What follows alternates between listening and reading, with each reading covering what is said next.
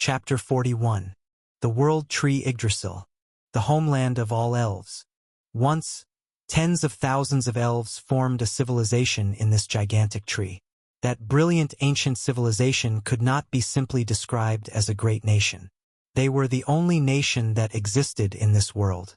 The word king referred to the Sun King of the elves, and naturally the word kingdom referred to the only nation that existed in this world, the Elf Kingdom. And thousands of years have passed. In the face of the trial of time, the ancient civilization was shattered to pieces. The Demon King's forces swept across the continent, and from the ashes of the elf civilization, humans, dwarves, gnomes, beastmen, and lizardmen, who were nothing more than slaves, built their own civilizations. The Wizard King Reinhardt unified the continent, and even the empire he established crumbled due to the Black Plague. The world, ruined by the plague, was saved by the combined forces of the Wizard King's legacy, the Magic Towers, and in the rebuilt world, all races gathered in the Imperial Congress to elect an emperor, and thus the imperial lineage was replaced amidst various historical turbulences for the third time. Thus, history flowed rapidly like a torrential river. But the World Tree Yggdrasil, the homeland of all elves, the gigantic tree of life that once housed tens of thousands of elves, still remains to this day, thousands of years later, in the middle of a desert, becoming a withered old tree. Now, not a single fruit grows from the World Tree. There are no green leaves to shade from the sunlight. Now, this tree is so dried up that it cannot sustain even a single person, let alone a civilization. Yet, everyone desires this tree. The barely surviving Elf Kingdom, the Holy Mother Church that has continued from ancient times, the empire of nomadic dark elves who worship the moon goddess, even the emperor of the empire who claims to be the most devout follower. Everyone desires the land where this withered tree stands. The reason is precisely, God wills it. Crusaders. With the knight's cries, tens of thousands of troops were approaching from beyond the horizon. They were the army of white light, bearing the Holy Mother's golden cross. How many dark elves' blood has soaked the desert sands under that golden cross is proven by history.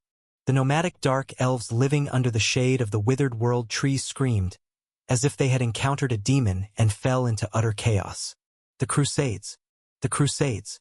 The white-skinned devils are coming. Goddess, bestow your mercy. Mom. Mom. Stay hidden underground. Never come out. Mom will be okay. We must protect the Holy Land. Gather all the warriors of the tribes. Meanwhile, in the meeting room under the roots of the World Tree, where the elders of the Dark Elf tribes had gathered, the situation was the same. Tens of thousands of troops were enough to make even the wisest sage lose his reason. Is that merely the vanguard?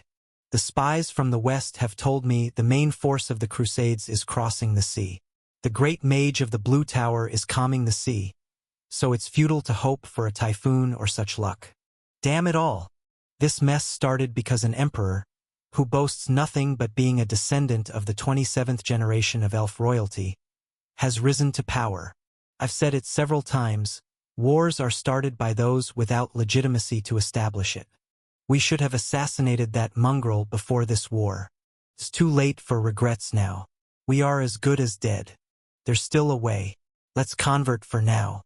We can repent later. Shut up. Losing faith is akin to death. The Dark Elf leadership, plunged into chaos, could not unite. Naturally, a proper defense was not established. The Crusaders' command, through the telescope observing the chaos, realized this fact. Half are running away, and half are gathering to fight. One-eyed Saint Rosalind, the commander of the Crusades' vanguard, put down her telescope and, swinging her mace into the air, ordered her lieutenant. Drive the Imperial Guard cavalry around the vicinity of the World Tree. Herd those Kamdungis as if they were sheep. Make them flee in terror. Understood, Your Excellency. Grand Master of the Paladins. Gather the knights from the secular lords and charge. We must storm them before they can form their ranks. Archmage of the Tower. Please bless the knights with the fire of blessing. Understood. I strictly forbid acting before the signal, damn it. Those crazy foals are at it again. After months of forced marches breaking through the great desert, the Holy Land finally comes into view. Whether intoxicated by religious fanaticism or by the prospect of looting at the Grand Bazaar where all the wealth of the Dark Elves is gathered, the knights were out of their minds. God wills it. In the name of the Holy Mother, kill the heretics. Despite the crusade command's orders not yet being issued, dozens of knights charged. Seeing this, other knights spurred their horses and rushed forward as well. Thousands of cavalry, including knights, wandering knights, and their squires, charged all at once. Horses cannot live in the desert. Camels are incredibly valuable, and owning even 100 camel cavalry was enough to be called a great chieftain of the region. However, the sight of tens of times more Western heavy cavalry charging all at once was enough to instill an unreal terror in all Dark Elves who witnessed it. Some were paralyzed with fear and collapsed, while others screamed and ran, only to trip and be trampled to death by others. But the Dark Elf scout closest to them, through years of experience, realized it was already too late to run. If the enemy cavalry had started charging from this distance, he was already a dead man. Thus, the old man dismounted from his camel and knelt on the desert sand. And he prayed earnestly, "Goddess." According to legend, the goddess of the desert is the goddess of moonlight. She cools the land with darkness, sweeping away the harsh sun that burns the world, and lulls all creatures into sleep with her song in the moonlight, so they no longer harm each other. When the goddess is angered, it's when injustice swallows righteousness, when the impure violates the pure, when justice fades, hypocrisy spurns goodness, and all creatures of the world suffer. Then, the moon turns red, and the goddess sends an avenger to punish the wicked on her behalf. Every Dark Elf grows up hearing such old tales from their mothers. The wrinkled and bearded Dark Elf knelt down, relying on the stories his mother told him in his last moments. Sing of your wrath. Thousands of crusade knights, holding spears, charged towards the kneeling Dark Elf elder. Holy Mother, watch over us. God wills it. Eradicate all the heretic unbelievers. The goddess did not respond to the prayers. The Dark Elf elder murmured his prayer and closed his eyes. Goddess, sing of your wrath. Still, the goddess did not answer. Just as the Crusaders' cavalry was about to trample and shatter the old man to pieces, that was the moment. A swordsman jumped in between the old man and the knights. Swoosh dash! A red sword aura swept across the desert. The curved sword strike resembled the red moon at a glance. Tremendous magical power sliced between the old man and the cavalry, and the peculiar magic left by the sword strike formed a physical barrier. The knights ended up charging towards that wall. Crash dash! The Crusaders' charge shattered against the wall. Horses, men, and armor were mixed together in one place. It was a cruel scene, but even that was just a small part of what was seen from above the battlefield. The Crusades' vanguard, quickly regrouping their forces, shouted at the perpetrator who caused this disaster. Who goes there? No introduction was needed. The moment the swordsman, clad in an old robe, threw off his robe, there wasn't a single knight who didn't recognize who he was. Joseph, the Sword Devil. Why is the Emperor Slayer in a place like this? His name in the Empire was Joseph. His name in the desert was Yusuf. He murdered his father, succeeded the earldom, suppressed the rebellious territories around him to rise to the rank of duke, and ultimately caused the retreat of the emperor's army, leading to the previous emperor's death from hypertension. There he stood, the master of the demonic sword.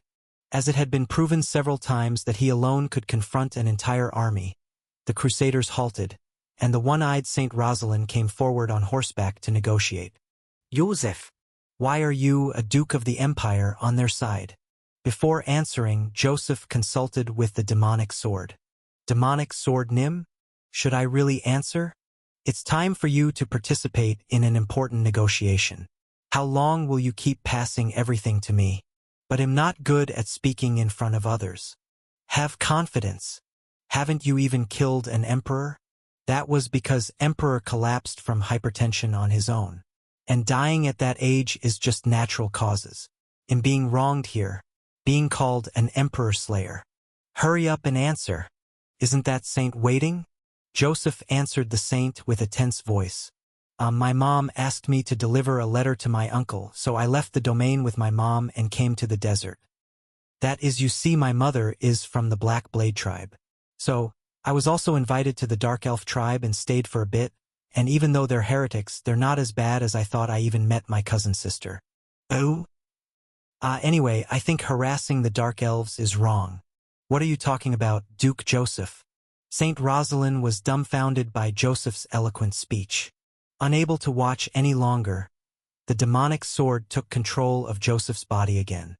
Joseph's blurry eyes sharpened. Enough, that's it. Using Joseph's body, the demonic sword pointed with his finger at the line it had drawn on the ground with a previous sword strike. Anyone who crosses this line will be cut down. Pull back the troops. I've come to end this war. EP3 Magic Sword Nim, please control me. Okay, that's it for today. Munin closed his laptop. Kim Bile stretched refreshingly and Guyuna shook her head in disbelief.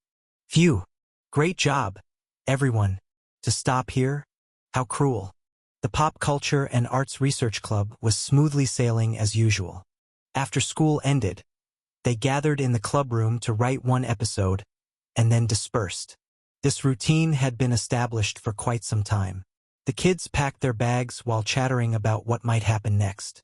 Kim Bile asked, "So, what's next?" As a writer, one must carry a solid plot and lead the story with strength. But there are ways for the orthodox and ways for the unorthodox. Thus, already optimized for web novel writer mode. Munin confidently answered, "I don't know. Tomorrow's me will handle it." Kim Bile was shocked. The trauma switch was activated. If it were a drama, lightning would strike in the background. Boom! Page-by-page script.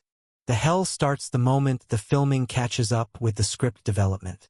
Munin creates the script on the fly, but at best it's only a page long, hence the term page-by-page script. For the actors, it's the beginning of a nerve-wracking performance. They have to act based on the current situation without knowing what will happen on the next page.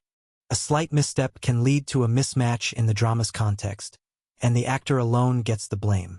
People say the drama was ruined because of so-and-so's bad acting. The funny thing is that it becomes true if you just go along with it. Actors are easy to replace, but writers are not.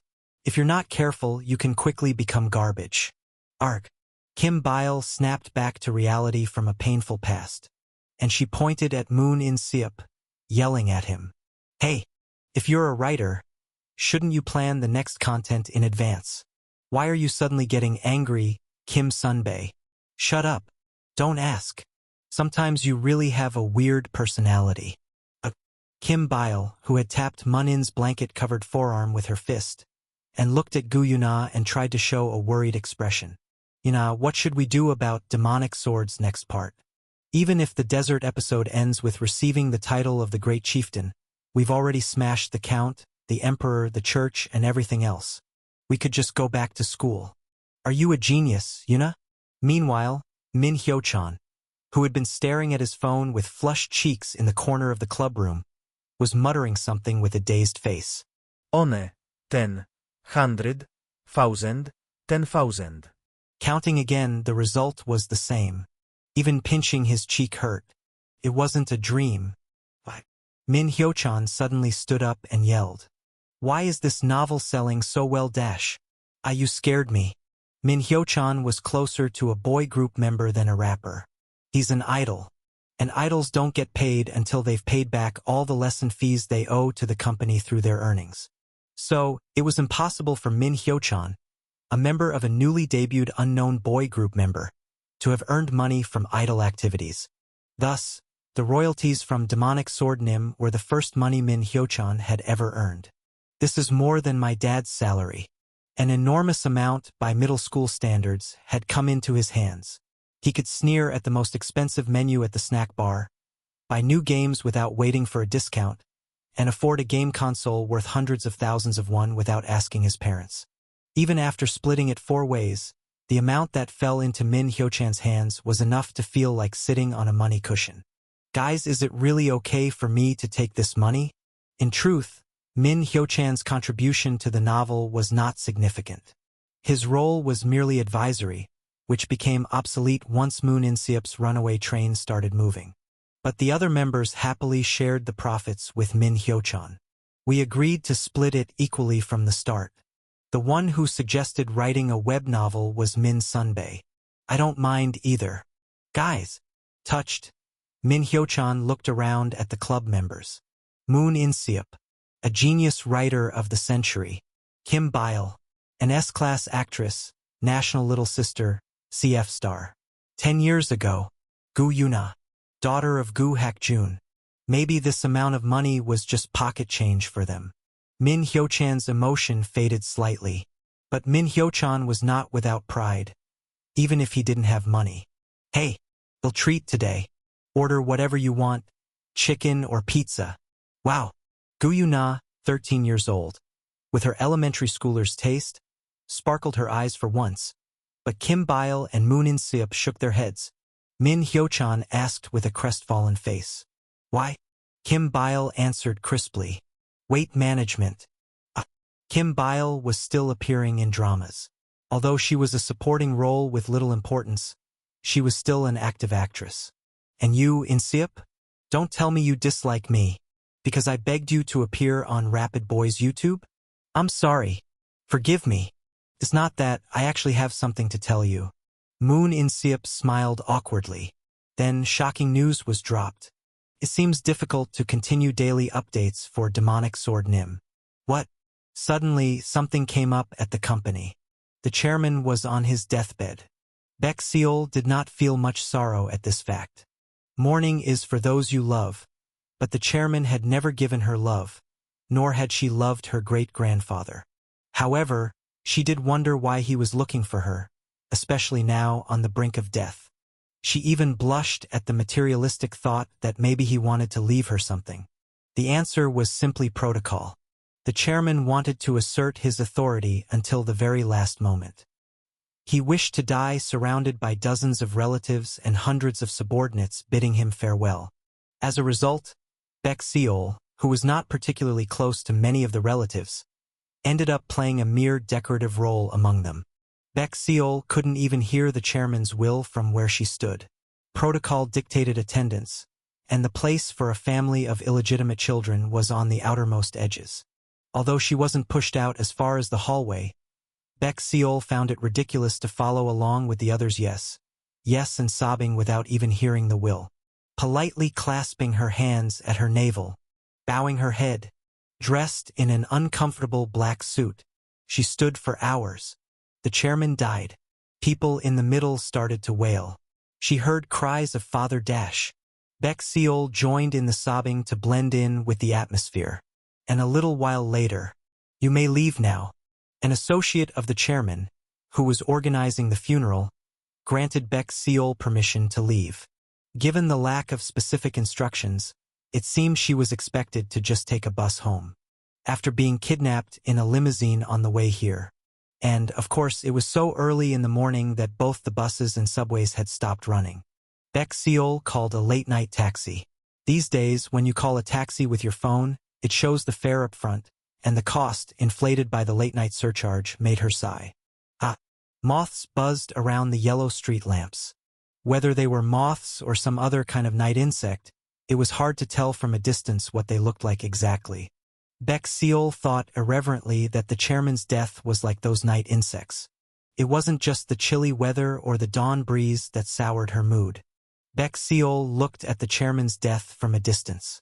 Both in physical and social terms, she was far removed, being in no position to inherit anything from the chairman's death. Thus, from a third-person perspective, the chairman's death was not the dimming of a significant star in the Korean economy, nor the crumbling of the foundation of Baikak Group, but merely the death of an old man.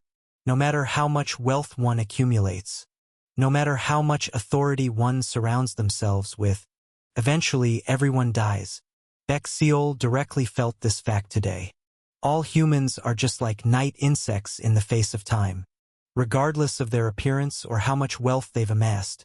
Just like one cannot distinguish a single insect among a swarm, everyone dies just the same. then how can one become special? How can one make one's life worthwhile? And how can one die differently from others? The radio in the late-night taxi seemed to ask her. As time goes by, and our lives come to an end, if someone asks you in a soft voice, can you answer? That you have no regrets about the time that has passed. I don't know life. Even as Beck Seol threw herself onto her bed upon returning to her studio apartment, she couldn't let go of these complex thoughts. Still in her suit, she hugged an IKEA shark plushie and stretched out under the blanket. She might not know what life is about, but she knew this much. She had to sleep if she was going to go to work in a few hours. Life. A wave of sleepiness swept over Beck Seol and closed her eyes. How can one become special? That question too flew away into the land of dreams. Snore. Thus, Beck Seol fell into a peaceful sleep. And not long after, Beck Seol would become very special. ****. Reflecting on the upheaval surrounding Baikak Group's inheritance, one must look back to the last presidential election. That election was an anomaly. A candidate whom no one had anticipated would become president managed to overturn the political landscape at the last moment, securing victory over the candidate most people had expected to win. And Baikak Group is a media conglomerate. It's impossible for it not to be involved in politics. In fact, Baikak Group vehemently criticized the candidate who ended up becoming the president-elect. It was naturally an attempt to intervene in the election to curry favor with the next president. It failed, however. If one could ask the chairman why he did it, he might have said, "I didn't know. I didn't know that guy would become president." But the dead cannot speak. Thus, his children inherited the consequences. Breaking news. Baikak Group inheritance tax warrant hearing concludes. Vice Chairman Beck to detention center. Vice Chairman Beck under arrest arrives at Seoul Detention Center. The eldest son, who was supposed to inherit the chairman position, ended up in prison. It seemed natural, as the eldest son had led the election interference on behalf of the aging chairman. The second son, however, did not let this opportunity pass by. He decided to oust his elder brother and take over the group. However, breaking the circular ownership structure meticulously crafted by Korea's top legal and financial minds was nearly impossible. The control system, which allowed a family to dominate a massive conglomerate with just a few % of the stocks through legal and illegal means, is akin to a kind of legal economic art. A scheme was necessary. So, the second son allied with his distant relatives. He brought in the illegitimate family of his father's half-brother as allies. Even his closest aides were shocked. But he responded, "Baikak is valuable enough, even if it means sharing stocks with the illegitimate family. The president's half-brother, that is, the founder's illegitimate child. And this illegitimate family has been in a legal battle against the main Baikak house for a rightful share for 7 years, claiming they, too, as the founder's children, deserved a part of Baikak. Of course, the court wouldn't listen to them. Not because their argument was necessarily wrong, but because the law is on the side of the powerful. It's made by the powerful. In the same vein, it was entirely possible for the second son to manipulate the legal system and change the outcome of the lawsuit. Breaking news, civil war in the Baikak family inheritance takes an unexpected turn due to court decision. The coup struck like lightning, with the court's decision allowing the illegitimate family to finally obtain a portion of Baikak Group's shares. They supported the second son's succession as chairman. Once he became chairman, the game was over. The second son quickly ousted the elder brother's faction from the group and distributed fiefdoms to those who fought for him. Naturally, the head of the illegitimate family was among the chief contributors. Although they received a portion of the company's shares, the moment he secured the chairman position, those stocks became irrelevant. A slight tweak in the governance structure could render those shares worthless. After all, power at its extreme is indistinguishable from magic. But neglecting a benefactor would tarnish the court. The new chairman appointed the head of the illegitimate family, his small uncle, as a vice chairman without any real power and placed his elder and younger sons in key positions within the group. And the head of the illegitimate family was Beck Seol's biological grandfather. And his sons were, of course, Beck Seol's elder uncle and father. As a result, Baek Seol received sudden news upon arriving at work. It was not a notice of dismissal but of promotion. I've been promoted to deputy head? TL. Position of someone just below the department head. Yes. Why? You tell me. What? No, it's nothing. The unfortunate princess, Baek Seol, integrated into the main family. Chapter 42. Beyond the corridor window, colorful autumn leaves are visible. As the slowly setting sun penetrated through the gaps in the maple leaves, the corridor naturally got dyed in the color of the leaves. It was quite a decent afternoon scenery. Good afternoon, everyone. I cheerfully greeted as I slid the door to the club room open. No response came back, because there was no one there. I leaned my head and took a picture of the empty club room to upload it to the group chat. Click. EP3 Magic Sword Nim. Please control me. Moon In-seop. Picture of the empty club room. Moon In-seop? Min Hyo-chan was the first to reply. Even just by text it felt noisy. Min Hyo-chan. I have a radio show today. Major. Min Hyo-chan. The manager Hyung fixed the schedule for me. Min Hyo-chan. I'm also appearing on a radio show. Finally. At last. Moon In-seop. At last.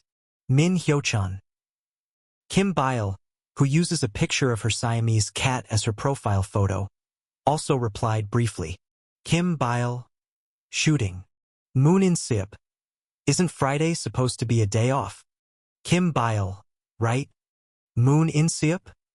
Kim Bile. A picture of looking at the air and saying Kim Hae-soo is going to die. It seems like Kim Bile is tasting the irrationality of the drama set today as well. By the way, Gu Yuna couldn't come today either, because she decided to go out with her friends from the same class. Yes, Gu Yuna has made friends. And not just one, but several. There are several reasons for this.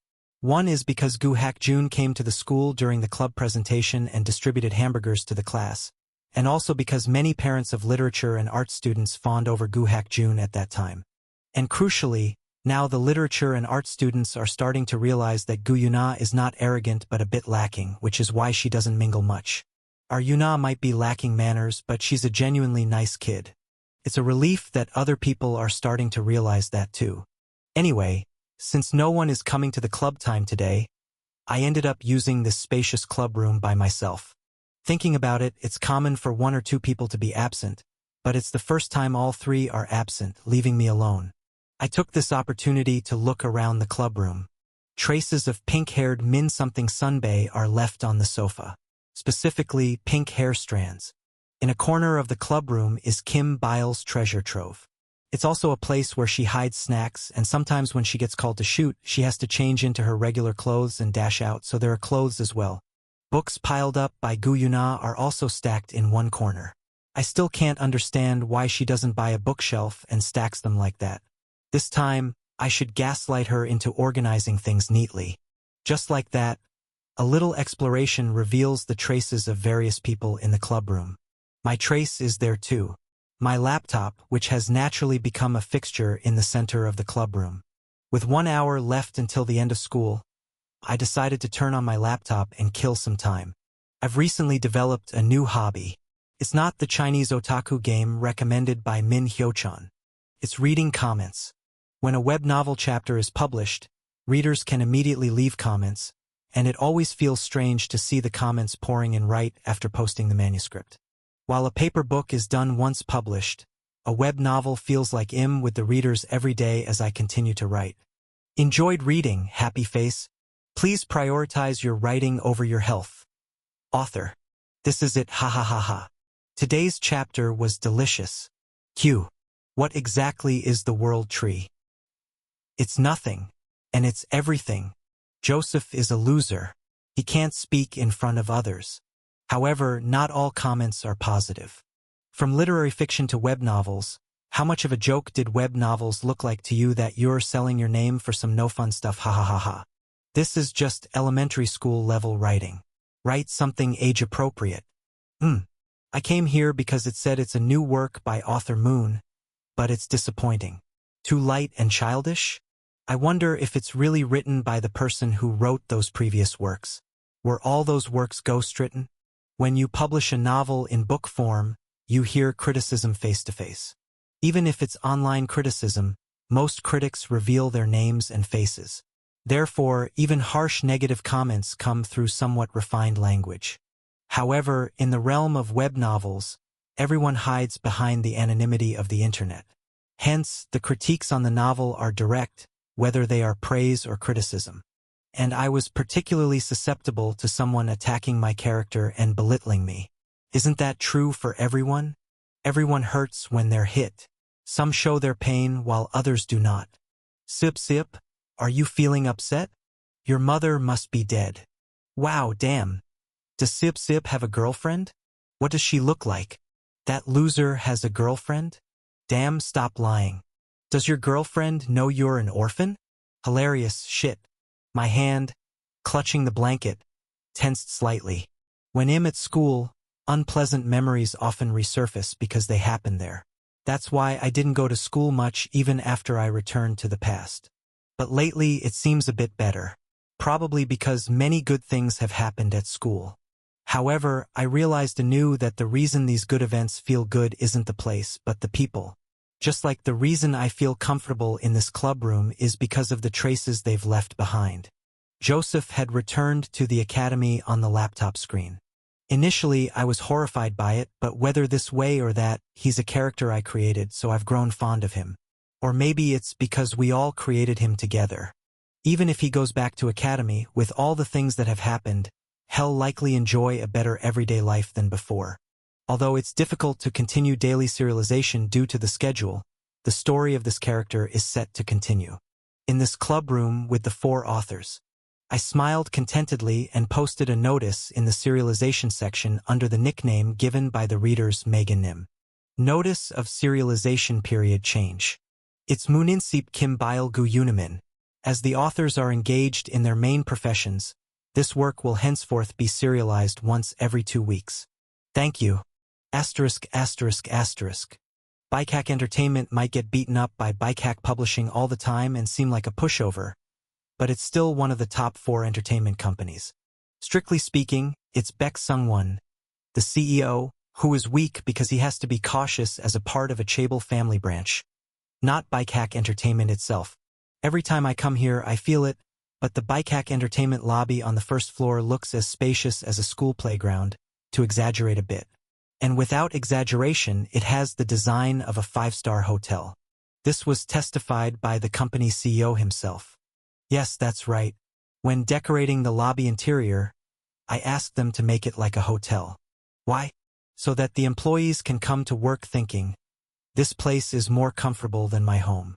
Though I thought the comfort was already gone because the CEO often shows up in the lobby, I kept my mouth shut to avoid upsetting Baek Sung-won's delicate sensibilities. It's absolutely not because Baek Sung-won, the CEO, took me to the company cafe for a mango smoothie as soon as he ran into me in the lobby. I'm not a primary school student who would fall for sweet foods, am I? My liking for sweet foods is all due to the impulses of this immature body. Not my fault.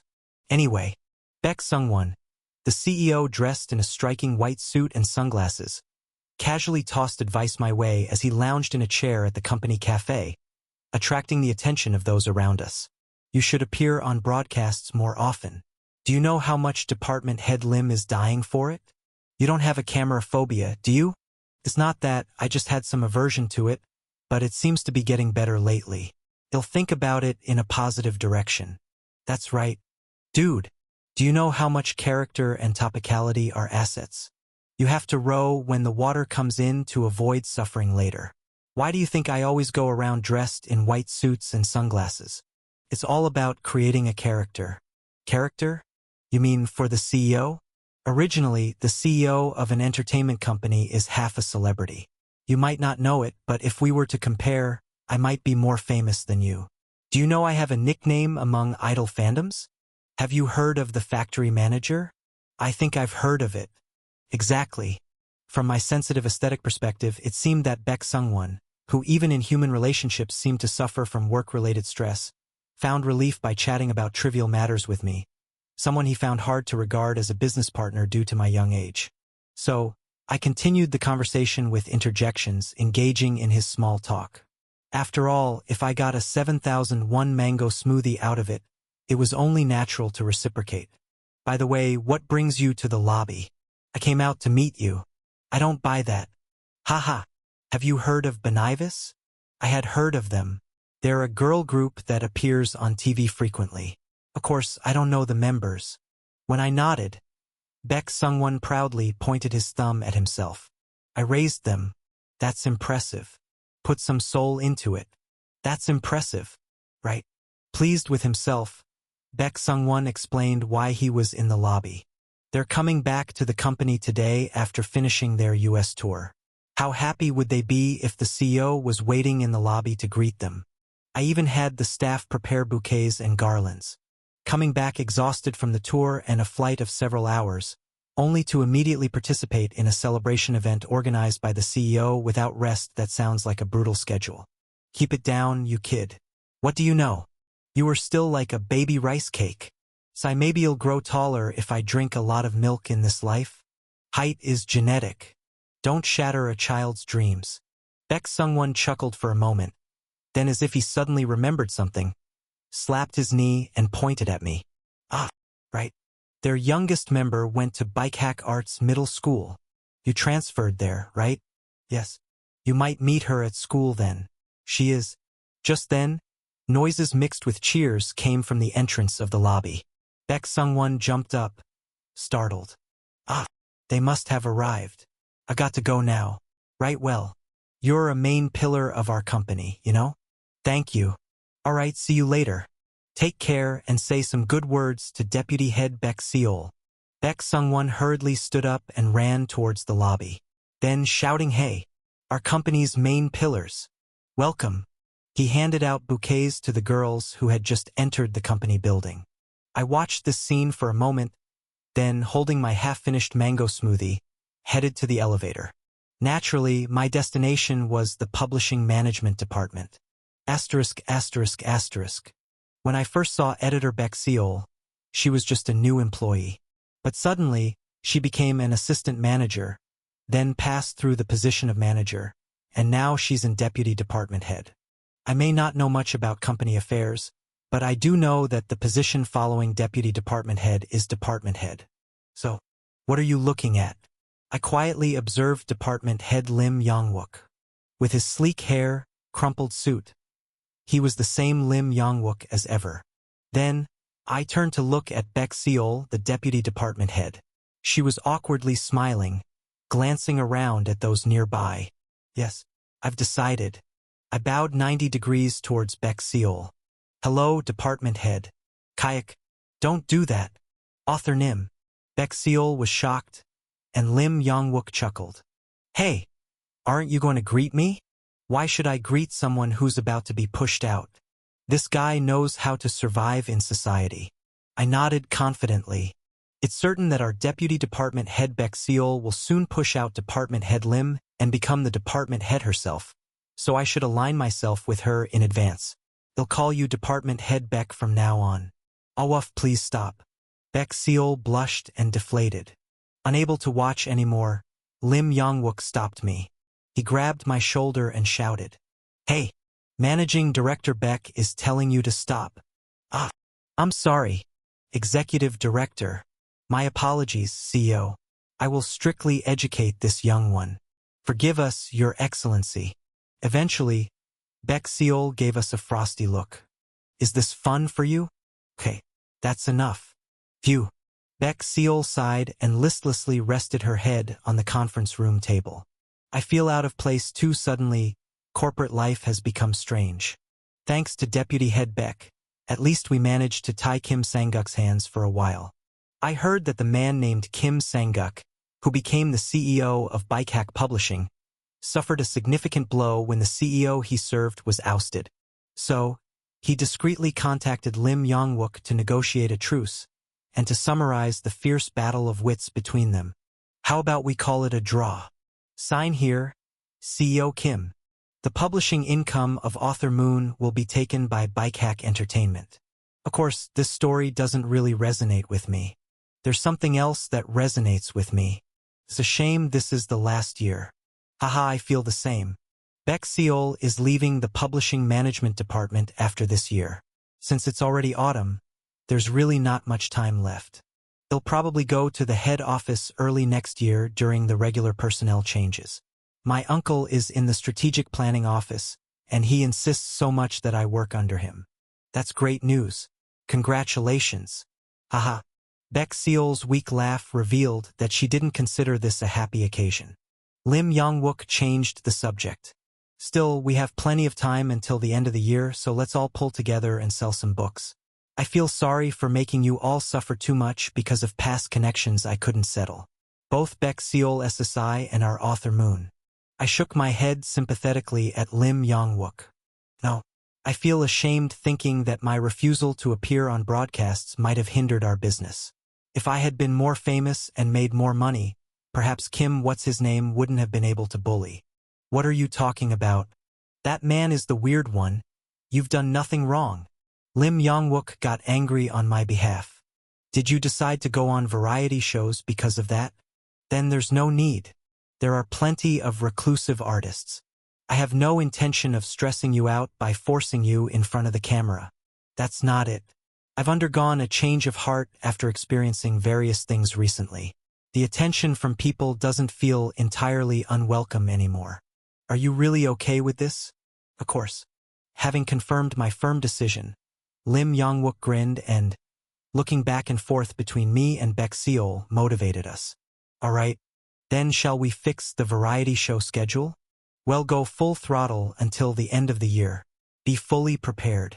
Yes. Oh, and author Moon, about your next work? There isn't one.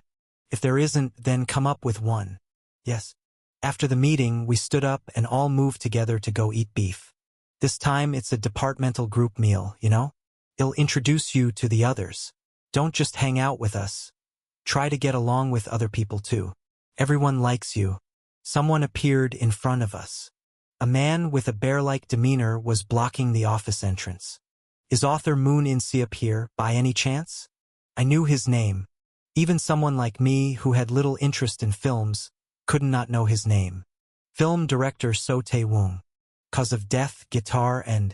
He was the recipient of the Golden Bear Award at the Berlin International Film Festival. Red Hunter, are you the author who wrote them? Chapter 43. It was my first time attending a company dinner party somewhere. I was never a company employee, neither in the past nor now. However, I knew roughly what a company dinner was like. I had seen it in dramas.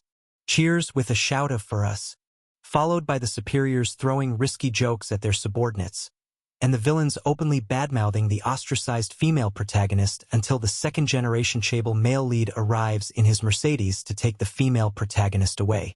Isn't that a frequent occurrence at these gatherings? I may not know much, but I understood that it wasn't normal for a company dinner to have the atmosphere of a funeral home. And the person who had turned the publishing management department's dinner into a funeral home atmosphere was sitting right in front of me, staring at me expressionlessly. Film director So Tae-woong, the winner of the Golden Bear Award at the Berlin International Film Festival. After a long silence, he suddenly bowed his head. Hello, I am director So Tae-woong. An awkward greeting and business cards were exchanged. I'm Moon In-seop. I write under the pen name Moon In. Oh yes, I'm Lim Yong-wook, the head of the publishing management department. Hello. I'm Beck Seol, the deputy head. The employees at the other tables were silently listening to our conversation. Since it was a table for 4, Beck Seol naturally reached for the tongs and scissors. I added, just in case. Ah, she is the daughter of the late chairman's nephew. So Tae-woong silently picked up the tongs and scissors. His movements were quick. EP4 Red Hunter. Watching the beef sizzle on the grill, I was filled with various thoughts. The first thing that came to mind was why I had disliked beef all this time. Reflecting on it, it seems I didn't dislike the food beef but the social meaning behind the word. Expensive food. With only enough allowance from the orphanage to barely buy manuscript paper, how could I afford to eat beef? I was the fox and the beef was the grapes hanging from the high tree. Those who cannot obtain something unreachable convince themselves of their dismal reality. They brainwash themselves into thinking, I hated it from the beginning. But because of that, the fox longs for the grapes. Yum. I put the beef in front of me into my mouth. My young body doesn't know the taste of beef. It's tough, bland, and greasy. It's the body of an age that would prefer chicken skewers and pork ribs. However, the reason I find beef delicious is surely in the mind. The taste of the grapes I finally obtained was very sweet. Addictively so. How is it? It's really delicious. But I am not a fox who has successfully climbed the grapevine, but a fox that has merely placed its mouth on a grapevine that fell on its own. I have returned through time, but all the success and fame were not entirely achieved through my own effort. Thus, getting addicted to the taste of these grapes would only turn me into a plump fox swollen with fat. I would like to adapt Red Hunter into a movie. Therefore, the most important factor in accepting this offer was not its commercial potential but its artistic value. So instead of a yes, as Lim Yong-wook might have wanted, a why came out of my mouth. Red Hunter. TL. Red in novel name and other places is referring to communists. One of the 16 novels I published along with Cause of Death. And it was the longest one. Naturally, its content is about hunting commies, that is, hunting socialists. And the protagonist is an independence activist. In other words, Red Hunter is a historical novel, and naturally, director So Tae-woong's next project was going to be a historical drama. It's a painful history. The ideological struggles among the independence activists despite their sacrifices for our nation. There were not a few among them who turned against each other due to ideological differences. What were your thoughts on unfolding such history through your writing? There's no reason to write a novel. You just write. But if I said that, I'd be buried on the spot, so I made an excuse as roundabout as possible. The first thing taught to children in school is patriotism. Isn't it? You are living on the sacrifices of the independence activists, so always be thankful for this and love the country that was hard-won from foreign forces while learning about such history.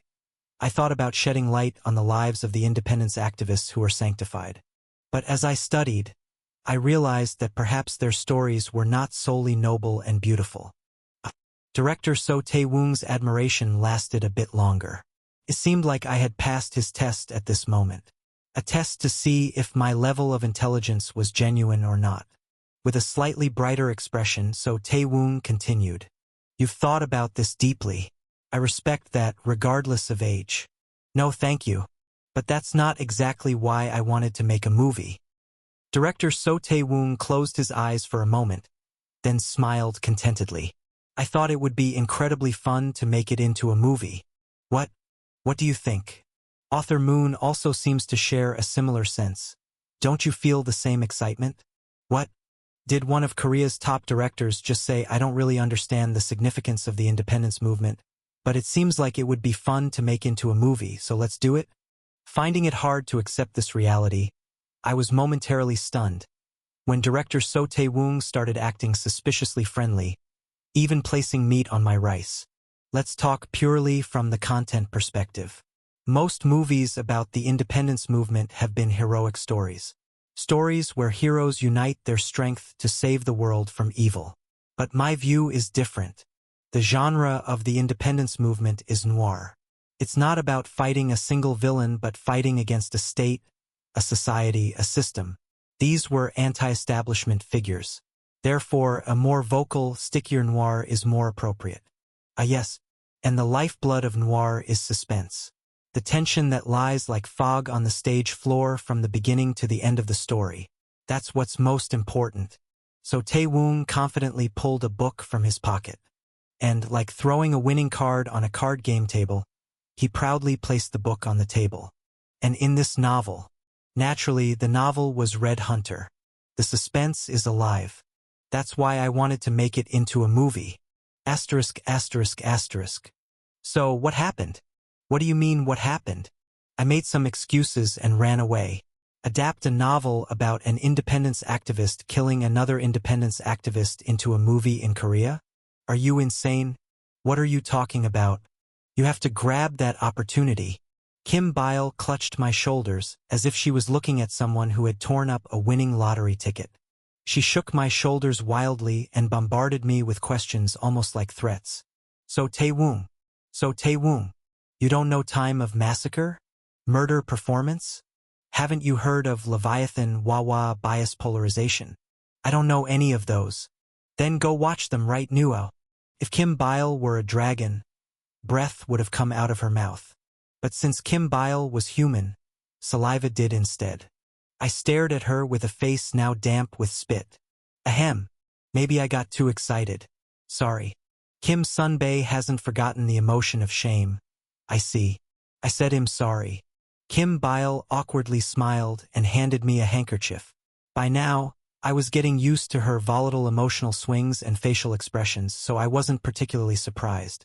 Kim Bile approached me as I dabbed my face dry with the handkerchief, continuing the conversation. But still, I've been a fan since I was young. And you're not young now? Shut it. Every scene in director So Tae-woong's movies is a piece of art. Especially the more you know about movies, the more you see it. The amount of symbolism and metaphor in a single scene would surprise you too. I know he's a great director. I don't know much about movies. That's because I've hardly ever watched any. Not just because of the ticket prices, but also because my hobbies start and end with books. Yet I know director So Tae-woong because of the Golden Bear Award at the Berlin International Film Festival. Comparable to the Venice Film Festival's Golden Lion and the Cannes Film Festival's Palme d'Or, the Berlin International Film Festival's Golden Bear is awarded to the winners of one of the top 3 film festivals in the world. Not to mention, it's not just movie buffs who arbitrarily dubbed it the top 3 film festivals. It's officially recognized by the International Federation of Film Producers Associations as one of the top 3 film festivals in the world. So what happened after winning there? Director So Tae-woong became a K-movie director. There was about a week when his name was all over the broadcasts. So, even I came to know his name. And now, such a person is interested in adapting my novel into a movie.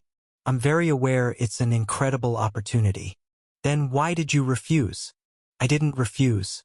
I just asked for some time to think. Are you playing hard to get in front of So Tae-woong? Have you lost your mind?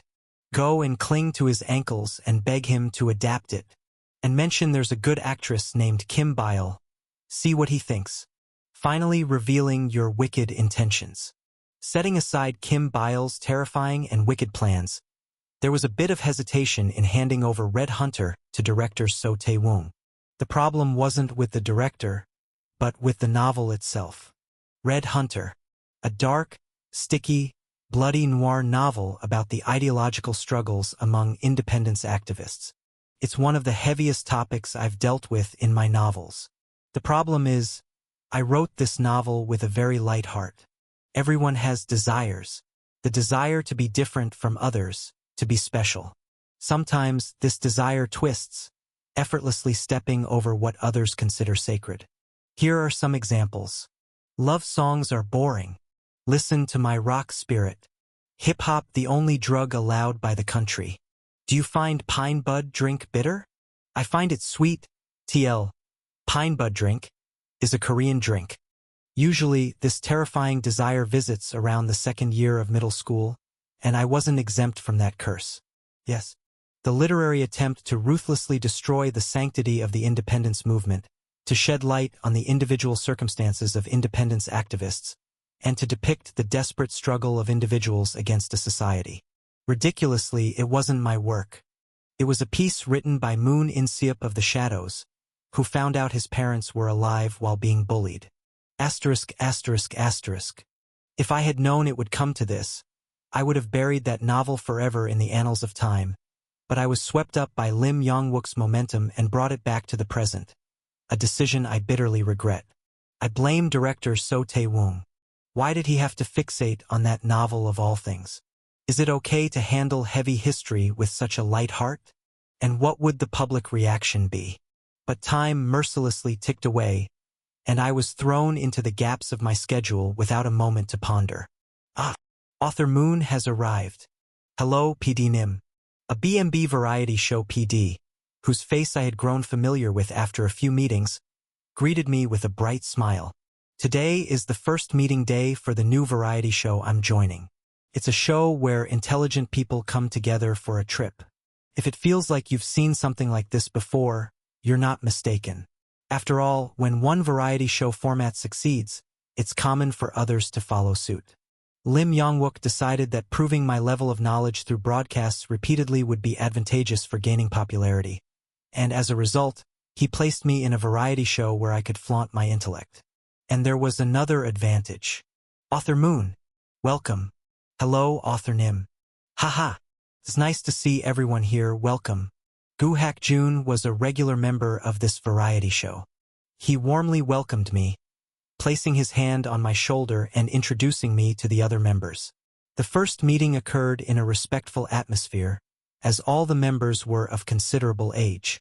Of course, this scene was also being filmed. Just as the initial greetings were concluding, the PD gave us some additional announcements. Everyone. Along with Moon In-seop, we have invited another guest for this shoot. The PD, beaming with a smile, announced that they had managed to secure another participant for the show at the last minute. Introducing the new addition. Let me introduce you. The winner of the Golden Bear Award at the Berlin International Film Festival. A representative director of Korea. Please no. Chapter 44. The mountain was dyed red. The maple leaves had colored the mountain. Amidst the magnificent mountain slopes, densely mixed with red and yellow, we sat in a pavilion near Seoraksan, enjoying the scenery. TL. It is a mountain range in Korean located in Seoraksan National Park. Taking a sip of the Chonghyul tea, a specialty of Sokcho, I briefly lifted my gaze to the sky, where clouds, like a flock of white sheep, were quietly flowing in a line. The view is beautiful. Professor Gu Hak-jun responded to my remark. Yes, indeed. I was looking at the pile of maple leaves in the yard the other day and imagined what it would be like if there were a corpse hidden in them. What do you think, Author Moon? I really hope that's a story, not reality. Of course, it's a story. Haha. A physics professor sitting next to us added.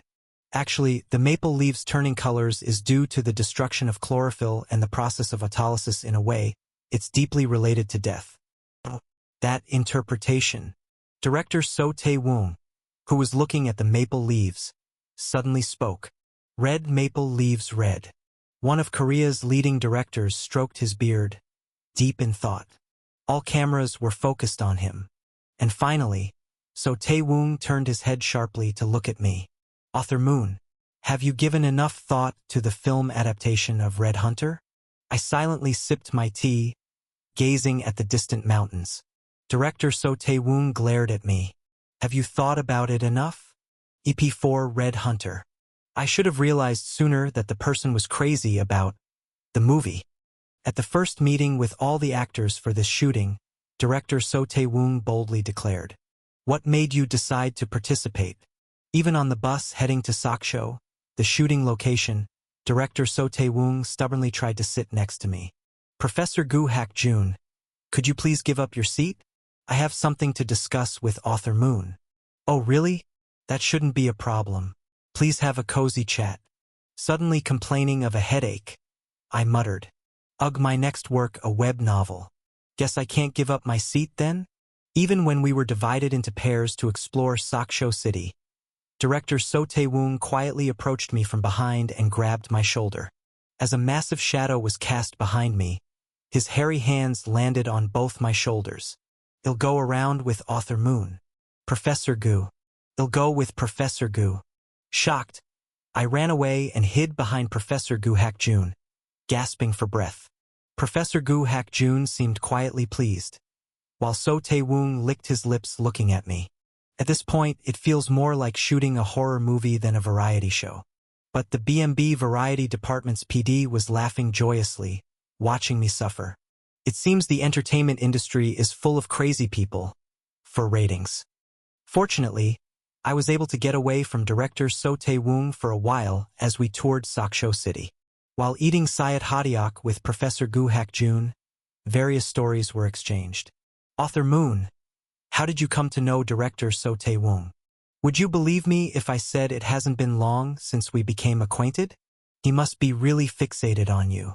He's hanging on because of the Red Hunter movie adaptation, right? Our author Moon really did write a great story. Haha. Thank you.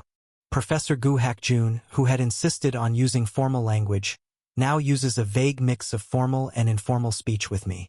It seems to be because he became friends with Gu Yuna. We roamed the streets of Saksho with a couple of cameramen, shooting material for the broadcast. By the way, not long ago, a novel set in Saksho was widely read in France. I can't suddenly remember the title though. Elisa Schwa Duzepin's Winter in Saksho? Ah yes, that's right. You're already well aware, author Moon. Anyway, I used to be active in France when I was younger and still have many friends there. They told me that the novel was highly appreciated because it talked about the concept of a marginal person.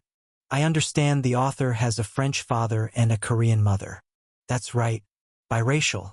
National boundaries, cultural boundaries, a person standing on that line. The more I think about these concepts, the more I wonder what it means to be an outsider. Ultimately, isn't distinguishing difference a matter of a more personal viewpoint than anyone else's? To French readers, Saksho might seem exotic, but to us, it's not, right? That's an accurate expression, author Moon.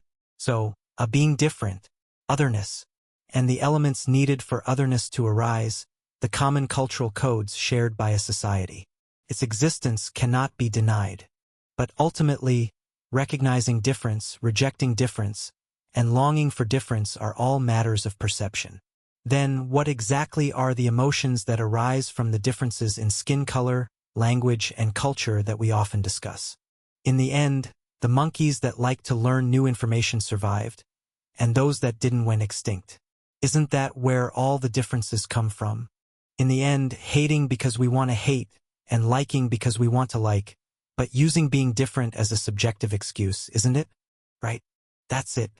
How can you speak as if you've reached into my heart and pulled it out? I know of a novel that delves deep into that subject. If it all comes down to mindset, then it's connected to Buddhist philosophy. We're actually planning to visit Sinhyungsa later. TL. Sinhyungsa is a temple in the same national park which I mentioned above. As expected, temple food is Gondra rice. Asterisk, asterisk, asterisk. After roaming around Saksho all day and returning to our accommodation, dinner was ready. It was a hearty Korean set meal composed of traditional foods from Gangwon province. Luckily, since the cast members were of a mature age, it seemed we were spared the dreadful act of playing mini-games and stealing side dishes from those who lost. However, since the shoot was for 1 night and 2 days, and we had to produce about 3 to 4 episodes worth of material, dinner also took the form of a talk show in front of the cameras. Thus, director So Tae-woong eventually succeeded in taking the seat next to me. I ate my vegetable rice with a grimace, sandwiched between Professor Gu Hakjun and director So Tae-woong. There are 2 theories about the origin of the name Saksho. One is a folk legend that started with a wicked magistrate threatening to double the taxes on the people here if they couldn't wrap a rock with the rope they made. Regarding the famous red crab of Saksho, it's actually a very valuable marine resource. There are legal catch limits. It's often perceived as a fake crab used only for making broth, overshadowed by king crab, but in reality, fresh red crab in season can taste better than many imported king crabs. Why did this perception arise? To understand, we need to look at the long history of red crabs being sold as king crabs. Fortunately, the topics of discussion at the beginning of the talk show didn't leave any room for director So Tae-woong to chime in. With famous history teachers and former chefs among the cast shining, I just nodded curiously, following the flow of the conversation. Then, I noticed the plate in front of Professor Gu Hakjun. It was bibim naengmyeon. TL. Spicy cold noodles. No wonder he was fiddling with his chopsticks. Professor Gu Hakjun has a very sensitive stomach. He had surgery when he was young and had a part of his intestine removed. So even a little spicy food sends him rushing to the bathroom. At home or in private, it's not a problem, but in public settings like this, he can't just eat spicy food indiscriminately. Automatically, my hand reached out and swapped Professor Gu Hakjun's spicy mixed cold noodles with my plain cold noodles. Please give me that. Author Moon? You can't handle spicy food. Can you? Author Moon, At that moment, others caught this scene with their eyes. The elderly cast members smiled warmly and chimed in. What's this? Why are you being so sweet? Haha, really? How did you know I can't eat spicy food? Oh my, Professor Gu can't eat spicy? Yes, my stomach is a bit weak. That's how it is at this age. Author Moon is close with my daughter, and somehow he heard about it and took care of me like this. I'm really grateful, haha. It's nice to see. Ego, you two look just like father and son. It's more like teacher and student. The cast member who made the father and son joke apparently didn't know about my family background, causing a momentary stir among those nearby. Someone whispered something quietly into that cast member's ear, and after a brief flinch, they managed to control their expression and smoothly transitioned to the next topic of conversation. This kind of situation is familiar to me. Despite the brief incident, the conversation flowed smoothly as if those involved had been syncing their conversational rhythms for years. I easily answered questions directed at me from time to time and modestly navigated the curious glances always cast my way. During this, director So Tae-woong found an opening to chime in. It was while discussing the history of Saksho. After liberation, didn't Saksho come under North Korean governance? In fact, during that time, Saksho went through a tumultuous period under the rule of Imperial Japan, the North Korean Communist regime, and the South Korean Democratic government. Gangwon Province was a battleground. Even now, isn't Gangwon Province divided between North and South Korea? That's correct. Especially under North Korean rule, land reforms in the style of North Korea were carried out in Saksho. North Korean-style public education was implemented, and many were forcibly enrolled in North Korean organizations like the Korean Children's Union or the Socialist Patriotic Youth League and sent to the front lines.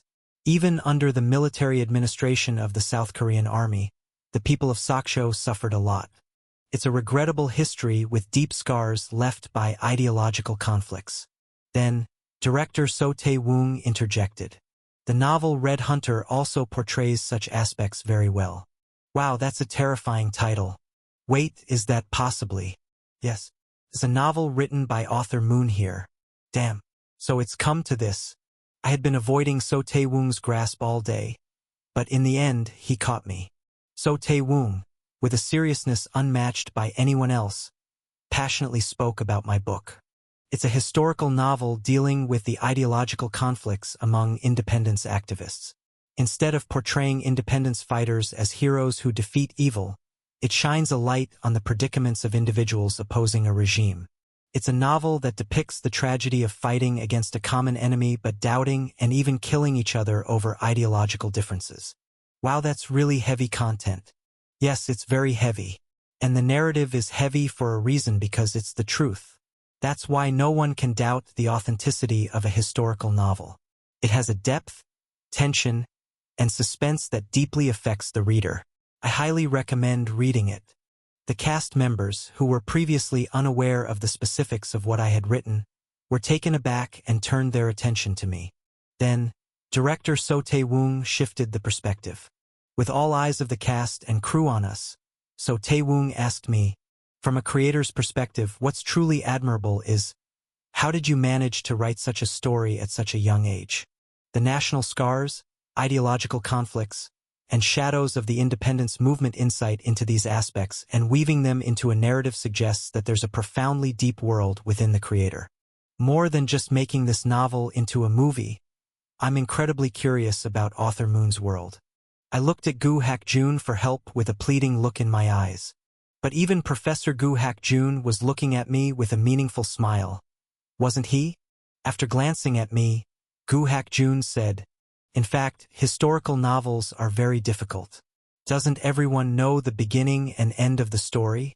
So, how the history is interpreted is the only thing an author can do.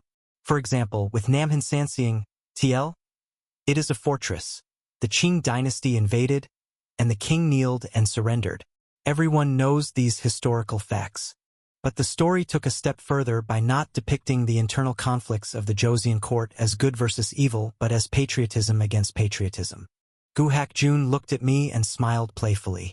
In that sense, I'm also curious. Author Moon, how did you come to write Red Hunter? What prompted you to tackle such a grand public discourse in an era where anti-communist education has disappeared? Sigh. It seems running away any longer is futile. I surrendered, raising both my hands. And after downing a glass of water like a shot, I opened up honestly. That is a very personal book. Personal book? Let's see, around the time I wrote that book, I found out that my parents were still alive. Everyone froze like ice.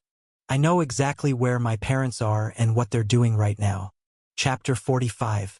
Orphanage. It used to be called Marlin Orphanage. The term orphan came to be used as an insult, so the name was changed, but even now, the two terms are often used interchangeably and mixed together. It's similar to the way the terms community service center, residence center, and administrative welfare center are used. However, it wasn't only orphans who entered the orphanage. Children with parents could also be admitted to the orphanage. The main reason for this is money. Parents who absolutely cannot afford to raise their child would leave them at the orphanage and go to work. As a result, there were quite a few residents who had parents living quite well. These kids, thanks to the allowance sent by their parents, would use smartphones when others had flip phones. No matter how much love and solidarity the New Light Spring Orphanage had, there was an implicit line drawn between these children and the others. The feelings could be summed up as, "You're different from us, I'm different from you." Among the children without parents, those with parents became special kids. In that context, to maintain peace and harmony in the orphanage, teachers paid special attention to special kids, making sure they weren't ostracized.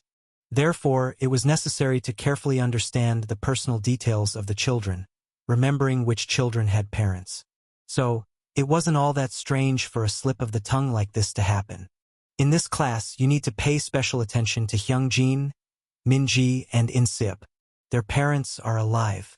You need to ensure that there aren't any conflicts among the children. But Teacher Kim, Insip is a bit of a special case. Right. I got confused for a moment, and I happened to overhear a conversation among the teachers around when I was in the second year of middle school. The truth arrived too unexpectedly, suddenly, and abruptly. EP4 Red Hunter. The mistake of an orphanage teacher.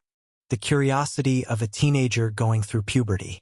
The kindness of teacher Bang Jong-ah, who always made sure to give transportation money to a child who frequented poetry competitions. The sympathy of a community service center employee who helped a crying child. The subway and bus lines in the metropolitan area that could take you anywhere if you had money. The indifference of a worker who informed a stranger about his colleague's recent situation. An SNS, etc. For various reasons, I finally learned the secret of my birth. There was no tragic or sorrowful family history that inevitably separated parent and child. Two immature people got married unprepared, soon grew to hate each other, and both became young widowers and widows, unwilling to spend their lives raising a newborn. So, during the divorce, both sides gave up their parental rights and sent the child to the orphanage. That's the end of it. That was the whole story of the incident. However, the storm that struck my heart only began then. Dark and dreadful thoughts stained my soul black. Life suddenly became filled with pain. The pain I faced was incomparable to being teased in middle school as the kid without parents or getting hit in the back of the head a few times. The name of this pain was resentment. I resented why such a thing had happened to me, resented my parents for abandoning me and living as if nothing happened, resented the orphanage teachers for hiding the truth, resented the people who lived ordinary lives receiving their parents' love, and resented the world that had created such a situation. This pain of life made death seem more bearable. Several times a day, I thought about wanting to die. I often stopped myself from throwing my body into the roadway while walking, and whenever I saw a tall building, I would go up to the rooftop to look out over the world. The pain in my heart was slowly killing me. So, my fragile self created antibodies against this logic like white blood cells that fend off pathogens. To survive, to keep on surviving, I needed logic that would bring peace back to my heart. The conclusion was similar to the fable of the fox and the grapes. The love of parents, after all, wasn't something particularly precious to begin with. I shed the sorrow, realizing that maternal love was not sacred amidst the pain of life. In the end, The parent-child relationship is not a sacred bond that can never be broken, but a vulgar one that can be severed at any time depending on one's circumstances. Monkeys that protected their offspring preserved their genes, while those that did not, their lineage ended. That's the reality of maternal love. There's no need to resent the parents who abandoned me and live as if nothing happened. They are not sacred beings but humans acting according to their convenience. Asterisk, asterisk, asterisk. It was a naive thought. The novel written in the process of completing that thought was Red Hunter. Just like the parents were not sacred beings who loved me unconditionally but merely humans. The independence activists revered as heroes in this country were not heroes but humans acting of their own volition. Speaking also consumes energy. I paused, exhausted from talking, and poured myself a glass of water. Glug. The filming set was so quiet that the sound of pouring water was clearly audible. I had a hunch that I had caused another issue, but what could I do? It had already happened. I sighed once and concluded my speech. Well, that's the novel I wrote. No response came, so I stated a more concrete conclusion. Anyway, that's the reality of the novel Red Hunter. Therefore, it cannot be made into a movie. This is not a historical novel. It was a personal story. The hate and resentment of the protagonist, who killed other independence activists just because they were socialists, were not from historical tragedies but resentments from my own heart for resenting my parents. How could we make a movie out of this and show it to the world when even the protagonist is in such a state? It was embarrassing, but I couldn't bear to watch the story being altered and edited in the process of being made into a movie. It was the deepest wound of my childhood and the very process of overcoming it. This novel holds significance only when it remains as a novel itself. But still, no response came. Everyone was looking at me with a dazed expression. Even one of the older guests was dabbing their reddened eyes with a handkerchief. The situation was the same among the staff lined up. Quite a few people were shedding tears. Even the PD was looking at me with moist eyes and a meaningful smile. Then, Professor Gu Hak-jun, with a sorrowful expression and tightly pursed lips, took a few tissues from the table and wiped my cheeks. My cheeks were already damp with tears that had rolled down from my eyes. Huh? Why are tears? Asterisk, asterisk, asterisk. Shooting paused, read the caption, and the screen briefly switched to individual interviews with the cast. A famous chef, unable to hide his reddened eyes, expressed his heavy heart. It was disheartening. In this world created by unworthy adults, how much pain must those young children have endured?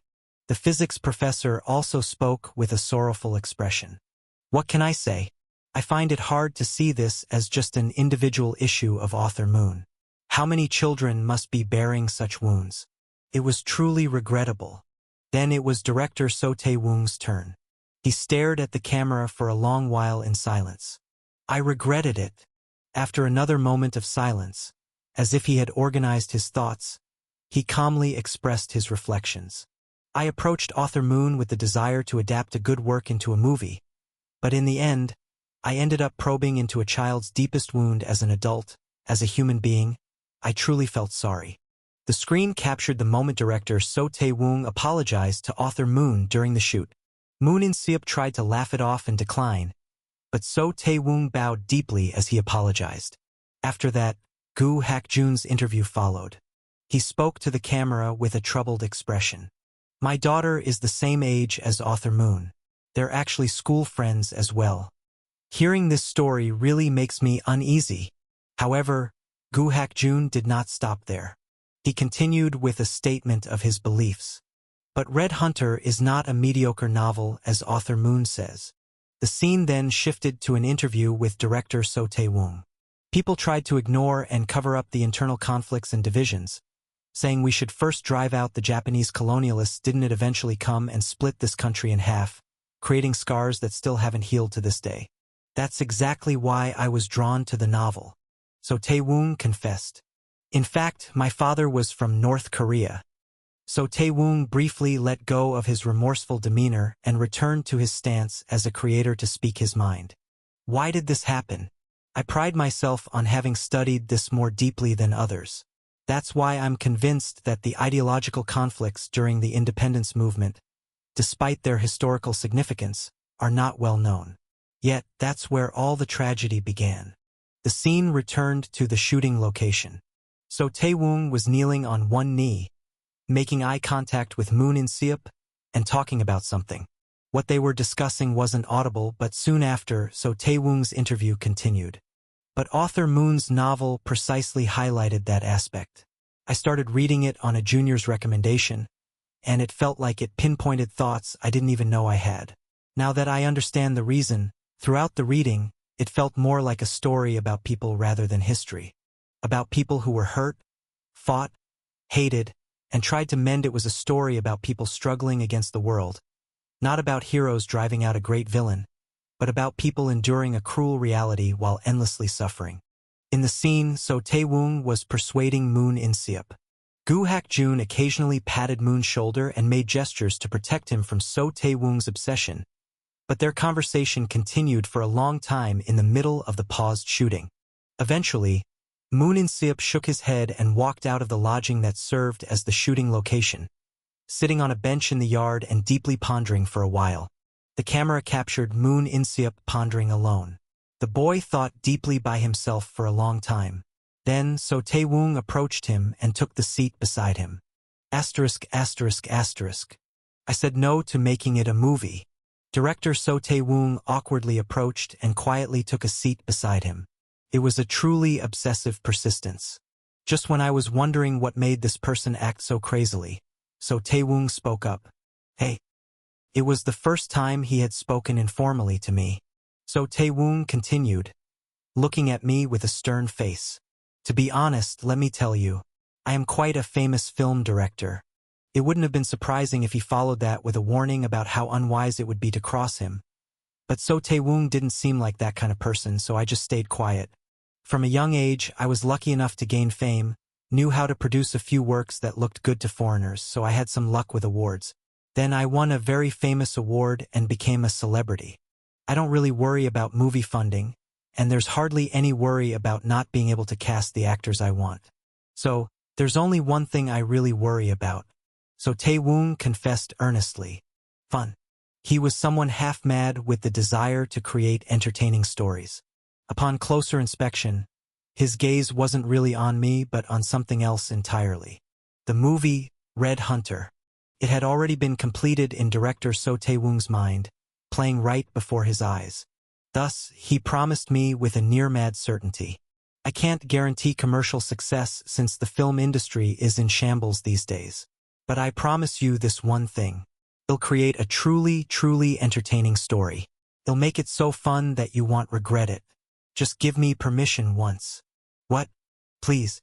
So, right now, he's asking for permission to make the movie because he thinks it'll be fun. Despite my circumstances? Really? For real? Do as you wish. I've lost. On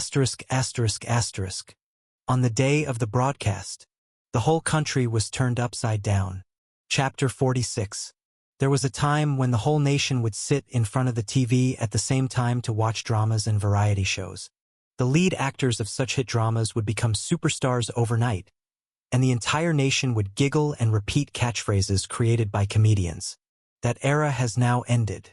It's because media has become more abundant and diversified. People no longer wait for broadcasts. They seek out shows that match their tastes. So, it's impossible for everyone to watch the same show. The era of trends has come to an end. Even if a YouTuber beloved by young people appears on TV, it's common for elders to ask, who is this person? However, there are a few things that break the limits of the era. They shine so brilliantly that they reveal themselves to the whole nation, against the current of time, in a fragmented media environment. Could be a boy group, a dance, a specific genre like trot, an athlete, a program. It could also have been a moment from a variety show, dramatically revealing that a young genius boy had turned his deepest wounds into a novel. EP4 Red Hunter. What the hell? Who is that kid? Just watch it. A variety show carelessly turned on during dinner turned a family home into a sea of tears. Wow. A college student, lost in thought while watching a YouTube clip on the bus, exclaimed in amazement. How pitiful. Hardcore fans who owned the complete works of Author Moon also cried, empathizing with their idol. What in the world is this? Even a veteran novelist, Mr. B, former Minister of Culture, who was boldly watching a variety show in the staff room, was taken aback. The trend of popularity is invisible. However, there are only two places where it can be quantified. The first is, "Hey, you bastard!" BMB, Bike Hack Cultural Broadcasting Station. The variety department director, with a face full of excitement, pointed his finger at the PD. His emotions were so heightened that his face turned noticeably red. You bastard!" The director's finger trembled as he pointed at the PD, and then his hand shook as it clenched into a fist. Unable to contain his rising emotions, the director slammed the desk and stood up abruptly. He then strode over and pounced on the PD like lightning. A warm embrace between the two men. "You're the best, PD Kim. Director. You are the pride of our variety department." That day, BMB's variety department recorded its fourth highest viewership rating since its launch. It was a record that included drama ratings, and for the variety department alone, it was an all-time high. As the director and the PD's path to promotion opened wide at BMB, there was a second place where the aftermath of the broadcast could be quantified in numbers. That place was 2 times, 10 times, 20 times, 50 times. Bike Hack Entertainment's Publishing Management Department. Kim Jae-ryung, a former publishing planning department employee who had betrayed department head Yang Sung-jun to join Lim Yong-wook, couldn't hide his astonishment as he looked at the monitor. How can these numbers be real? Kim Jae-ryung stood up and reported to Lim Yong-wook. His voice resounded through the office. The sales of the novel Red Hunter. It increased 78 times compared to the previous month. Wow. A cheer filled the publishing management department's office. Considering that the book was already selling to some extent, this was a tremendous achievement. And since this success was created by featuring Author Moon on a variety show, it was a clear proof that the publishing management department's business model was effective in the world. Congratulations, department head. Congratulations. Is it beef for the company dinner today? Even the department employees who treated Lim Yong-wook as a rolling stone also began to praise the department head. After all, performance was the truth in the company. However, Lim Yong-wook raised a hand and firmly stopped the praises being showered upon him. Stop. The sacred power of the department head enveloped the office in silence. Only Lim Yong-wook's voice filled the space. We haven't done anything. It's all because Author Moon had a history that the public could go crazy for, and he had the star quality to shine. All we did was pick the right variety show for him. And you're already this excited? Our work starts now. Lim Yong-wook quietly stood up. The publishing management department office unfolded before his eyes. Dozens of employees were looking at him. All of them were his manpower. The power, though not visible, had somehow come into the hands of the once demoted leader of the publishing management task force team in the basement parking lot. Lim Yong-wook clenched and unclenched his hand as if he was really holding something tangible. Ah, this cool sensation. It had been a long time of humiliation and disgrace. Now it was time to return as the ace of Bike Hack Publishing's planning department. Lim Yong-wook opened his eyes that he had briefly closed. Dupty head Beck, secure the reprint line right away. If we rely only on Bike Hack Publishing like last time and get stabbed in the back, we're in big trouble. Manager Kim, prepare for the publication of a special collector's edition to coincide with the movie release. Team Leader Sung, please arrange a meeting to request a contribution of an article to a literary magazine from author Park Chong-woon. Given the nature of this industry, there will soon be bastards cursing about selling books by cashing in on TV appearances. To shut those mouths, we need author Park Chong-woon to first publish an article in a literary magazine as a shield. So arrange that meeting as soon as possible. Also, the PR team should keep an eye on public opinion. And I cried watching the broadcast. 22,222. 333333333. Is this the life of a 13-year-old? Is this the life of a 13-year-old? Is this the life of a 13-year-old?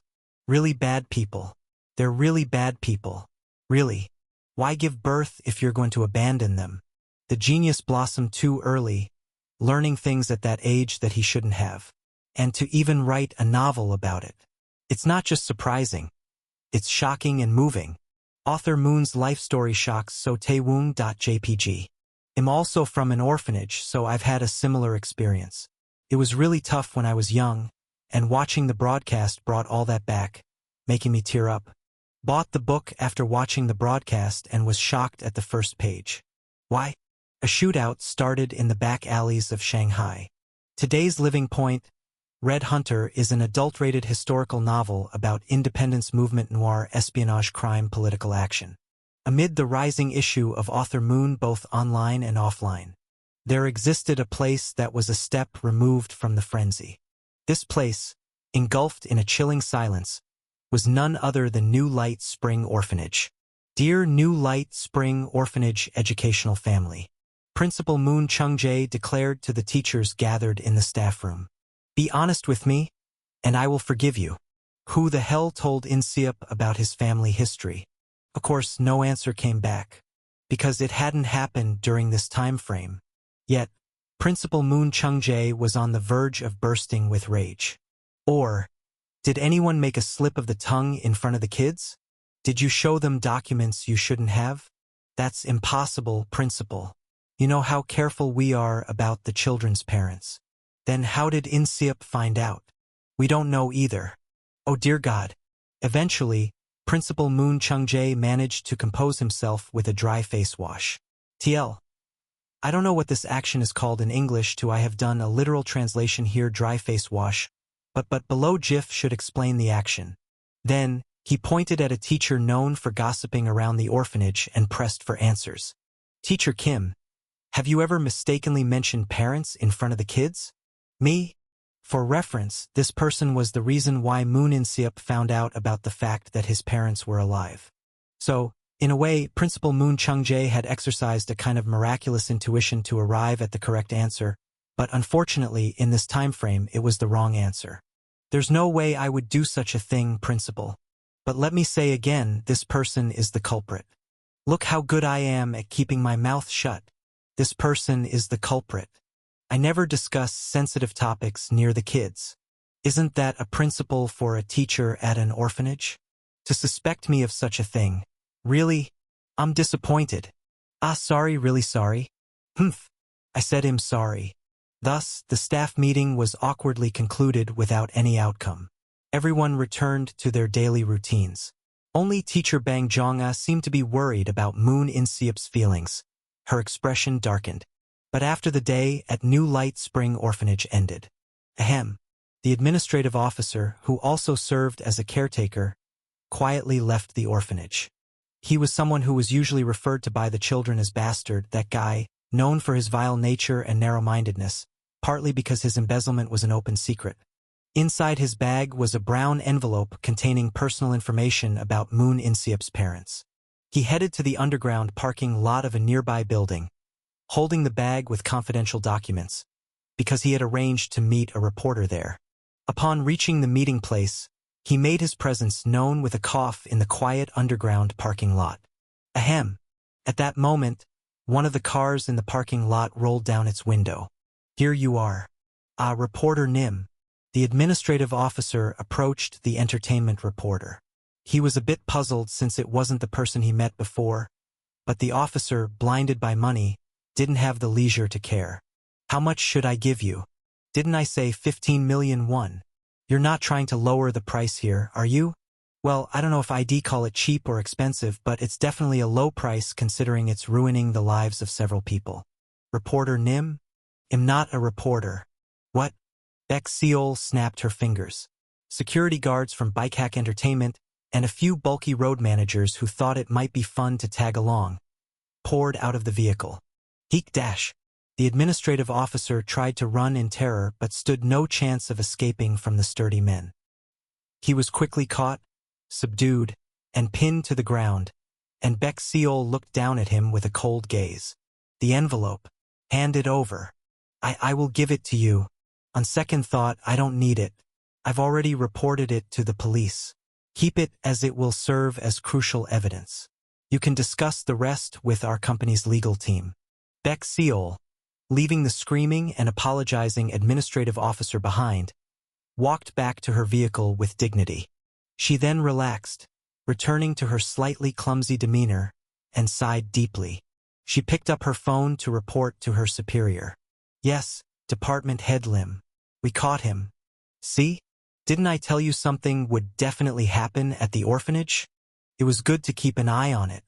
Well done. Leave the rest to the police and come back now. Yes. Asterisk, asterisk, asterisk. The power of culture is immense, especially in a modern capitalist information society, because it's not just about small sums of money. Especially, the cultural influence surrounding Author Moon has grown to the extent that it can move the status and money of countless people. Thus, as the struggle outside the work surrounding the film adaptation of Red Hunter continued. On the other side, director So Tae-woong was also continuing his internal struggle with the work. Director So Tae-woong took out a can of beer from the fridge and placed it on the desk, contemplating the reality of the Korean film industry. That reality was bitter. Making a hit will be difficult. The global pandemic had destroyed many industries, including the film industry, which was hit directly. People couldn't go to cinemas because of the virus. For years, cinemas struggled with an unprecedented recession, doing everything they could to survive. They cut labor costs, differentiated between premium and standard seats, raised popcorn prices. However, in the face of a downturn showing no signs of improvement, a drastic measure was taken. Ticket price increase. This increase in ticket prices did not become the spark to revive the film industry, but rather an ill-advised move that burned everything to the ground. The repercussions were more significant than anyone could have anticipated. It entirely changed the landscape of the Korean film industry. The Korean film industry was originally positioned remarkably close to the public's tastes. Could be described as common sense or mainstream. Hence, the success of domestic films became a source of national pride. Movie review shows were broadcast on all channels, and movie theaters were an essential part of dating for couples. But now, movies are no longer a light hobby. Due to the increased ticket prices, audiences no longer seek out fun movies, but movies that won't make them feel like they wasted their ticket money.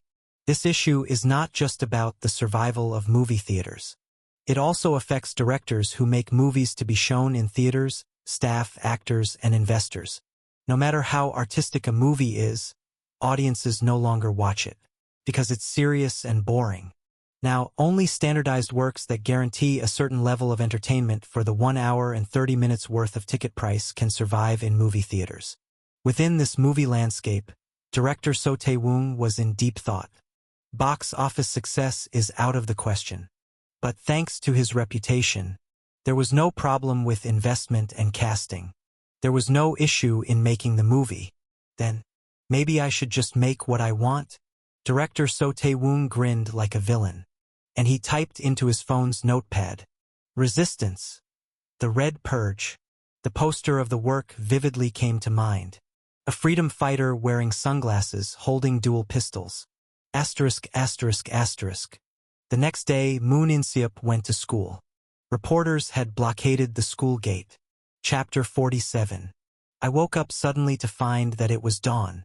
The gradually brightening twilight seeped through the gap in the curtains. Thousands of threads of light spilled into the air.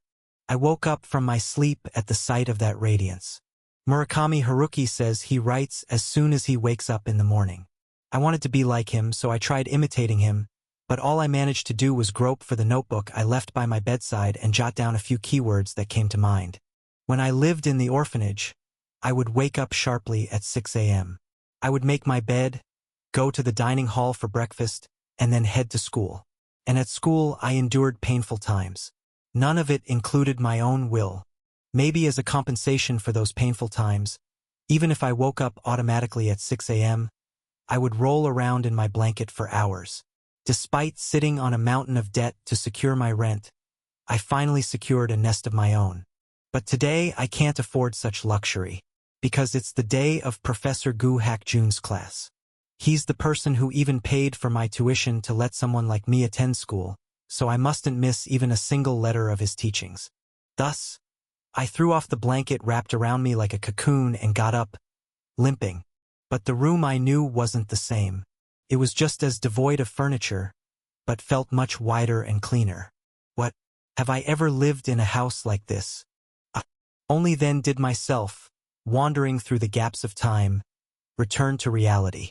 And I realized, the place I had to go wasn't university, but middle school. I left the house still not used to wearing my school uniform. It was a 5-minute walk to school. Even though it was a short walk, various thoughts crossed my mind. Naturally, about what had just happened. I still get confused from time to time about which period I am living in.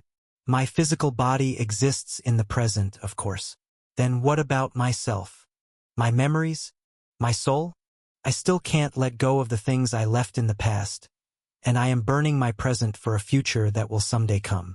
Then where do I exist? Does time converge or diverge? Is the future something to be reached or something that approaches? Is the past something that has passed or something that has accumulated? I was still walking through the dizzying flow of time.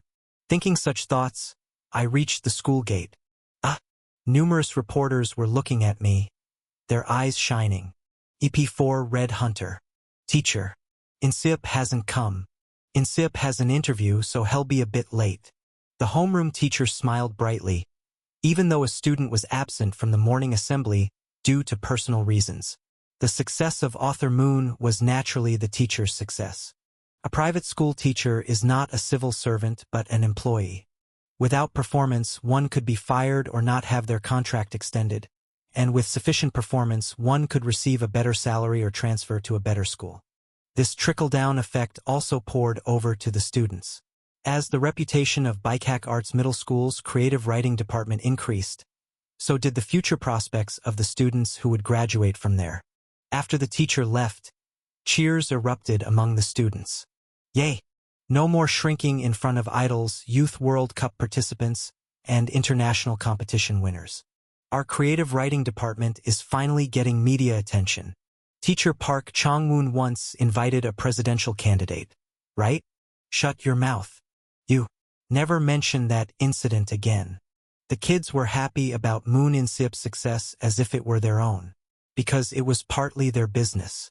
However, jealousy is an emotion that everyone experiences, and middle school first years find it hard to hide their feelings. So what? He became famous not for his novels but for variety shows. Right, trash? Honestly, isn't it just selling sentimentality? All I think about Moon In-sip is how hard he sells his books. Do you guys believe that?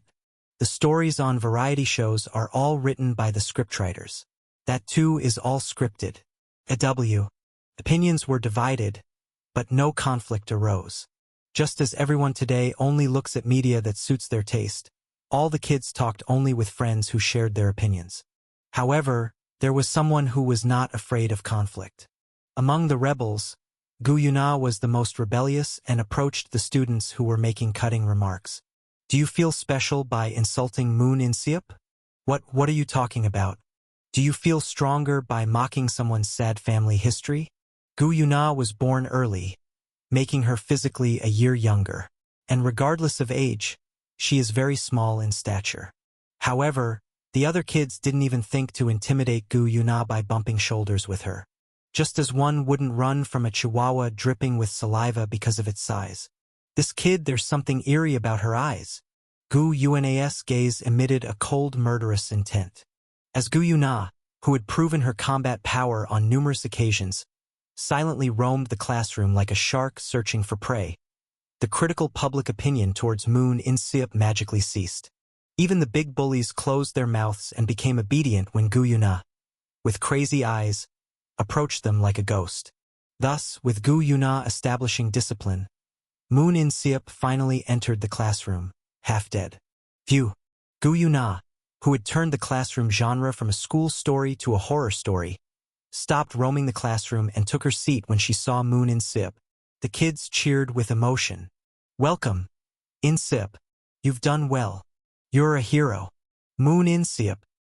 Moon In-sip could only tilt his head with a question mark amidst the excessive cheers. Asterisk, asterisk, asterisk. The kids gathered in the Pop Culture and Arts Research Club room had strange expressions. Long time no see. Did everyone have a good weekend? Yeah.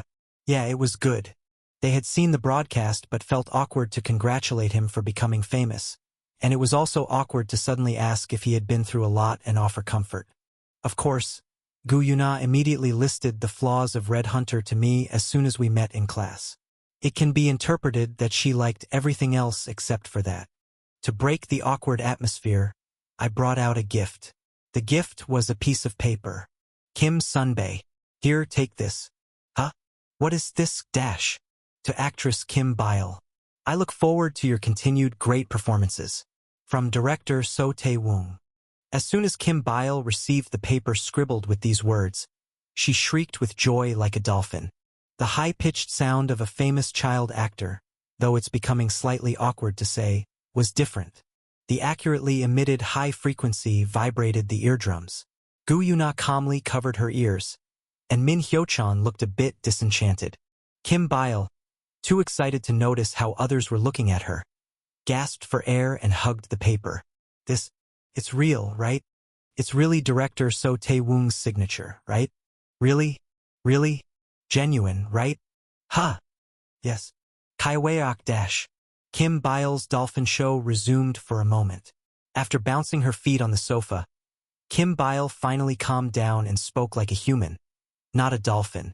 How was director So Tae-woong? How is he in person? The passion for creation. Genius. Do you feel it? Ha! Well, what kind of person is director So Tae-woong? Somewhat mentally peculiar? Kim Bile looked serious. What did you say just now? I changed my words. A great director. He's polite and on the outside he looks perfectly fine. Exactly. Director So Tae-woong is famous for treating his staff fairly. Yes. When director So Tae-woong was shooting Wawa, there was this incident. There was a moment of So Tae-woong praise. After a while, as Kim Bile was testifying about his goodness, she suddenly came to her senses. Realizing that her juniors were looking at her with strange eyes, Kim Bile elegantly coughed and managed her image. To not lose her dignity as a senior. Of course, it was already too late. Cough, cough. Anyway, I thought it'd be good for you guys to know what kind of person director So Tae-woong is, so I got a bit carried away. Just consider it advice from a Sunbae, and take it to heart. Is the praise for So Tae-woong over? It's not praise. Okay, let's work on the plot for Demonic Sword Nim and head home. How's Demonic Sword Nim going, Yuna? Demonic Sword Nim, Please Control Me, is currently being handled by Gu Yuna, a proficient Harry Potter fanfic writer. Gu Yuna has been smoothly continuing the series based on her experience. Even though it was a bi-weekly serial, the schedule was relaxed. Of course, the comment section was ablaze like hellfire, but Gu Yuna didn't bother to explain what bi-weekly serialization meant in the web novel world. It's not uncommon for pure literature to be published once every few years. Only Min Hyo-chan was sweating, wondering if this was okay. Gu Yuna sent an unhesitant okay sign. It's going smoothly. If the loyal readers following Demonic Sword Nim, the sword followers, had heard this, their acupoints would have twisted, and they might have coughed up blood. But Moon In-sip took her words at face value. Good. Then let's start the story meeting. Asterisk, asterisk, asterisk. Naturally, when the club activities ended, it was time to go home. The meeting went a bit long, so dusk had fallen. The evening sunset was crossing the dark horizon. While admiring that beautiful scenery, Kim Bile, yawning, entered my field of view. What should I do when I get home? I ended up walking home with Kim Bile for the first time in a while. Since our homes were in the same direction, we naturally ended up walking together. However, this wasn't a common occurrence, usually because Kim Bile would go to work before school ended, or her manager would come to pick her up right after school. Why didn't your manager come to pick you up? Because my schedule is completely empty. Weren't you shooting a drama? Hey, you don't even know your Sunbae's drama has finished? I don't have a TV at home. Oh, because you haven't been at your new place for long? No, I just never felt the need for one. While engaging in such frivolous talk, we soon arrived near my rental room. "It'll be going in. Okay. See you tomorrow."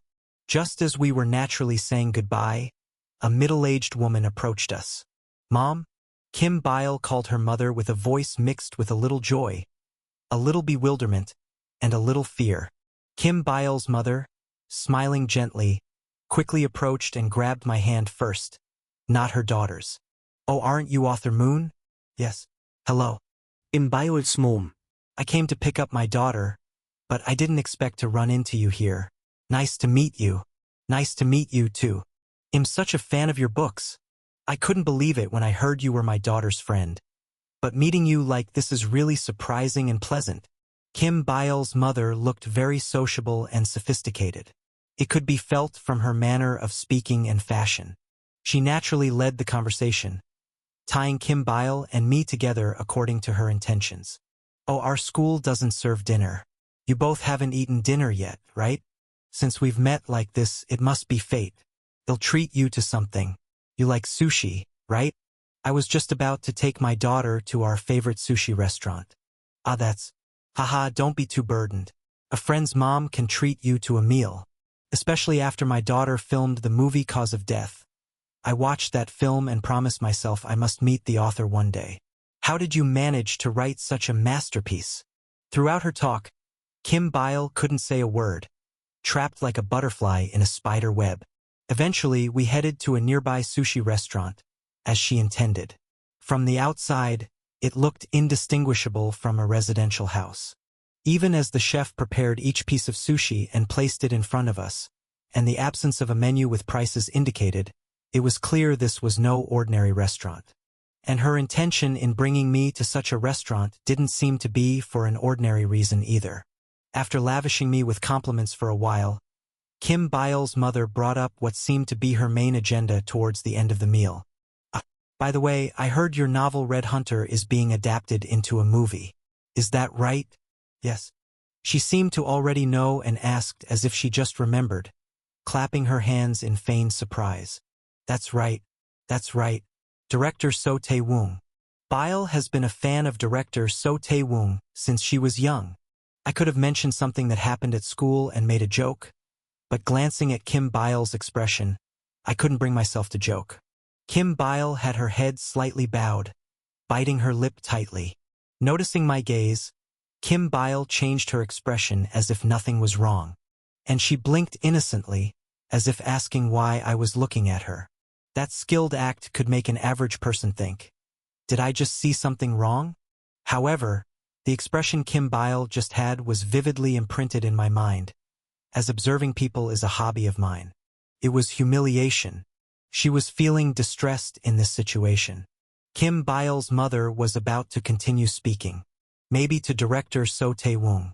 I took out all the bills from my wallet and placed them on the table. The meal was delicious. Then, calmly, I got up from my seat and left the restaurant. As I stepped outside, the world was pitch dark. The cool night wind swept through the dimly lit city. The sun had already disappeared beyond the horizon, and the autumn air seemed to signal the approach of winter. The year was coming to an end. Chapter 48. I know how difficult it is to become a star.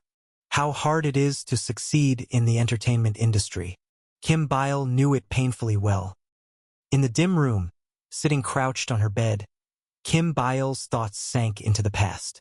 When she was young, her mother put a candy in Kim Bile's mouth and took her to a director's house. Then, in front of the director, her mother took away the candy, and Kim Bile cried out loud. Soon after, her mother snapped her fingers. Kim Bile stopped crying immediately. Her mother said, "How about that?" The director said, "You're past." It was when she was just 4 years old. But, in fact, Kim Bile wasn't acting at that time. She had been trained to stop crying when her mother snapped her fingers, with a switch and snacks, like an animal. Her mother often proudly spoke of that time. That's what acting is. Anyone can do it if they learn and practice. It's better to start when young, and even better to start working on projects when young. My mother failed because she didn't have parents to guide her like this, but you will succeed if you just listen to me. And so it happened.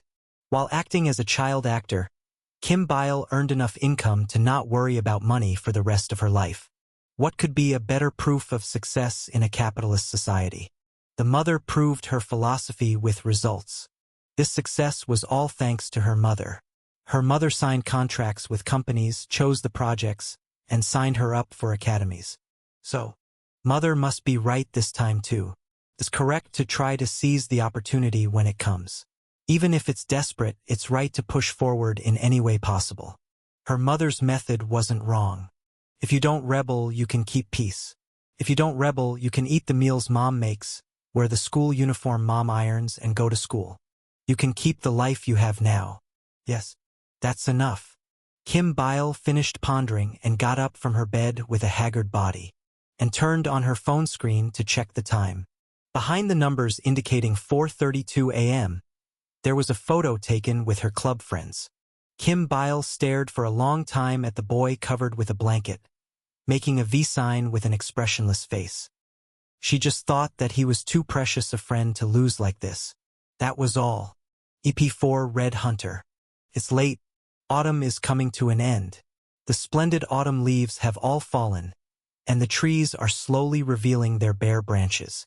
However, the piles of leaves thickly covering the ground seem to desperately claim that autumn has not ended yet. It's that kind of season. From the clubroom window, I could see girls playing, wildly kicking through piles of leaves. As the old saying goes, middle school students are at an age where they laugh loudly at the mere sight of falling leaves. Tearing them up, trampling them, and destroying them, it seems not wrong. TL, I don't know what proverb is that I haven't heard of it or I can find anything about it. It's probably from a book or something that the author is quoting. I have done a literal translation, so the meaning it might be trying to convey may be lost in this translation. I slowly moved my gaze away from the window to look at the clubroom.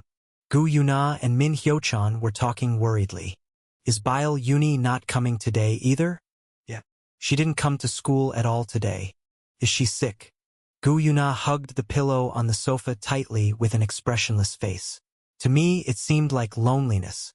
Gu Yuna then flung the pillow aside and walked briskly to sit in front of the laptop. Well, she's been so busy. Maybe she just forgot about our club. She would rather have forgotten than be absent due to illness. Anyway, Bile Uni didn't do much even when she was here for the demonic sword writing stuff, right? Let's just do it among ourselves. It meant to continue club activities without any disruptions, waiting for Kim Bile to eventually return. But Min Hyo-chan got annoyed not knowing that. Hey, aren't you worried about your senior? I am worried. It's a fact. What? Ugh, never mind. I really can't figure her out. Gu Yuna, not bothered by the irritated Min Hyo-chan, started writing. Indeed, she was a master of BL fanfics, well-versed in Harry Potter, Jujutsu Kaisen, Haikyuu, and so on. It's a secret from her dad. Meanwhile, pink-haired Min Hyo-chan, not wanting to get into a petty fight with a girl as small as a mouse, was about to start a Chinese otaku mobile game with his headphones on. Arcade. The sliding door of the clubroom opened. Min Hyo-chan, I, and Gu Yuna, who pretended otherwise but was actually waiting for Kim Bile more than anyone else, turned our heads like meerkats to check the visitor. Unfortunately, the visitor was not Kim Bile but Park Chong-woon, the madman from the literature department with a thick beard. What's with this darkness? Children of the dark? A veteran novelist and middle school teacher dressed in a modernized hanbok turned on the clubroom light and strode in. He casually ignored the hip-hop pink-haired brat, patted Gu Yuna on the head, and handed me a piece of paper. Our moon Inseop. Do you know what this is about? What's the matter? Take a look. Your club president has submitted a resignation. The paper clenched in my fist was Kim Bile's club withdrawal form. What is this? While Min Hyo-chan and I were shocked and froze, Gu Yuna, who understood the situation faster than anyone, asked, "Where does Uni live?" ******. Gu Yuna tried to calmly find out Kim Bile's home address by loitering around the staff room, but I am also human. I had at least a minimal sense of humanity, so I couldn't possibly unleash a monster like Gu Yuna to Kim Bile's house. Even if her mother had caused me a troublesome situation, After all, it's not right to unleash a mini mental destruction biological weapon in someone's home. So, I took it upon myself to meet and persuade Kim Bile. Besides, it was an unspoken truth that I was the real power of our pop culture and arts research club, and Kim Bile was just a figurehead. Meaning, I was essentially the president, and Kim Bile was just a member. And since it's the president's duty to catch a fleeing member, it was natural that the situation had come to this. However, the problem was that she wasn't coming to school, and it was difficult to go to her house, but that problem could be simply solved. Excuse me, I have something to discuss with actor Kim Bile. Is it possible to have a meeting? I went to Bike Hack Entertainment Management Team 2. This is where actors are managed, and Kim Bile belongs here. To the puzzled staff, I explained. Actually, we are publishing a literary fanzine together. An ebook. But suddenly, due to personal reasons, actor Kim Bile hasn't been attending our meetings, so I came to check on her. That's. For your information, this literary fanzine is being distributed through our own publishing management department. Yes, they'll contact her right away. I easily called for Kim Bile. What a solid justification, right? The effect was tremendous.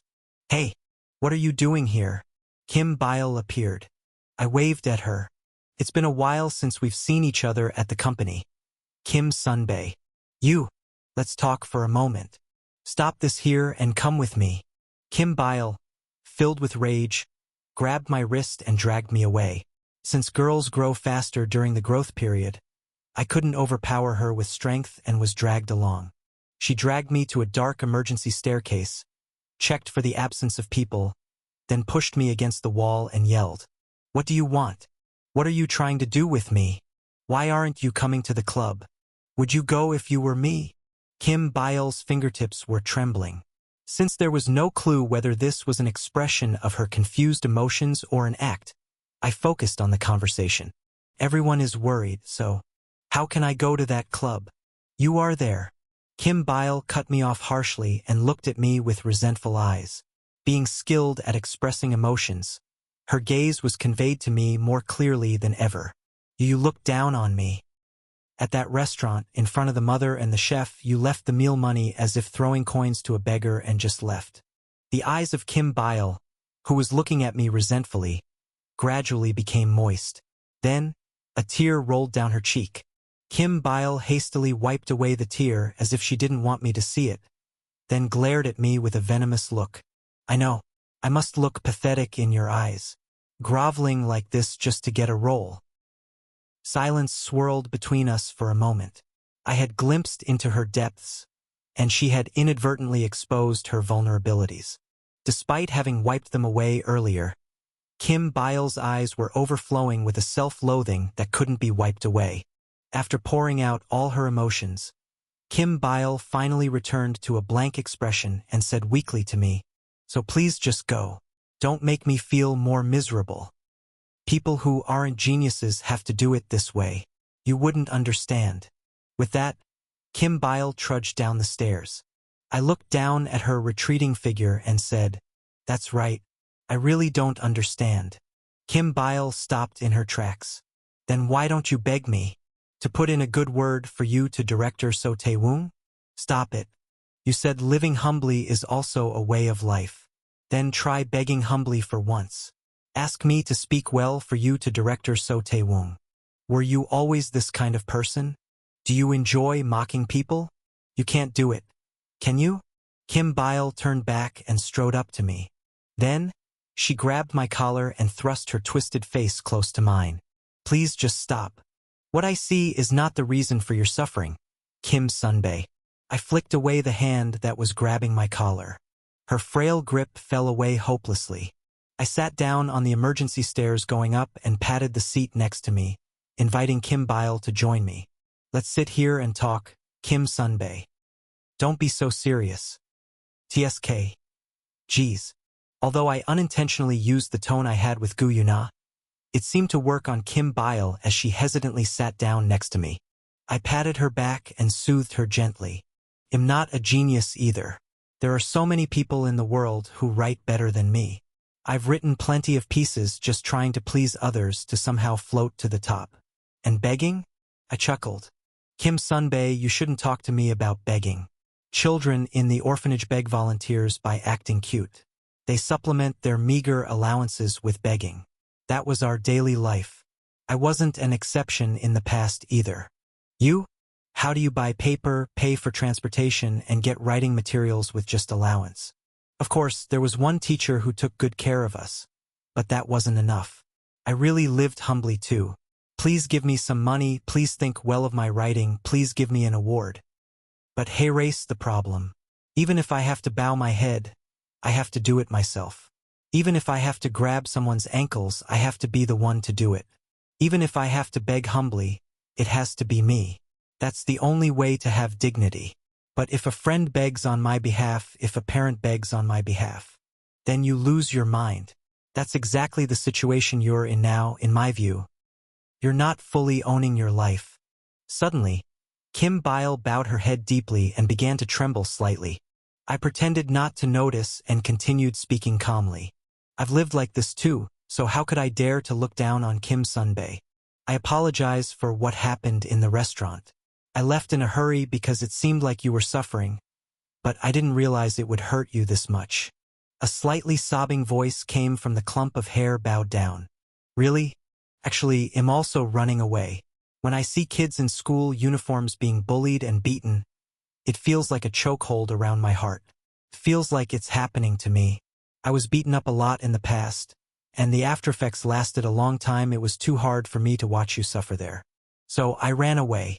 It was never about looking down on you. So, don't act like you've wronged me and come back to the club. Everyone is worried about you. Kim Bile didn't answer for a while. But at that moment, I felt as if a tangled thread had been unraveled. Sure enough, a sullen voice came from Kim Bile, still with her head down. Yeah. I smiled with relief and got up from my seat. Leaving Kim Bile sitting on the upward slope of the emergency staircase, I started to descend. Just before opening the door and leaving the staircase, I turned back to her, realizing there was something I hadn't said. Oh, and it might be a bit awkward to say this in such a situation.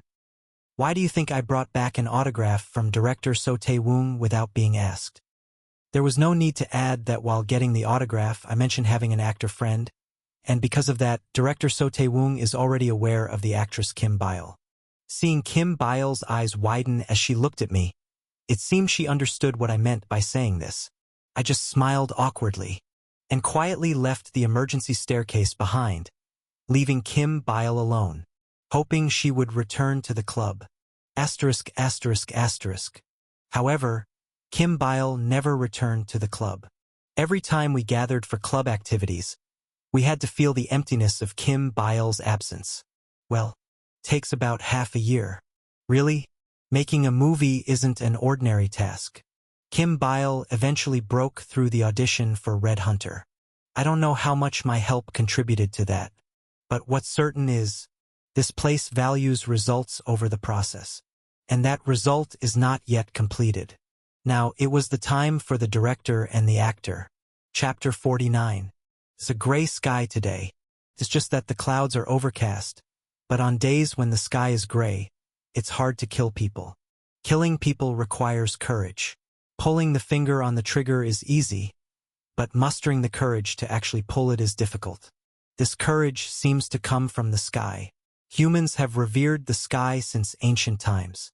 The sky is high, vast, and unchanging. Before Westerners came across the sea, this world was called All Under Heaven, and the one who ruled it was called Son of Heaven. It was because one could not rule over others with mere human authority, so they borrowed the authority of the sky. There's no need to look far for examples. Did not the leaders of Japan, playing the role of Shwa, also play the role of the emperor? In such a situation, the sky, mixed with white and black into a murky gray, seemed to grant me a transcendent wisdom beyond human judgment. That the sky of Joseon you will reclaim would look like this, mixed with white and black to be eternally gray. And that the world has always been so. However, if I had planned to simply follow the decree of the sky, I wouldn't have crossed over to Shanghai in the first place. Bang, the trigger was pulled along with the sound. Or perhaps the sound came at the moment the trigger was pulled. A kami? kneeling and trembling in front of me, became a corpse. I moved the gun barrel towards his daughter next to him. She looked young, a young girl. Indeed, killing a person requires great courage. As I calmed my mind for a moment, the daughter asked me, "Why am I to die?" All sorts of answers flashed through my mind. Because your father embezzled the money received from the Comintern and did not share it with his comrades, choosing instead to divert it to the Communist Party. Because he was frantic to hand over the poor land of Joseon, ruled by the Japanese, to Russia this time. Because your father killed Cheolduk. Because your father is a communist. And because the father's sin is the daughter's sin. But lacking the courage to say so, what came out of my mouth was a bland excuse. It's divine punishment. Who administers this divine punishment? I do. By what right? By the unified will of the suffering Korean compatriots. Who exactly has gathered this will? Do the 30 million residents living on the land of Joseon even know of your existence? Whether it's the provisional government or the National Representatives Conference, in the end, isn't it just a few hundred of your gang who decided everything on your own whim? This is for a greater cause. Murderer. The communist's daughter said. You are a murderer. I know. Bang. The gunshot rang out along with a flash. The traitor's daughter, crouched silently next to her, left a small hole in the ground beside her. Live as if you were dead from now on. I said so and left the traitor's house. Looking up at the sky, it was still gray. Indeed, it's hard to kill people on a day when the sky is gray. But the world was also gray. The yellow sea beneath the sky, contrary to its name, was gray. The bustling docks were gray. Even the work clothes of the port workers were stained gray. And the cityscape of Shanghai built with gray concrete was entirely gray. I lit a cigarette and quietly slipped into the gray world.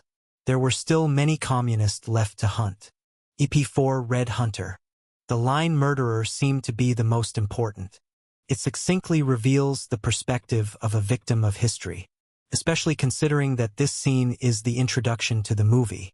The traitor's daughter, an unnamed character with a small role, acts as a scene stealer who briefly introduces the theme the movie will explore and then exits. Kim Bile thought so as she read the script. Whether this interpretation is correct or not, she does not know. She's not the original author, after all.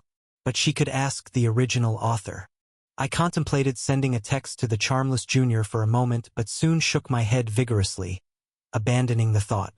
How could I calmly talk to that guy after what happened on the emergency staircase? But even now, thinking about that time makes me want to kick the blankets with my feet. Embarrassing as it was for me to have reacted so emotionally, that charmless blanket roller, despite being 2 years younger, spoke like an adult. It's an incident that won't easily fade from memory. But Kim Bile erased the memory of that day from her mind and focused back on the script. It's unthinkable to entertain any thoughts other than the script right before an audition. At least that's what Kim Bile's professional conscience told her. Oh, hello, Sunbae. But someone else's professional conscience seemed to be of a different kind. Turning her head slightly, she saw a smiling junior. This junior is 4 years older than Kim Bile. Though just freshly an adult, Kim Bile could not stand idly by and accept formal speech from an adult in a place with so many prying eyes. Even slightly taking the junior's greeting lightly could quickly spread rumors of being a morally bankrupt person. This junior already had a history of spreading rumors that Kim Bile didn't properly return my greeting. Haha. Sunbae? Drop the formal speech, Uni. No, but I'm still new to acting. This junior is a newcomer as an actor. Originally, she is an idol. In other words, an acting idol. One could say an invasive species that steals the jobs of poor and struggling actors. Like the American bullfrog. Acute imagination momentarily crossed Kim Bile's mind. An SD-characterized bullfrog getting punched by a native frog and sprawling out with a quack. But reality is different from imagination. The native frog cannot beat the bullfrog. The difference in size is evident. You topped the charts with your comeback album, didn't you? Congratulations, Uni. Thank you. People tend to look down on idols' acting, calling it bad acting. However, A work featuring even one idol versus a work with unknown actors, the former wins. Though they might pretend to be noble with their words, their hearts are honest. People want to see pretty, cute, slim, and S-line-bodied women on the screen. And an actress from a girl group has already guaranteed that quality. Therefore, the idol career of an acting idol becomes a terrifying weapon in auditions like these, because they can bring in their fandom as the audience. Even considering the support from their agency, it's tough for a regular actor to compete with an idol actor. And contrary to prejudice, acting idols aren't that bad at acting. Oh, are you preparing for the daughter role too? Sunbae? Haha, yes. I wanted to retort, so why ask? And keep reading my script. But the Bullfrog Jr. bombarded Kim Bile with words. The ongoing conversation, while everyone in the waiting room watched, greatly drained Kim Bile's energy. It doesn't match the original work's age. Right, haha. Just kidding. Ha. Have you read the original work? Yes. That's right. You're close with author Moon. I'm jealous, introduce me sometime. Sure. If there's a chance, it's not impossible. The Bullfrog executed a "Why are you preparing for a role that doesn't match your age? Are you that desperate for a job? Have you read the original work? You're friends with the author, huh? Came to the audition relying on that connection, right? Everyone look at her. She's friends with the author. Combo, devastating Kim Bile's mental state in a short and impactful manner and then cleanly making her escape. It was a textbook hit and run. Amidst the peculiar glares of competition from the other contenders in the waiting room, Kim Bile felt the impulse to quit acting then and there as she picked up her script. But after what had just happened, there was no way the script could catch her eye. She had fallen right into the Bullfrog's trap. I want to quit acting. Asterisk. Director So Tae-woong is a veteran. He's been in this field for decades. He commands an elite staff team that rallies at his call, and he even has a thorough understanding of the relationships among investors. That's why he doesn't hesitate to cast a minor supporting role with an idol, followed by a marketing strategy that says so-and-so famous idol is participating. Of course, in the movie industry, casting an idol might be seen as director So Tae-woong having lost his touch, but that doesn't affect his pride. What truly shatters his pride is when a movie flops, endangering the careers of the staff and actors who trusted and followed him, and he has to ask them to join him for the next movie. Only then can he say his pride is truly hurt. Therefore, Director So had already internally decided on casting a famous idol actress for the role of the trader's daughter. Of course, nothing was confirmed officially. If her acting was truly subpar, he wouldn't hesitate to cut her out. That's all. Thank you. Fortunately, this idol actress made the cut. Her name carries significant weight, to a level that it would meaningfully aid in marketing. Then the outcome is obvious. We've seen your acting. We'll contact you later. Tae, thank you. Director. So Tae-woong left a hint of passing and sent the idol actress on her way. His longtime loyal assistant director whispered to So Tae-woong, "Are we going with her?" So Tae-woong shook his head. "Let's see one more." "Who?" "There is someone." Who is it?" "Kim Bile. Friend of author Moon." Oh my, that young one is already asking for a favor for her friend? Don't be like that. She's a gentle kid. Just mentioned it meaningfully while getting an autograph because her friend asked. And Kim Bile herself was decently cast as the lead in a Cause of Death short film based on author Moon's novel. Cause of Death? Yeah. It's a short film based on one of author Moon's novels. I haven't seen that, but the name Kim Bile sounds familiar. 10 years ago. Remember that catchphrase? Mom is a fool who only knows dad. That kid. The one with pigtails dancing, that little girl. That one? Yeah, that's her. Wow, she's grown up this much already. How old is she now? 9th grade? Wow, time really.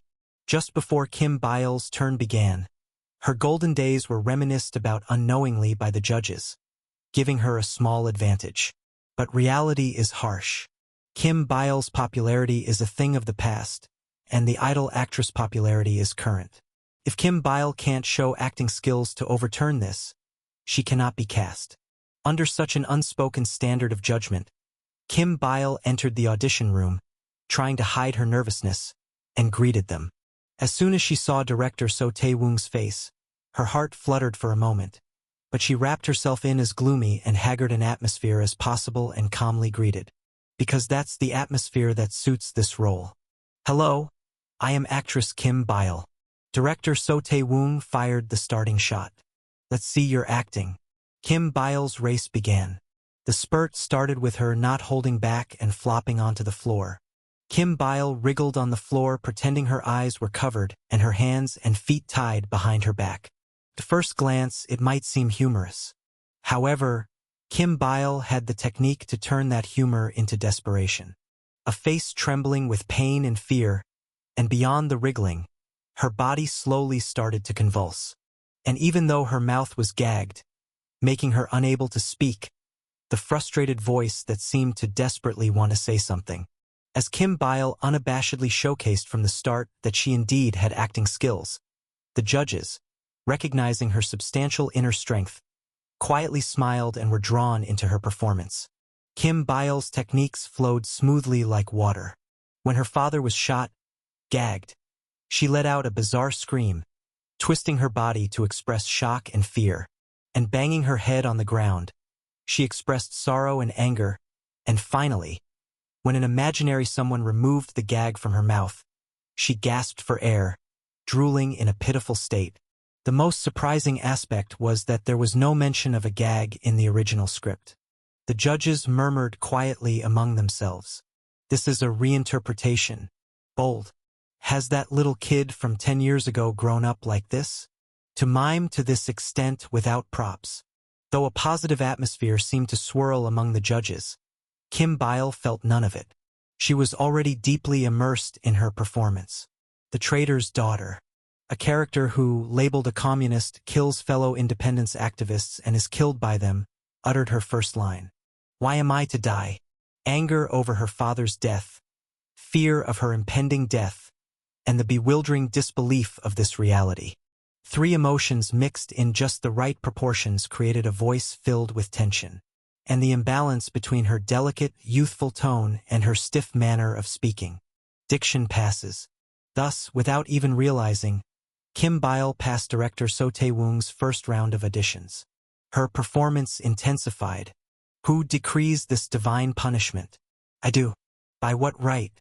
By the unified will of the suffering Korean compatriots. Who exactly did that? Do Koreans even know of your existence? Whether it's the provisional government or whatever, in the end, wasn't it just your gang deciding everything on your own whim? This is for a greater cause. Here comes the crucial line of the character. The shadow of history that this movie highlights. The tragedy of ordinary citizens sacrificed for a cause. A single line that denies the sanctity that founded this nation. Murderer. A line that brands an independence activist as a murderer. To shock the audience at the beginning of the movie. That is the essence of The Traitor's Daughter. This character was created solely for that purpose. Other participants were not unaware of this. Thus, there were numerous interpretations of this murderer dialogue. Someone shouted it as if condemning the person pointing a gun at them. Someone screamed it out of the fear of death a girl felt. Someone cried it out, teary-eyed, with pitiable gestures and sobbing. But Kim Bile knows. She knows Arthur Moon. That cynical, expressionless, charmless boy harbored warmth in his heart. What expression would that boy have had when that warmth, that tender heart, was shattered in the most terrible way? When he found out that his parents, who were supposed to love him, had abandoned him. How would Moon have reacted? Would he have been angry? Screamed? Sobbed? No. The boy would have probably despaired. Chewing over the soul-destroying agony. He would have stared into the void with empty eyes. So Kim Bile did just that. Murderer. The Traitor's Daughter quietly recited it as such. As if everything she had ever believed in had crumbled in an instant. Like someone driven mad upon realizing that the sanctity of their parents' love was nothing but a lie. An empty soul squeezed out a hollow voice. You are a murderer. Okay. You pass. Ha! Asterisk, asterisk, asterisk. You passed. Thank you.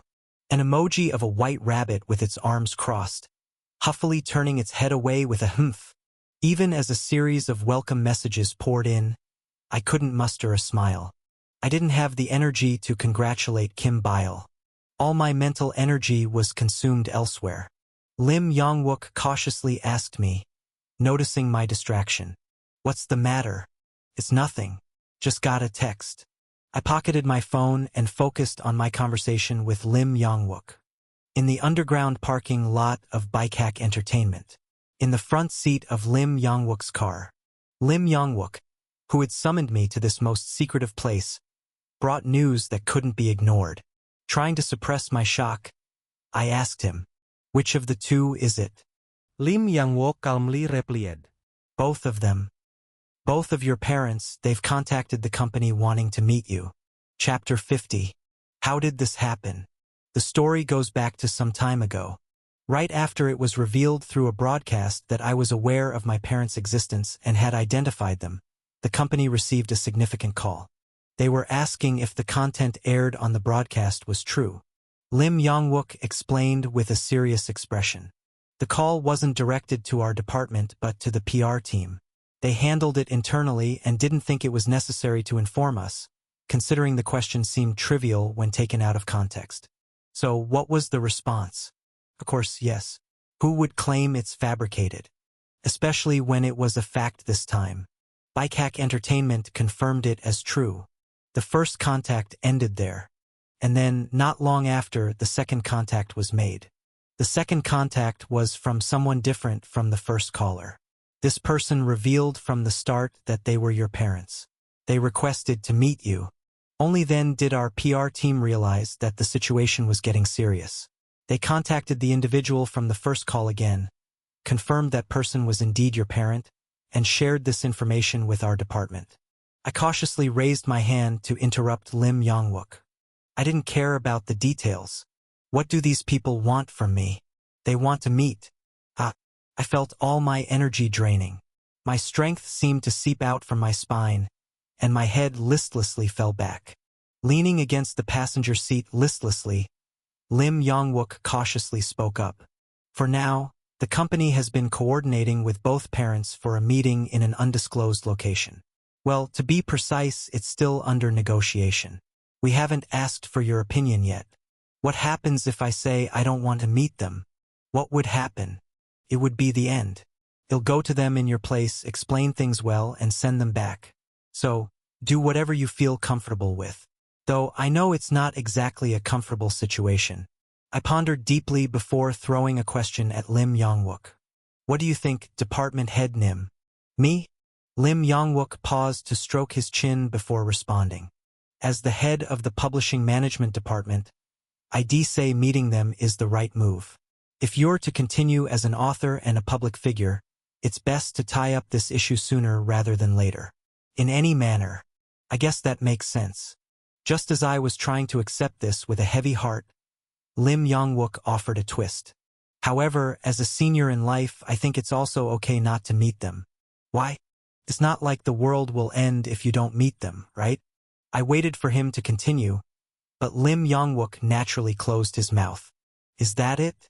What do you mean? The reason not to meet? What else could there be? Live life without regrets, doing what you want.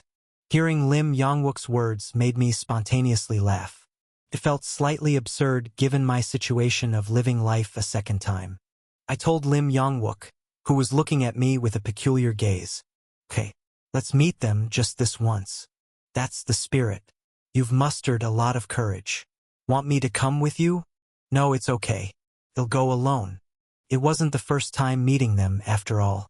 EP4 Red Hunter. I became aware of my parents being alive around my second year of middle school, but it wasn't until I had grown up that I first encountered them. Right after my desperate concern of what am I going to live on was resolved by Professor Gu Hakjun's declaration, "You become my student." I was enjoying the springtime of my life, as an assistant to Professor Gu Hakjun and a freshman at the university he was affiliated with. Of course, there was a minor mishap when a department assistant carelessly revealed that I was an orphanage graduate, leading to some bullying, but compared to the numerous trials I've faced in life, It was merely a trivial pain. After all, isn't frustration supposed to make a man grow? Anyway, when people are well-fed, they tend to philosophize. The financial statements of many philosophers throughout history prove this. So, uncharacteristically, I embarked on a journey to find my roots. I decided to confront the parents who had abandoned me. I formally contacted my parents through the New Light Spring Orphanage, and after some contemplation, they each met with me. Thus, I had one meeting each with two individuals marked by wrinkles.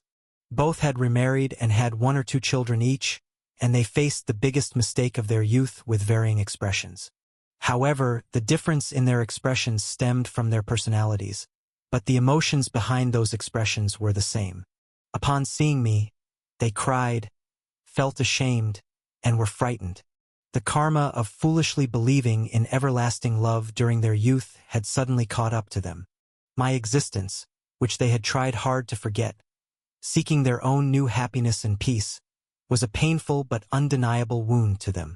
Thus, I learned that my very existence was someone's regret, distortion, mistake, a secret that could not be shared with their spouse, and an indelible stain spread throughout their lives. This was not the reunion my deepest heart had dreamed of. The reunion between parent and child, after nearly 20 years, ended leaving wounds on both sides.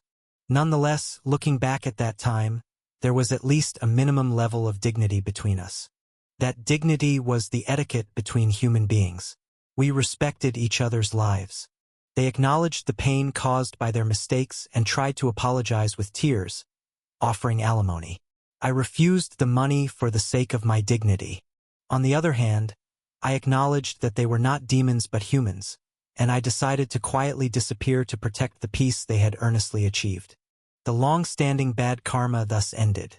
Even if I were to die before them, the tragedy of a family once was ended that way. But within the twisted flow of time, I was confronted with my roots once again. About 10 years earlier, I saw them. It was in a quiet and secluded place in Seoul arranged by Bikehack Entertainment. They were much younger than I remembered. The man and woman in their early to mid-30s had no wrinkles on their faces and were beautiful enough to still charm the opposite sex. They had not yet remarried, naturally had no children other than me, and there was no spouse who needed to be kept secret from, so they appeared more confident. They seemed less wise than I knew, lacked the maturity and responsibility characteristic of parents raising children, and appeared financially unstable. And they were more repulsive than I remembered. They did not come alone. Their siblings were with them, sending greedy smiles my way, coaxing me to call them uncle, aunt, and asking to be treated as such. My parents seemed troubled and ashamed by the situation but did not attempt to stop their siblings from trying to accept me into the family. Someone proud to be my uncle pushed his young child towards me, claiming this child was my cousin. It was then I finally came to my senses, angered by the situation, and stated that I could not agree to their claim. A sordid argument ensued. The other side strongly advocated for reconciliation, and I refused.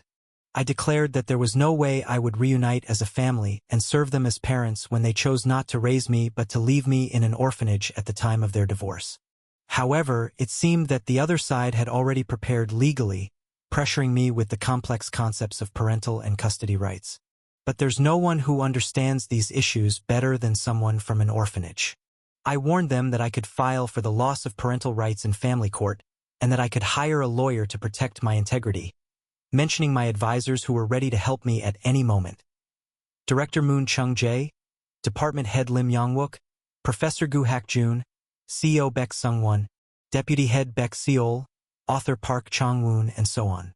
The argument gradually shifted from legal issues to personal ones. They accused me of not fulfilling my duties, and I protested that they were the ones who had first severed the ties of blood. I insulted them by suggesting that this argument was all about coveting my wealth, and they tried to deny that fact while picking apart my choice of words. The same conversation repeated several times. There was no progress in logic, just mutual slander. The blood-related cousins they brought to persuade me burst into tears amidst the hostile atmosphere, and some of the more faint-hearted tried to mediate our fight as the situation worsened, turning pale. But we were both extremely agitated. I did my best to insult their dignity, and in response, they hurled incoherent curses and threats at me. Eventually, my biological mother fainted in tears. A relative on my father's side, involved in the fight, accused me of being unfilial. Then, my biological father punched his brother who had called me unfilial. My biological uncle fell, blood streaming from his nose, as screams of horror echoed through the restaurant. And my biological father, trembling in his hands and legs, collapsed on the spot. He sobbed like a child. Watching him, I tried to guess his feelings. Why had he brought his relatives? Was it because he couldn't overcome the pressure, or did he want them to say things he couldn't? Maybe he thought everything would work out like in a movie, but he couldn't have imagined things would turn out this way. But this is just my speculation. He'll never truly know his innermost thoughts. I don't know. The human heart cannot be clearly expressed with any words. It's that complex and strange. So, what remains in the relationships between people is only the outcome. Humans can't accurately grasp others' intentions, and intentions not observed remain unclear mysteries. Thus, regardless of the intentions, only the outcome remains. And today's meeting became the most terrible and tragic result. Everyone present, if they were to look back on this day, would judge it as filled with nothing but sorrow and regret. In the end, I concluded that they might be my biological family but could never be my social or legal family. If they coveted the status of a legal family, I would not consent to it and left the place. The end. Asterisk, asterisk, asterisk. Back to home. No, I have no home. I returned to my studio and sat in a daze for a long time. Everything I had just experienced felt like a story from a dream. It was hard to believe it was reality. But it was real. The world often throws unbearable trials at fragile humans like me.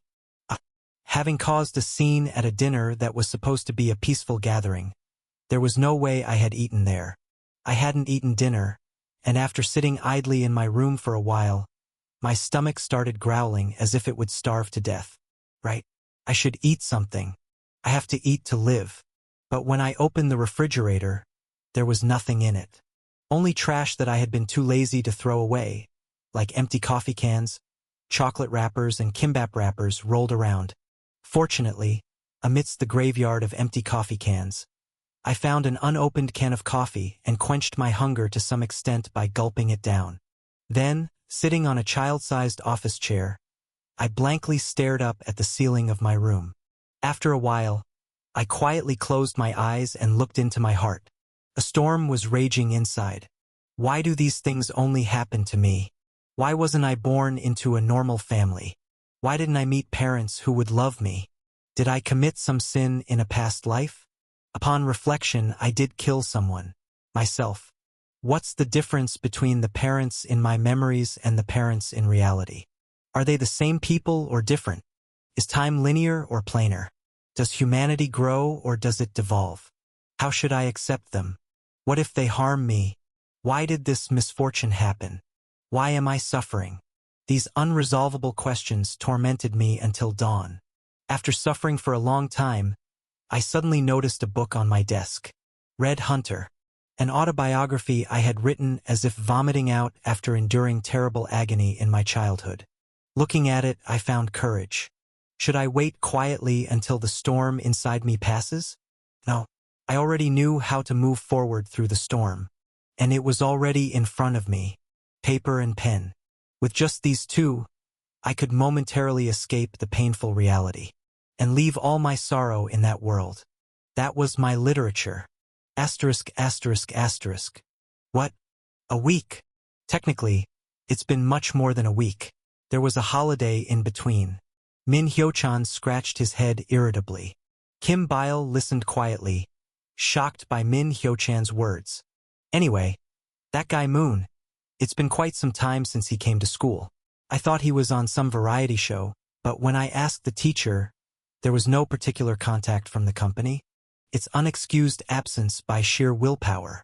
The news awaiting Kim Bile, who had returned to school after a long time, was that Moon was practically in a missing state. The atmosphere in the clubroom couldn't have been more gloomy. Gu Yuna was hugging a pillow gloomily in a corner of the clubroom, and Min Hyo-chan also looked worried as he inquired about Moon In-seop's well-being. I've been busy with events lately, so I only noticed recently. And there are a lot of students like that at our school. Missing school for weeks because of schedules. That aside, so why isn't he coming? Is he sick? That's exactly why we're worried.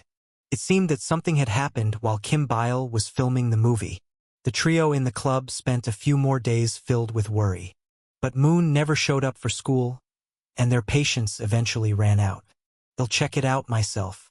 Eventually, Kim Bile contacted Bike Hack Entertainment. Management Team 2 gave Kim Bile Lim Yong-wook's phone number upon her request. Hello? Hello, this is actress Kim Bile. I am a friend of author Moon. Kim Bile explained the situation to Lim Yong-wook, Moon In-seop's manager, and inquired about his whereabouts. But even Lim Yong-wook was unaware of this situation.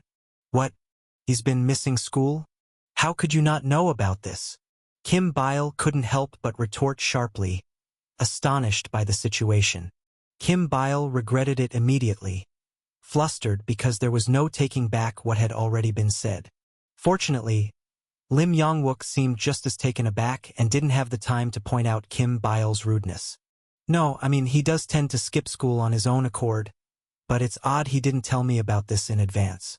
Then, Lim Yong-wook spoke to someone else in Japanese over the phone. Are you in Japan by any chance? Yes. I'm on a business trip abroad. I guess I haven't been taking good care of In-seop. Lim Yong-wook, after briefly conversing with someone in Japanese again, concluded the conversation with Kim Bile in an apologetic voice. I'll have one of our staff visit author Moon's house to check on him. Thank you for letting us know, and hopefully... well, do it. Excuse me? Kim Bile exchanged a quick glance with Gu Yuna and Min Hyo-chan. They looked back at her and nodded. So, Kim Bile gathered everyone's will and responded. We three will go check on him. We're currently at school, Doesn't In-seop live near the school? Is this the place? Kim Bile checked the apartment number with a puzzled look. But after taking out a note from her school uniform pocket and checking, this wasn't the right house. Then, Gu Yuna tugged on Kim Bile's shirt sleeve. It's over there. Kim Bile, Gu Yuna, and Min Hyo-chan arrived in front of Moon In-seop's studio. Min Hyo-chan, with his pink hair, checked with the others before operating the door lock. Shall I open it? As Min Hyo-chan entered the 4-digit code, a short beep sounded, and the door opened. The trio cautiously entered Moon In-seop's studio. Anyone here? Are you in? Excuse us. Moon In-seop's studio was eerily silent upon their first entry. It was aptly described as empty. The heating was off, leaving a cold air settled on the floor. It was dark even though it was evening, and there was nothing visible besides the standard furniture that came with the apartment.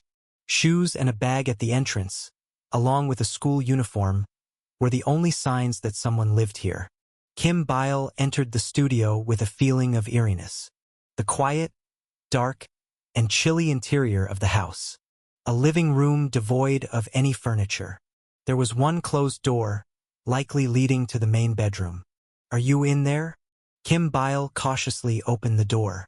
And inside was a body lying face down on the desk. Kaiwea-dash. Kim Bile's scream made Min Hyo-chan jump, and Gu Yuna froze in shock. Kim Bile, who had fallen to the floor as if foaming at the mouth, trembled in her legs but managed to stand up. She then closely inspected the inside of the bedroom. There was a bookshelf, a blanket, a desk, and a chair, and on the desk were a monitor, keyboard, manuscript pages, a lamp, and Moon In-seop sprawled out. Moon In-seop was quietly breathing in and out, alive. Kim Bile, who had mistakenly thought Moon In-seop was a corpse, marched up to him, irritated. Just as she was about to wake him up by hitting his back, she noticed that even in his sleep, Moon In-seop was clutching a manuscript page as if it was everything he owned. Kim Bile felt a certain desperation in that scene.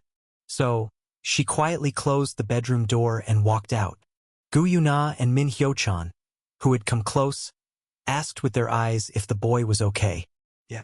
He's just sleeping on the desk. Geez, making us worry, that guy. Let him be. He seems really tired.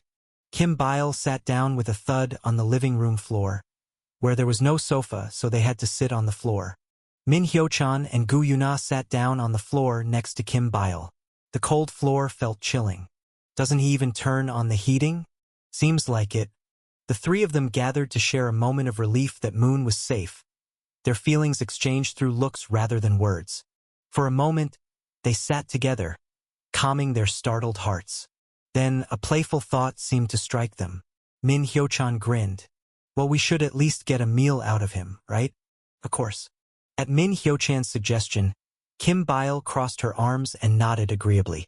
Min Hyo-chan, with a mischievous smile, also egged on Gu Yuna. If he made us worry this much, shouldn't he at least treat us to something? Right? What do you think? Gu Yuna agreed. That's right. That's right. While adjusting her skirt hem as she sat, Kim Bile grumpily spoke. Guys, let's turn on the heating. I'm freezing to death here. Where's the boiler? Are you expecting your Sunbae to go look for it? Yes, Sunbae. Thus, the three of them unceremoniously made themselves at home in Moon's apartment, turning on the lights and the heating. Then, Gu Yuna pointed outside the window with her finger. Look outside there. Huh?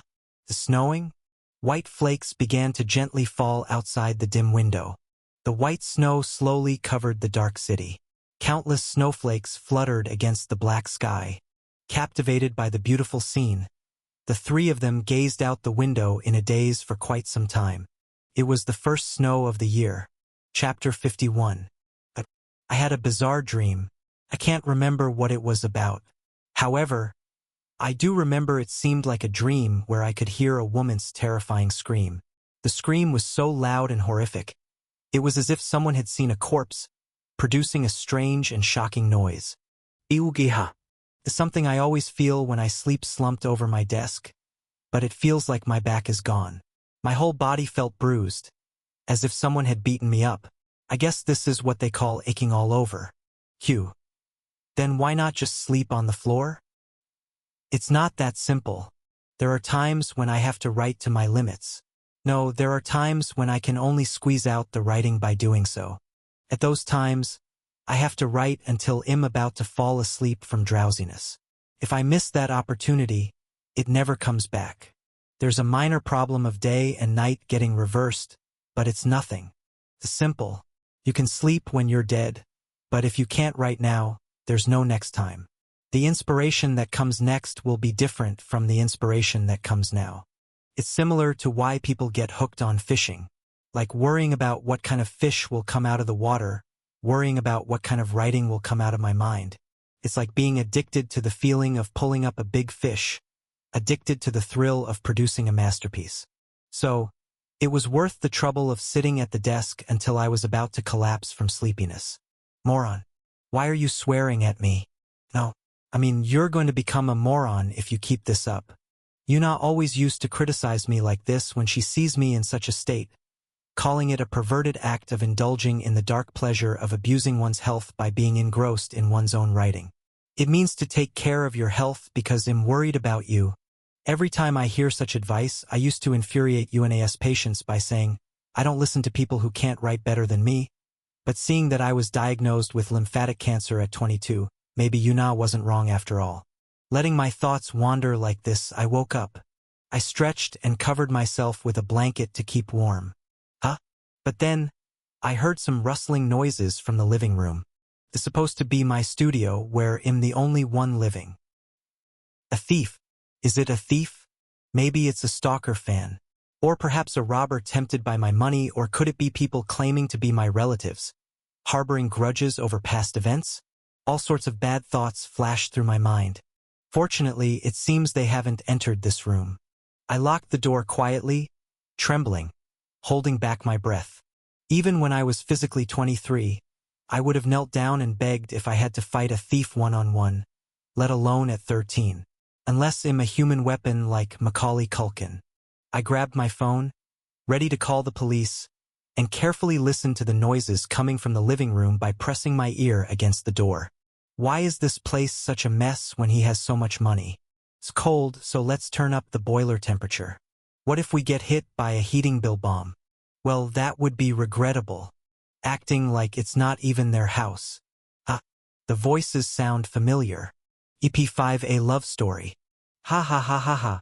Min Hyo-chan, the pink-haired senior, pointed at me, then grabbed his stomach and fell backward, laughing. Even while lying on his back, he didn't stop pointing and laughing at me. You thought it was a burglar? Just as one would expect from a novelist, such imagination. Ha ha ha. Stop laughing. He he he. Hook. Hoo hoo hoo. I rolled up the blanket I was covering myself with into a ball and threw it at Min Hyo-chan's face.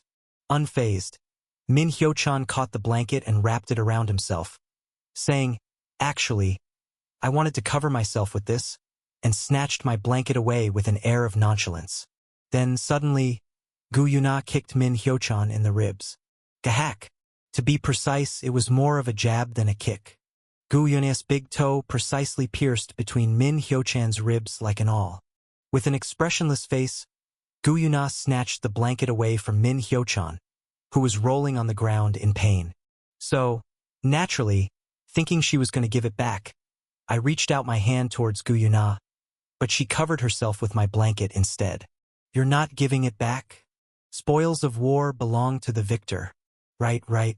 I awkwardly gathered my hands as if I had been refused a handshake, not knowing where to put them. I still hadn't fully grasped Gu Yuna's personality. It seems I still have a long way to go. The survival of the strongest, the demise of the weakest, the law of the jungle, survival of the fittest. Since her childhood, Gu Yuna had understood the harsh realities of this world. I added another entry to my mental Gu Yuna encyclopedia and pulled out another blanket with a yellow furry creature from the built-in closet on the wall. Kim Bile, sitting uncomfortably on the floor, looked at me incredulously. How many blankets do you have? Kim Sunbae, you saw my secret. What are you talking about?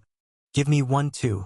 Kim Bile snatched the blanket from my hand and spread it over her skirt before finally sitting down comfortably. It seems I lacked consideration. I pulled out another blanket from the closet and wrapped it around me, then sat down between the rolling Min Hyo-chan and Gu Yuna. So I thank you all for your concern. I'm not hurt anywhere, just been focusing on my writing and missed some school lately. You should have at least contacted us. To make an excuse, Kim Sunbae, you don't say much when you miss school because of your schedule, do you? I thought it would be okay since writing is like a schedule to me, but I ended up causing trouble for many people, which I deeply regret. As long as you know. Perhaps because it was the first time meeting Kim Bile since the emergency stairway incident, the longer we talked, the more the atmosphere became slightly awkward. As Kim Bile awkwardly avoided my gaze, I changed the subject. Anyway, since we have guests, I should offer something, but I'm sorry I don't have anything to eat at home. Should I order something now? Min Hyo-chan suddenly got up from the floor. It's okay. I already ordered chicken and pizza. And for side dishes, roast tteokbokki and cheese balls. Oh, aren't you spending too much, Min Sunbae? It's okay. You're paying. Me? Yes. When? Now. I see. I quietly nodded. Then I signaled Gu Yuna with my eyes. Gu Yuna nodded back. Gu Yuna's big toe sharply pierced again between Min Hyo-chan's ribs. Gaiwaak. It was winter. Asterisk. Bikehack Entertainment's publishing management department has more than 10 employees, although about 3 of them are temporary support staff dispatched from the promotion team, even considering that it's an excessive number of people to take care of a single author, Moon In-seop. Of course, it's not that CEO Baek Sung-won is spoiling Moon In-seop like a gullible fan. He is a fan, though, a person who claims to be a fan of all the entertainers in the agency. The original form of the Publishing Management Department was the Publishing Management Task Force Team. The goal of that TF team was to create an entertainment agency for authors and to produce star authors. Although the TF team was once destroyed, Lim Yong-wook, the sole survivor of the team, took up the mantle. And the Publishing Management Department, having fired a splendid flare by birthing the star author Moon In-seop. In short, The publishing department is currently in the midst of business expansion to leap forward as an entertainment agency for writers. But what are we going to do if this causes a problem? Sorry. So sorry. Lim Yong-wook, who went on a business trip to negotiate directly with a major Japanese publishing house for exporting Moon In-seop's books to Japan, was scolded by Baek Seol immediately upon his return. In the mountain without a tiger, the fox is king. In the department without Lim Yong-wook, deputy head Baek Seol is the king. And the king must take responsibility for and lead everything. While Baek Seol, the princess of Baekak lineage, was being scolded in the meeting room next to the department, the employees trembled, but the two of them continued with constructive criticism and corrections. There's a certain bond among people who have been together since the beginning when there was nothing. Lim Yong-wook didn't scold her too harshly and ended his pointed remarks with some harsh words. Baek Seol SSI. You should at least be aware of whether In-seop is attending school or not. I did ask him over the phone. Did you? Then why didn't you check on his condition? You said things ended badly with his family. He said it was okay, and I didn't need to come. Then it's not entirely your fault. Anyway, it seems like In-seop can't live on his own, so we need to assign someone to him. He acts all grown up, but he's completely a child. The two concluded their report on Moon In-seop's personal affairs at this point. The publishing management department had more than 1 or 2 business expansions in progress. Besides author Moon In-seop, there was a project to bring other writers to the agency. Contracts with 3 popular novelists were already underway, and positive interactions with Professor Gu Hak-jun were ongoing. And this business credibility came from the success of Moon In-seop, the department's flagship author, so they were also monitoring whether the movie Red Hunter was progressing smoothly. However, the most important task was this. By the way, Chief, how did the negotiations go? I managed to break through. Well, start with cause of death and others and gradually move on from there. The Japan expansion. Translating and exporting Moon In-seop's books to Japan. That was the most significant challenge currently facing the publishing management department. Of course, it wasn't easy. The publishing industries of Korea and Japan are so different that comparison is meaningless. Japan's publishing industry is a vast market. Depending on the method of calculation, it ranks 2nd or 3rd in the world. Simply put, there are no large corporations in the Korean publishing industry. They are all legally classified as small and medium-sized enterprises. However, Japan is filled with giant publishing companies classified as large corporations. The number of zeros is different. Moreover, many of those giant publishing companies are controlled by conglomerate families, making smooth entry into Japan's publishing industry a very challenging task.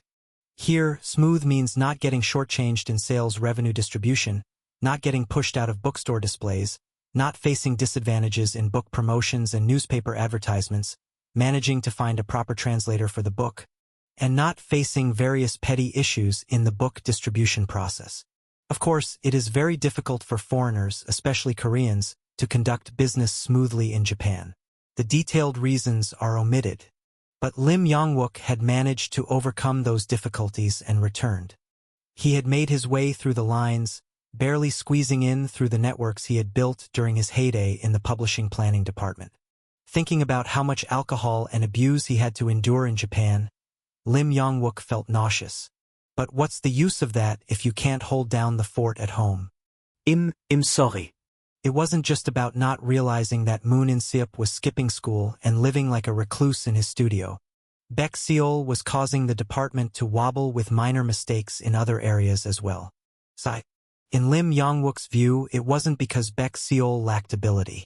Everyone knows that Baek Seol is a deputy head. The practical work is done by the staff, and Baek Seol is supposed to supervise from above. And she was capable of doing that. However, currently, Baek Seol was not preoccupied with her duties as a deputy head, but rather, she was absorbed in something else. Lim Yong-wook, who had internally anticipated all this, scolded her. That's why I said to leave the translation to someone else. That I can't do that. Baek Seol, who had been obediently listening to Lim Yong-wook's harsh words, rebelled against the chief for the first time. Baek Seol, with dark circles almost reaching her cheeks, clung to the novel Guitar by author Moon In Sip, revealing her desperate desire. I can't leave this to another translator. From the moment I saw it, I decided I would translate it. Then, Baek Seol SSI, you could translate just that one and find another translator for the rest. There are so many experts in English literature in Korea. I don't want to. You are really driving me crazy.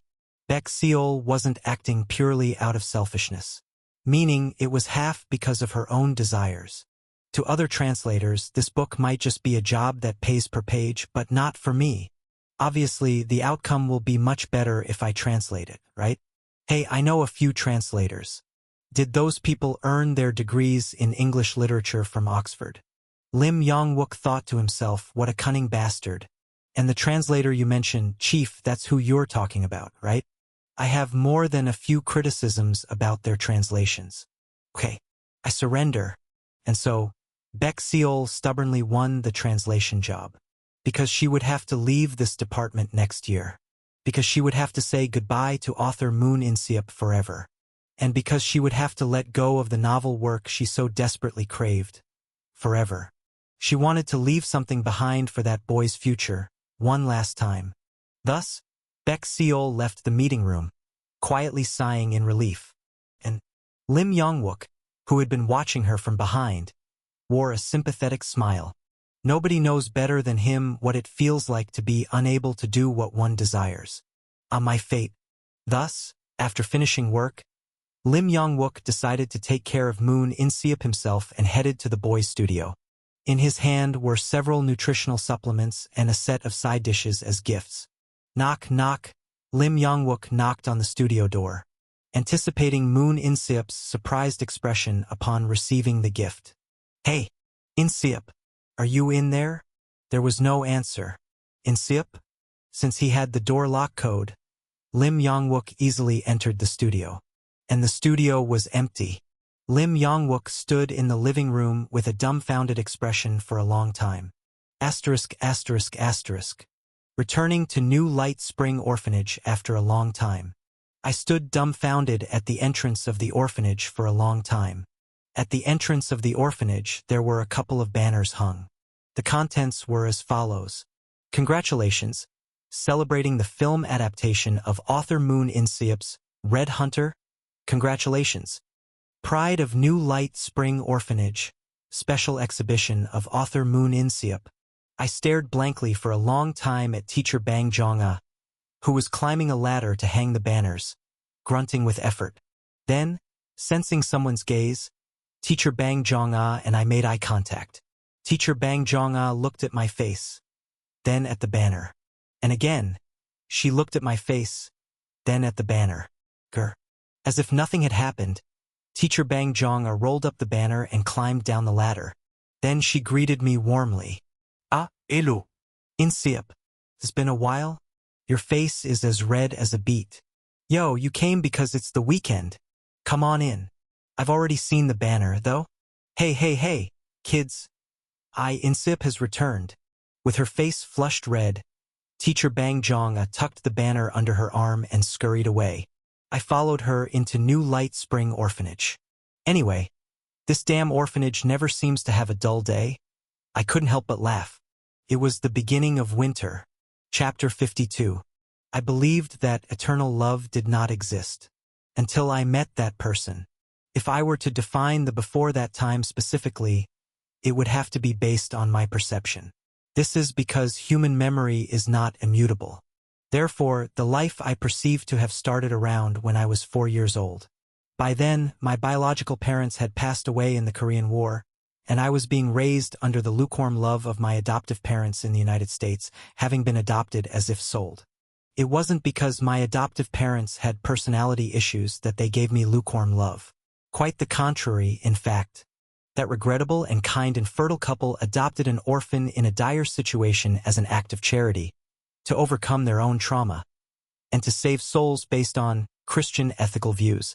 However, the realistic limit of having 12 adoptive children was insurmountable. When loving even one person can be so difficult that many fail, how could one possibly love all 12 children? Thus, I grew up in a state of love insensitivity, unable to feel the love of my biological parents who supposedly died for me, nor the love of my adoptive parents who supposedly adopted me out of love. And what had the most influence on my teenage years was the Brooklyn of the 1960s. EP5A love story. Arg. Whoosh. I tore out the manuscript page and threw it. I didn't crumple it into a ball, though. Even a failed page might be referenced later. Irritably, I picked up the manuscript pages I had thrown on the floor and put them into a file. If Gu Yuna, my former lover, had seen this, she would have criticized me for an archaic behavior of a monkey who doesn't write on a laptop, and for wastefully indulging in the stereotype of a craftsman who breaks unfinished pottery, superficially mimicking without depth. Then I would have retorted, "Your dad bought you a laptop?" And Gu Yuna would have felt sorry for a long while, sulked, and eventually bought me a laptop. I smirked briefly, imagining daily life with Gu Yuna, before snapping back to reality. Writing is not going well. It flows smoothly, then suddenly hits a snag. Upon a little thought, I realized the reason. It's because of that damn Brooklyn. Setting the novel in Brooklyn without knowing anything about it has led to a stumbling block whenever American-related stories come up due to a lack of knowledge. Why did I even set the background in Brooklyn? I didn't even know that Brooklyn was part of New York. However, I thought the sophisticated yet shabby atmosphere of the town where Captain America, who was beaten up in the back alleys, lived, fit this novel. Especially since the 1950s are the setting, it would be impossible to develop a modern romance novel if the location were set in Korea. What if Kim Do-han barged in while drinking at a modern bar? No, wait, was there such a thing as a modern bar in Seoul right after the Korean War? In any case, to draw readers' empathy, it's necessary to create common ground between the characters in the novel and the readers. For 21st century readers to immerse themselves in the lives of people from the 1950s, a certain level of empathy must be formed. Therefore, setting the background in the United States, which was already developed to a degree comparable to modern Korea, can be considered appropriate for writing a modern romance. And think about how difficult it must have been for Asians and Caucasians to marry at that time. Love must have obstacles, as proven by Romeo and Juliet. But still, trying to write a novel with America as the backdrop without knowing about America makes my head hurt.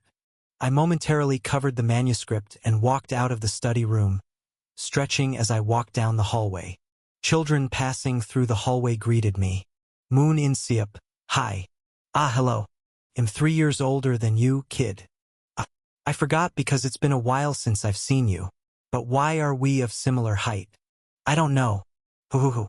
A senior whose name I didn't know pretended to wipe away tears and ran outside with a soccer ball.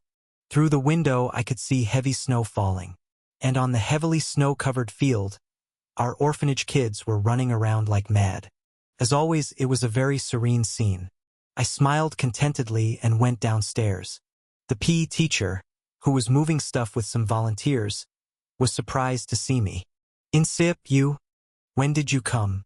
Yesterday. Ah, I see. Planning to rest over the weekend? Yes.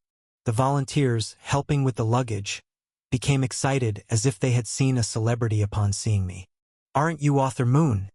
Hello. I'm really a fan. Thank you. Not because you're my fan, but I'm really grateful that you've come to volunteer at the orphanage. Then, could I ask for an autograph? Yes. Maybe a photo too? Yes. Surrounded by volunteers, I signed t-shirts and took selfies with bizarre filters applied. The PE teacher, watching this scene, happily slapped his hand on my shoulder and bragged. I told you I raised him. It was a lie, but I didn't bother to point it out. He was someone who always bought meals for the kids.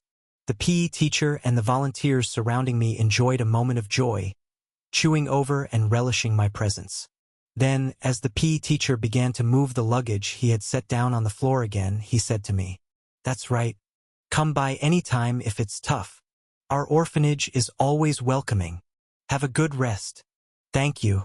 It was a common courtesy, but it slightly discomforted me. An orphanage isn't a place where one can come and go and stay as they please. We grow up here and consider this place our hometown, but it can never be our home. The moment we become adults, we are forced out. Therefore, we are children born without homes. Children who have no warm place where they can always stay. Children without a nest to return to when times get tough, who resign themselves to the eventual separation from teachers they consider parents and friends they consider siblings. That's why I longed for an unchanging love. Of course, then as now, such a thing doesn't exist. The thought I just had, it might be good to use in a novel. With that thought, I went out for a walk in the yard. Greeting the children's hellos with a friendly response, I quietly walked the perimeter of the orphanage alone. What is love? What is this base emotion that rots with time, hurts people, and is abandoned when there's no money? I don't know. Let's focus on the walk for now. The thickly piled snow crunched pleasantly underfoot with each step, transmitting a pleasing sensation to my feet. Even the biting cold felt truly refreshing after enduring the summer. Of course, in a month, I'll be shivering and praying for winter to pass quickly. Then, I detected the smell of cigarettes with my nose. My body involuntarily followed the scent of the cigarette. It's an unavoidable thing for a smoker who is trying to quit long-term. The smoke was wafting from an alleyway beyond the orphanage's wall. I quietly peeked my head around to look inside the alley. Ma Ki-hoon was sitting on a vent, smoking a cigarette with a troubled expression. Hey, whoa, you scared me. Ma Ki-hoon was startled and hid the cigarette behind him. Then, seeing my face, he smiled as if relieved. What, it's you. Share if you have something good. You wanna die? Ma Ki-hoon awkwardly laughed and asked how I was doing. How's school? Fine, SOSO. How's your writing? That too, SOSO. Why did you come to the orphanage? I came to clear my head. My friends said I looked too depressed staying at home. Lucky you, really. I approached Ma Ki-hoon and quietly sat down beside him. That's probably what he needed the most right now. Sure enough, Ma Ki-hoon rubbed his cigarette on the wall to put it out, then started spilling why he was feeling this way. I've entered my final year, so it has come to that. Once an orphanage resident becomes an adult, they must leave the orphanage. If they get into a university, they go there. If not, they have to find a job. And 1 year before being thrust into society. The moment they become roughly third-year high school students, they are classified as due for discharge. And those due for discharge are separated. They live in slightly distant accommodations and end up not seeing the orphanage children as often as before. This was a measure to detach, even if a little, the affection between the children who will leave and those who will stay. When I was young, I thought this was cruel. But now I somewhat understand it. However, looking back, when I was classified as due for discharge and living my final year, couldn't feel worse. Ah, damn.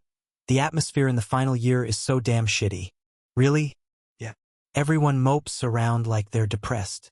Put them next to sick chickens and you wouldn't know who's who. Ugh. Damn. It's not like I'm in any position to talk. I don't even know how I'm going to survive after I graduate. What about college? With no money and no brains, you think that's possible? I guess so. What? You little shit. Ma Ki-hoon seemed to brighten up a bit as we talked. However, as the conversation went deeper, Ma Ki-hoon's expression darkened again. I'm thinking of breaking up with Hyejin. What? Hyejin was Ma Ki-hoon's girlfriend, with whom he had been in a relationship for nearly almost 8 years. By that point, it was practically a common-law marriage. Naturally, they were the representative couple recognized by everyone in the orphanage, and their relationship was well known to everyone there, since they all lived in the same place. Why? Hyejin, she's preparing for the college entrance exam. And why is that? She said because she's preparing for the exam. Let's take a break from dating for a year. That can happen. Even long-term couples can have a time when they focus on studying. I know, but after hearing that, I thought about it, and Hyejin, she's gonna make it big. Despite being beaten by her parents and ending up in the orphanage, she grew up without a wrinkle and is now ranked 7th in the whole school. She even took care of the kids in the orphanage amidst all that. Honestly, I think if she focuses on her studies, she could even aim for Seoul National University. I know because I've seen her for a long time. I see why Ma Ki-hoon is acting like this. Hyejin, she deserves a much better man than me. Deserves. I didn't lie by saying there's no status among people. We were born in the lowest class of this society. We know all too painfully well that this society operates on a caste system. So, I just quietly listened to Ma Ki-hoon. That must be the help he needed the most right now. Though I don't know, the man she'll meet in college will be much better than me. In brains, looks, personality, family background. Ma Ki-hoon suddenly stopped talking, concealed the sadness in his expression, and forced himself to appear calm. He forced a laugh and playfully, yet roughly, ruffled my hair. "Ah, thanks, Inseop. How much have you donated to the orphanage, you bastard?" Hygiene said the orphanage gives a ton of money if she passes. She won't have to worry about tuition. So Hygiene can study with ease. I can't believe how hard she's studying. It's the first time I've seen her so focused in my life. Feeling I had heard enough of his story, I sharply retorted. "Who do you think is the reason for that? What? Why do you think that Sunbae is studying like a mad person? Of course, she might want to succeed on her own. But in the future she's imagining you're supposed to be by her side. But if you suddenly say from here, I'll remove myself from your future. It's all for you. Then do you think she can study properly? Won't she break down mentally?" Ma Ki-hoon made a cowardly excuse. "Just like I did when leaving Guyuna." "I know. So I was planning not to say anything until after the college entrance exam." "Don't do that. If you think you don't match up with that girl, then you should try to become someone who does. Effort. I'm not a genius like you. Did I ever tell you to write? Just do something, anything. What can I do? Should I follow the local thugs around and try to make some money? Geez, happiness isn't based on academic performance. Well, it is, but it's not based on wealth either. Hypothetically, if I give you 100 million won right now, does that make you a match for her? If I give you 1 billion won, does that make her unfit for you? No, right? Damn it. It's too easy to speak when it's someone else's story. If I had been like this in the past, I wouldn't be regretting it now. That's why my words towards Ma Ki-hoon became harsher. Ultimately, love isn't about money, education, or family background. It's about what's inside. This isn't about whether you have enough wealth to match her academic credentials. It's about whether you live your life earnestly enough to stand proudly in front of her. And from what I see, Ma Ki-hoon, you just smoke in back alleys. Hardly the type to match with a girl who's gritting her teeth and studying hard to get into Seoul National University. Ma Ki-hoon clenched his eyes shut and remained silent for a long while. Then he opened his eyes, which looked a bit changed, after a deep sigh. "Okay, I get what you're saying. What will you do now?" "I need to find a job. It's too late for college now. Damn, I should have studied harder when I was younger." "What kind of job will you look for?" "Following the local gangsters around because they keep trying to cast me would just ruin my life, right? You know it. Then, whether it's McDonald's, a factory, or whatever, I have to bust my ass for a year to make money. And after Hygiene finishes her exams and we become adults, I'll give her a bank account. Use this for your tuition. I have to cover all your school expenses to feel dignified. But let's use any scholarship money to buy a house together. How about that? That looks pretty good, but don't marry too early. Not if you don't want to add another one of us." "I know, damn. And if you're looking for a job, I can introduce you to one. It's manageable with school, but it's intense with no regard for day or night. However, the pay is good, they don't care about educational background for hiring, and if you build experience even as a part-timer, you can later become a full-time employee and continue working for decades." "Really? Then I must do it. Then from now on, you're my manager." "What? Let's go, manager." With that, I turned and walked out of the alley. I heard sounds of from behind, but I didn't pay any attention to them. Now, I had to return to the orphanage and focus on my writing. But then, the contemplation about love that I had been pondering for a long time. Didn't I just unwittingly express it? Chapter 53. On a night when the crescent moon was hidden by clouds, a man ran through the back alleys of Gyeongseong. Japanese patrol officers, making the heavy sound of their boots, chased after the man who had dashed off, his coat flapping behind him. "Catch him! Don't let him get away. However, what the patrol officers encountered in the complex back alleys was a crossroads that split into 3 paths. The commander leading the patrol officers frowned and divided his forces into 3 groups. Takeuchi, head towards the market. Mito, you go towards the police station. Yes, sir. And Hasegawa. Just when the patrol officers had stopped for a moment upon the commander's shout, "Wait!" a man hiding in the shadows of the back alley dashed out like lightning. And then, twin pistols pulled from the flaps of his coat began to mercilessly spit fire as if they had been waiting for this moment. Arg! Kill that bastard. With every burst of gunfire, patrol officers in yellow uniforms fell like leaves in the wind. Too late to respond to the commander's command. Aiming with their Type 38 rifles was futile against the intruder who had already penetrated their ranks with a long wooden stick. Soon, a wolf had entered the flock of sheep, and in a place where each other's breathing could be clearly heard, a ruthless shootout began. Bang! The man grabbed the closest Japanese patrol officer by the collar, pulled him close, and shot him under the chin. As bones shattered and air escaped, blood and bone fragments scattered into the darkness of the Gyeongsang back alleys.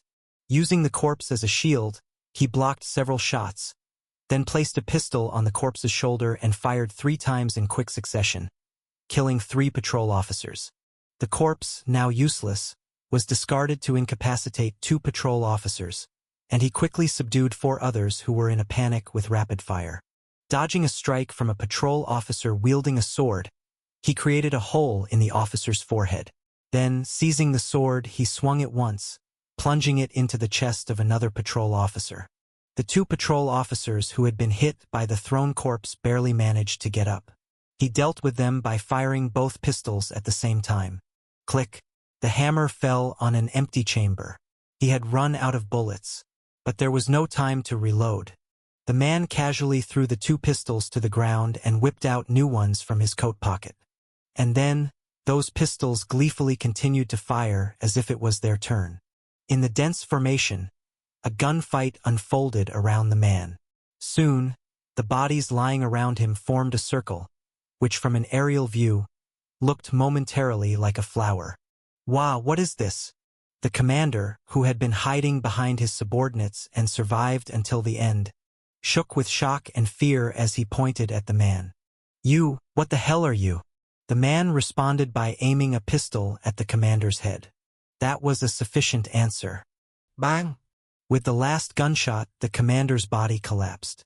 Without sparing a glance at the numerous corpses on the ground, the man put away his pistols and sunglasses into his coat pocket. Then, after looking up at the moon for a moment, he disappeared into the darkness of the Gyeongsang back alleys. Only silence lingered in the place the man had left. The night wind blowing through the alleyway stole the remaining warmth from the cold corpses. But the moon in the sky shone quietly, doing nothing but silently watching over the earth. Thus, the bloody night in Gyeongsang passed. And then the sound of director So Tae-woong's cut echoed. Cut. Okay. The bodies that had been lying around groaned as they got up. The man who had been massacring with twin pistols came out from the alleyway with an innocent expression, asking if everyone was okay. We're fine. All good. No need to monitor separately. The action was spectacularly captured. Director So Tae-woong and his right and left hands reviewed the footage with serious faces. The conclusion was clear. There's nothing to cut, is there? Today's action scenes were perfectly captured as well. As expected from our director. Is everything ready for the Manchuria location? Have the horses been secured for shooting? What about extras who can ride horses? Everything is on standby, Director Nim. Good. Let's call it a day for the shooting. Eventually, Director So Tae-woong decided to end the day's shooting and promised to lead the staff to a land flowing with meat and alcohol. Amidst the tremendous cheers that followed, Kim Byle, watching the festive atmosphere on set, thought to herself, wasn't this supposed to be a noir film? EP5A love story. It's a bit ambiguous in terms of regulations. Lim Yong-wook and Moon In-seop stared intently at a Bikehack Entertainment employee. The employee glanced back at them, sighed as if there was no other choice. Well, it's possible. After all, the selection of managers isn't that strictly defined. And for top celebrities, it's common to stick with the same manager for decades. So both internal policies and the company culture smoothly facilitate networking-based hiring. Lim Yong-wook's face brightened. Oh, then there's no problem? Yes, department head. But that Ma Ki-hoon guy, he just entered his 3rd year of high school, right? Is that true in SIP? Yes, that's right. The management department employee stroked his chin beard, organizing the hiring process for Ma Ki-hoon. Since he's a minor, things get a bit complicated if he joins the management department. It might be better for him to stay as a part-time worker within the publishing management department for a year, as an intern. Of course, if he passes our company's interview immediately upon becoming an adult, we will acknowledge his years of service. How does that sound, author Nim? I'm fine with that. And for the manager's salary for 1 year, the publishing department will cover it. Don't do that. Oh, why would you say that, department head? Our author Moon brings in so much money for this company, and you're asking our department to cover that tiny salary. But the regulations. While Lim Yong-wook and the management department employee argued over who should pay Ma Ki-hoon's salary, I observed the familiar scene of the publishing management department. The bustling office, the Kukutas, Baek Seol's pick, under the yellow shelf in the break room, and the open view of Seoul's skyline beyond the window, all felt like they had become part of my daily life. TL, a Korean snack. Baek Seol, who had been busily carrying something, smiled and nodded at me from afar. I quietly returned the smile. In the meantime, Lim Yong-wook seemed to have won the argument, approaching me proudly. Did you win? I triumphed. Congratulations. My response was in a soulless voice, causing Lim Yong-wook to bristle. I just saved you from potentially having to pay the manager's salary out of your own pocket. Wow. Thank you. Phew, even if it would have been unheard of until recently, at least I got to have a say in the management department because of you. I suddenly noticed the deep dark circles under Lim Yong-wook's eyes. His skin seemed dry, and the luster of his hair seemed to have faded. Have you been very busy lately? Busy, of course. I'm currently managing 3 signed authors, and in contact with 5 more. Can you cover all that? Not all of them are as frequently involved in variety shows as you. Mainly lectures, signings, contracts with publishers, that kind of work. When I was at Baikak Publishing, I managed over 20 people by myself. That was truly killing me. I see.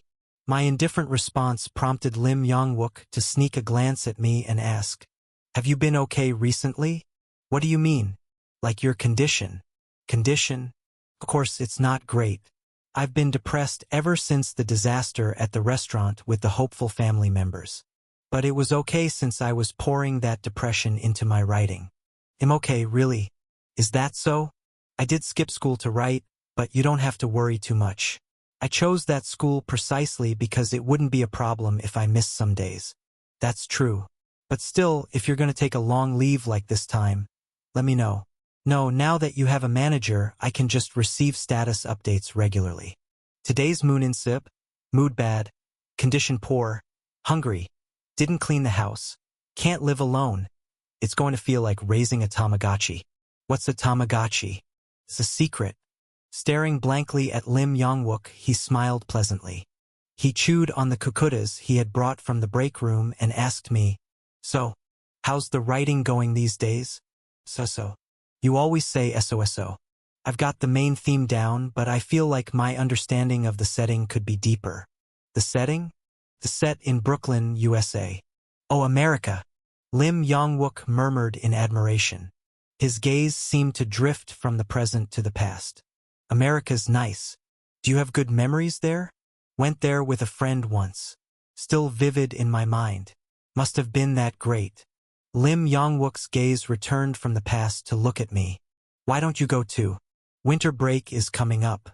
No thanks. Do you know how expensive the tickets are? You have plenty of money. Do you think I don't know how much you're making this month? They'll pay for it. Still, one should live according to their means. Then go on the company's dime. Baek Seol is going on a business trip to the US soon. You could go with her to take a look around. It's not Brooklyn, but is that okay? It's a trip to promote your book overseas. What's wrong with the author going in person? I pondered for a moment but quickly shook my head. No thanks. Suddenly going to America. Why? For someone like me to go on an overseas trip, I need at least 6 months of mental preparation to get ready step by step. Going on the spur of the moment like this would be too stressful. Tap, tap. Someone tapped my shoulder. I turned my head to look behind me, and poof! Fingers with long, well-maintained nails poked my cheek. In my memory, Gu Yuna was playfully smiling. I stared blankly at her for a moment, but Yuna wasn't the type to make such an expression. Hello, author Gu Yubin. Too formal. Gu Yubin, who never fails to make my list of top 5 annoyances, sat next to me and smiled naturally, unlike Yuna, and stretched my cheek. You've gotten close with Yuna, haven't you? Then call me Nuna. I slapped her hand away from my cheek. Then, I asked Lim Yongwook, why is author Gu here? Didn't I tell you? Author Gu Yubin has also joined Bikak Entertainment. She signed with the publishing management department. Yep, I figured I needed management since I'm on variety shows often. Hello, manager? Long time no see. How do you find the company? It's great. Feels like I've become a celebrity. You're practically a celebrity already. Haha. Gu Yubin and Lim Yongwook exchanged polite greetings with a social smile. Gu Yubin seemed very accustomed to such conversations. She skillfully led the conversation. So, you were talking about America? Yes, Moon Author's next book is set in America, and he's feeling burdened about going on a research trip with company funds. Every time I see it, I realize how humble and frugal our Moon Author really is. Right? Yuna always talks about how good a friend Inseop is at home. She was being bullied at school, but thanks to Inseop, she's doing well now? Was there such an incident? That's why our father always smiles at the mention of author Moon. Gu Yubin looked at me with eyes wide as those of a deer, as if she had just thought of something. Then she clapped her hands together. Right. My family is going on a trip to America this winter. Would you like to join us, author Moon? What? Do you have any other plans for the winter break? Well, plans I don't really have any. Damn. It's not about whether I want to go on the trip, but about whether I have plans. That makes it harder to refuse. Doesn't it? Perfect. Then let's go on the trip together. Okay. And when she makes a face like Gu Yunas and asks like that, how could I possibly refuse? Yes. I found myself nodding involuntarily. Asterisk, asterisk, asterisk. You want to go on a trip to America? Is that not okay? Gu Hakjun was puzzled by the sudden mention of a trip to America. But when his daughter smiled sweetly and clung to him, he found it impossible to refuse. All right, let's go. Dad, I love you. Only at times like this? Yeah. Gu Yubin, leaving her slightly sullen father behind, approached Gu Yuna. Yuna, this winter I'm not going. Why? Gu Yuna was sitting on the sofa, looking at an iPad, and writing something. The cheeky younger sister answered without even looking at her sister. I'm going to write. I don't have time to waste on trips. Really? Even if author Moon is going? Gu Yuna fell silent for a moment. Then she turned her head sharply, keeping her expression hidden, and said, well, I guess I can write there too. Gu Yubin smiled wickedly at her reaction. Everything was going according to plan. Moon Inseop. You can tell by looking into the eyes of that young genius boy. Why does he despise me? Perhaps during this trip I might find the answer. And even if I don't find the answer, the talent that shines bright enough to make someone like Gu Yubin be quickly forgotten by the public. Just to see a glimpse of that brilliance. Maybe I could write something worthy of my mother's recognition. That's what she thought. Chapter 54. Characters in a novel have their roles. Protagonist, supporter, antagonist, etc. Especially in highly developed stories, the structure becomes similar to a sophisticated machine. Characters, settings, and narratives work together like gears meshing together. Tick-tock. However, when it's adapted into a movie, the story changes. Movies are shot by people, not machines, and people, unlike machines, have variances between parts. Meaning, there can be differences in capability between the gears. Especially actors must bring the characters from the script to life in reality. Naturally, not all actors possess the same level of skill. There are good actors and bad actors. Therefore, in the movie and drama industry, it's common for a character's screen time to increase or decrease depending on the actor's ability. Now, Kim Bile SSI, you understand this much, right? Therefore, it wasn't strange that Kim Bile's role, Trader's daughter, survived longer in the movie than in the original novel, continuing the story after showcasing an exceptional performance in the audition and main filming. The Trader's daughter, barely spared by the mercy of the protagonist, was honing her knife, filled with vengeance, waiting for the day to lodge a bullet in the protagonist's heart. And finally, after a long pursuit, she catches up to the protagonist. Facing the protagonist, who was against the Imperial Japanese Guandong Army, a musket fires, driven by an indelible grudge from the past. Well, need to shoot a gun action scene. Me? Yes. On a horse? Not necessarily, but it would make for a better picture if you did. Kim Bile's fanhood for director So Tae-woong was almost at the level of faith. And that fanhood turned into hatred the moment she saw a horse nuzzling up with a hee-hee sound. Kim Bile stepped back a few steps from director So Tae-woong, pretending to avoid the horse that was flicking its tongue. Director So Tae-woong looked at Kim Bile impassively. She awkwardly smiled, avoiding his gaze. Ah, I've never learned horseback riding. Didn't you learn it when you appeared in King Dongmyeong? Director Kim said so. Said you rode well, thought you were from Goguryeo. And, am not confident in action scenes. I remember our Kim actress showed good action in Lady of the Blade, Miss Moonlight, even though those were minor roles. It was a moment of pride that her childhood idol had watched movies she had minor roles in. But Kim Bile could only forcibly curl the corners of her mouth. Kim Bile looked around with trembling eyes. A vast plain covered in white snow stretched endlessly. This was Manchuria. And it was winter. Wish dash. In the midst of a cold whirlwind blowing fiercely, Kim Bile tried her best to resist. Can I really do this, Director Nim? It meant I really can't do this.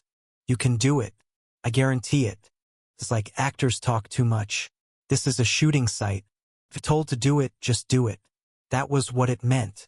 Since that was the fact, Kim Bile internally shed tears as she climbed onto the horse with a gun in hand. And she calmed the horse by skillfully stroking its mane. What you learn when you're young sticks with you. The horse, having met its proper owner, neighed excitedly, and director So Tae-woong also smiled contentedly, thinking he had judged the person correctly. Surrounded by the applause of the staff, Kim Bile smiled as if she had given up on something and thought to herself today as well. I want to quit acting. EP5A love story. Save me. This is hell. Horse dung everywhere. I received a strange message from Kim Bile, but since I had to go through airport procedures, I put my phone away. Then, Gu Yuna peeked out from beside her. Bile Uni? Yeah. What did she say? She said the shooting is going well. Humph. She didn't even come to the graduation ceremony. People who don't know Gu Yuna well might misunderstand and think that Gu Yuna hates Kim Bile, but in reality, it meant I was worried because Kim Bile was missing school, but am glad she's doing well. As an expert in Gu Yuna linguistics and Gu Yuna behavioral psychology, I understood the true meaning of her words and moved on, but it seems Professor Gu Hak-jun doesn't really understand his own daughter. Sigh. Yuna, even if a school Subi isn't here, you should speak respectfully. Humph. Gu Yuna glared at her dad and then hid behind me with a humph. Professor Gu Hak-jun looked deflated and hurt. Is she already in her rebellious phase? That's not it. I kindly explained Gu Yuna's true feelings to cheer up the disheartened Professor Gu Hak-jun.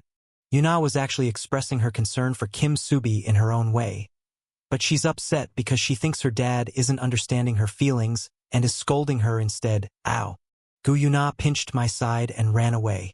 She ran towards the airport convenience store, so there seemed no need to chase her down. She'll probably come back after buying a strawberry milk. Professor Gu Hakjun watched us with a smile. Seems you're doing well. Professor Gu Hakjun now uses casual speech with me, like old times. No, to me it feels like old times. So, I felt a bit tense whenever I was around Professor Gu Hakjun, but he comfortably sat next to me and casually placed his hand on my shoulder. Yuna, she was bullied at the beginning of her transfer, wasn't she? It felt a bit like mutual bullying, but she was too straightforward and didn't blend well with her peers. Now, everyone knows that Yuna may speak harshly, but she's a kind friend. So, you don't have to worry too much, Professor. How can I not worry? But I heard she's adapting well, thanks to you taking good care of her. Thank you. It's nothing. She reminded me of myself when I was younger, so I couldn't help but feel uneasy. It's really like talking to an adult. The comment struck a chord, but Professor Gu Hakjun quickly changed the subject as if he had just said it in passing. Brooklyn. A good place.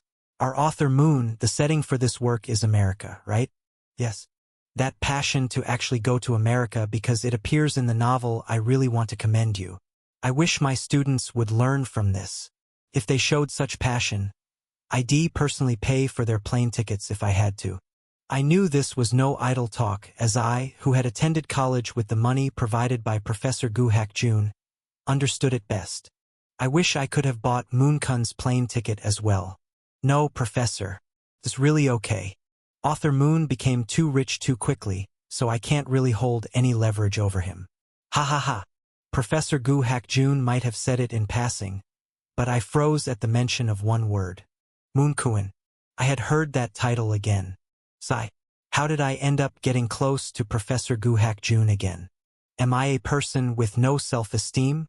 Why do I feel a sense of security while wagging my tail around the professor who once pushed me away? Is it because I once regarded him as a father figure, and now am seeking a parental substitute?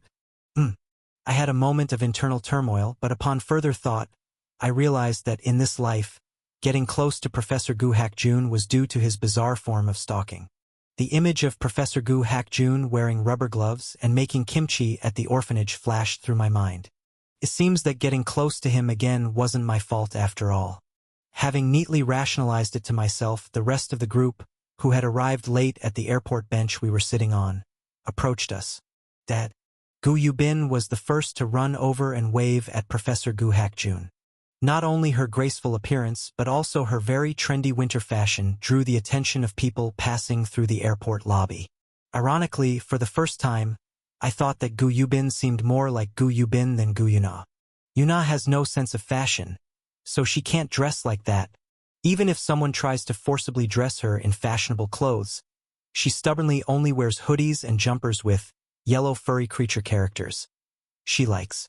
Hello to author Moon as well. Long time no see. Congratulations on your high school graduation. I'm in my 3rd year of high school now. You didn't know that? Geez. Because Gu Yubin seemed less like Gu Yuna today, I was able to retort to her rude cheek-pinching greeting with a chilly response. Why do you pinch people's faces every time you see them? Because it's squishy. That's a psycho thought. What? While I was bickering with Gu Yubin, someone who had finished greeting Gu Hakjun walked towards me. I saw her, the businesswoman wearing a black suit, clicking her heels, and wearing dark lipstick. Who? Yes. I knew this moment would come eventually. I faced Gu Yuna's mother, tense with anticipation. The woman from 10 years ago still carried the charisma befitting the head of a corporation. I gathered my courage to meet her eyes. The eyes that once looked down on me with contempt and disdain were now, due to the height difference, literally looking down at me. Eventually, Mrs. Min Chai-won, Gu Yuna's mother, spoke. Asterisk. Would you like a peanut? Yes. Thank you. Sure. Mrs. Min Chai-won, sitting in front of me, handed me a peanut and then turned back to start a conversation with Professor Gu Hakjun. I watched the back of Mrs. Min Chai-won's head, and suddenly feeling a bit relaxed, I let out a deep sigh. Well, of course. Mrs. Min isn't a psycho, and there's no reason for her to be harsh to me, her daughter's friend. Considering how she found out her cherished youngest daughter was hanging out with a nobody novelist from an orphanage. The treatment now compared to then is worlds apart. I looked at the back of Mrs. Min Chaiwan's head with mixed feelings. As a loving couple, every time she looked at Gu Hakjun, her eyes softened into gentle curves, and a voice from the past echoed in my ears. Gu Yuna, what were you thinking getting involved with this kid? What's wrong with Inseop? Can't you be quiet? Don't even mention that name in front of me. Each time I recall it, each time I hear it, it feels like a pile of black ash accumulating in my heart. I gulped down a glass of water provided by the stewardess, trying to clear my throat. But the problem wasn't in my stomach. It was in my heart, so it wasn't very effective. Sigh. Life is hard. Especially when I feel like I'm wandering alone in this twisted timeline. Life seems so complicated and difficult. Then, noticing that Ma Ki-hoon, who had been quiet next to me for a while, I decided to strike up a conversation. Hyung, why are you so quiet today? Just haven't adapted yet. Ma Ki-hoon was looking at the seat in the business class he was sitting in with unfamiliar eyes. I understand the emotions he's feeling. For orphans who used to fight over 50,000 won, the concept that a plane ticket can cost over 5 million won is hard to grasp. Of course, they know it intellectually, but knowing and accepting are two different things. To realize that there are people who easily spend hundreds of thousands of won for a bit more comfort during just a dozen hours of flight, and to see so many of them, and to sit among them, and to recognize oneself stiffly and awkwardly standing out among them. Ultimately, it became vividly clear that I and they have been living in entirely different worlds from the start. That's the modern face of poverty. Feeling complex emotions for Ma Ki-hoon, I offered a few words. Still, it's a relief we're traveling on the company's dime, right? Ah yes. What shall we do once we arrive? You'll write, and I have to report to the company about how you're doing. Check end? Report? What? The wild horse of New Light Spring Orphanage, Ma Ki-hoon, making a report to someone? Geez, you've already equipped the mindset of a working adult. What did you learn from the management headquarters? Just basic task handling? Report formats? And driving tips? Driving?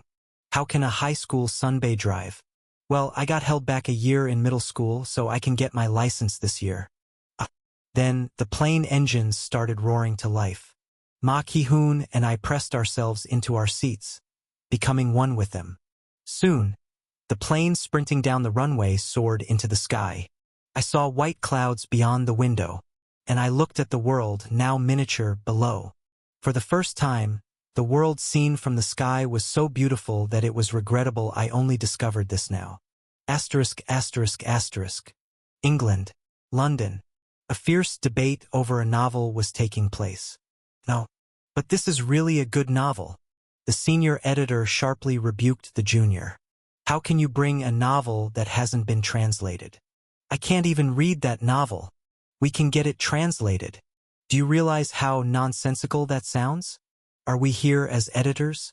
We're judges right now. Get a grip. Eventually, the junior dejectedly put the book down. The senior, with a look of pity, consoled the junior. Yeah, but I do know you have an eye for good books. It's probably a good book. Though I wouldn't know. It really is a good book. But, was that book translated? Did it have international recognition? Was it adapted by Netflix into a media mix? Or was the author even famous? Sigh. That's just a fundamental failure to meet the basic requirements. If we're going to give an award, there has to be at least some common ground. We can't just give an award purely based on artistic merit. Don't be too disappointed and just put it down. Yes, senior. The junior dejectedly put the book down. The book was titled Guitar, and this place was the Booker Foundation. At this moment, Guitar was eliminated in the first round of nominations for the Booker Prize, one of the world's top 3 literary awards. Chapter 55. In this country, it's a common occurrence for the yellow-skinned monkeys to get beaten up on the street. TL. Yellow-skinned monkeys is a derogatory term used for Asians. Not even 20 years have passed since the cries of kill Japs during the war, so living near the Brooklyn Navy Yard could practically be considered a crime for a monkey. In Korean terms, it would be bringing the whip upon oneself. So, on a fine day in April, while I was getting beaten up in a back alley, thinking this is all my fault wasn't due to my weak will but because the times were strange. People nowadays might find it hard to imagine, but back then, the one doing the beating was considered manly, and the one getting beaten was seen as girlish. Even as I was being beaten like a girl, I tried to maintain the minimum manliness by thinking of this pain as a trial given to me by God, and I held back my tears. That was the era. Hey, you bastards! Then, some strange woman, picking up a plank from the dock, ran towards us and started hitting the guys beating me as if she was shooing away seagulls. Of course, what strength could come from her slender arms? Her swinging the plank was, in the grand scheme of things, no different from waving it through the air. However, hitting a woman was considered unmanly, so the few vagrants beating me just spat on the ground and went their way. I pondered whether beating up a yellow guy walking down the street was considered manly, yet hitting a woman was not, as I barely got up from the ground. Of course, the nameless woman offered her hand to help me up, but accepting it seemed unmanly, so I stood up on my own. That's how things were at the time. Seeing me refuse her support, the woman looked at me with disapproval, and I, embarrassed to have received help from a woman, replied curtly, "Why did you help?" Well, how could I just watch someone getting beaten? I was thankful that there was someone in this country who saw me as a person. But showing that gratitude outwardly was unmanly. Instead of saying thank you, I said, "It's not a big deal, why make such a fuss?" "Ah yes, thank you. That's really gratifying." Even in this situation, I was embarrassed that I couldn't easily say thank you, but I tried to appear as dignified as possible and said, "I am John Stillwell, living in the red building next to the shipyard over there.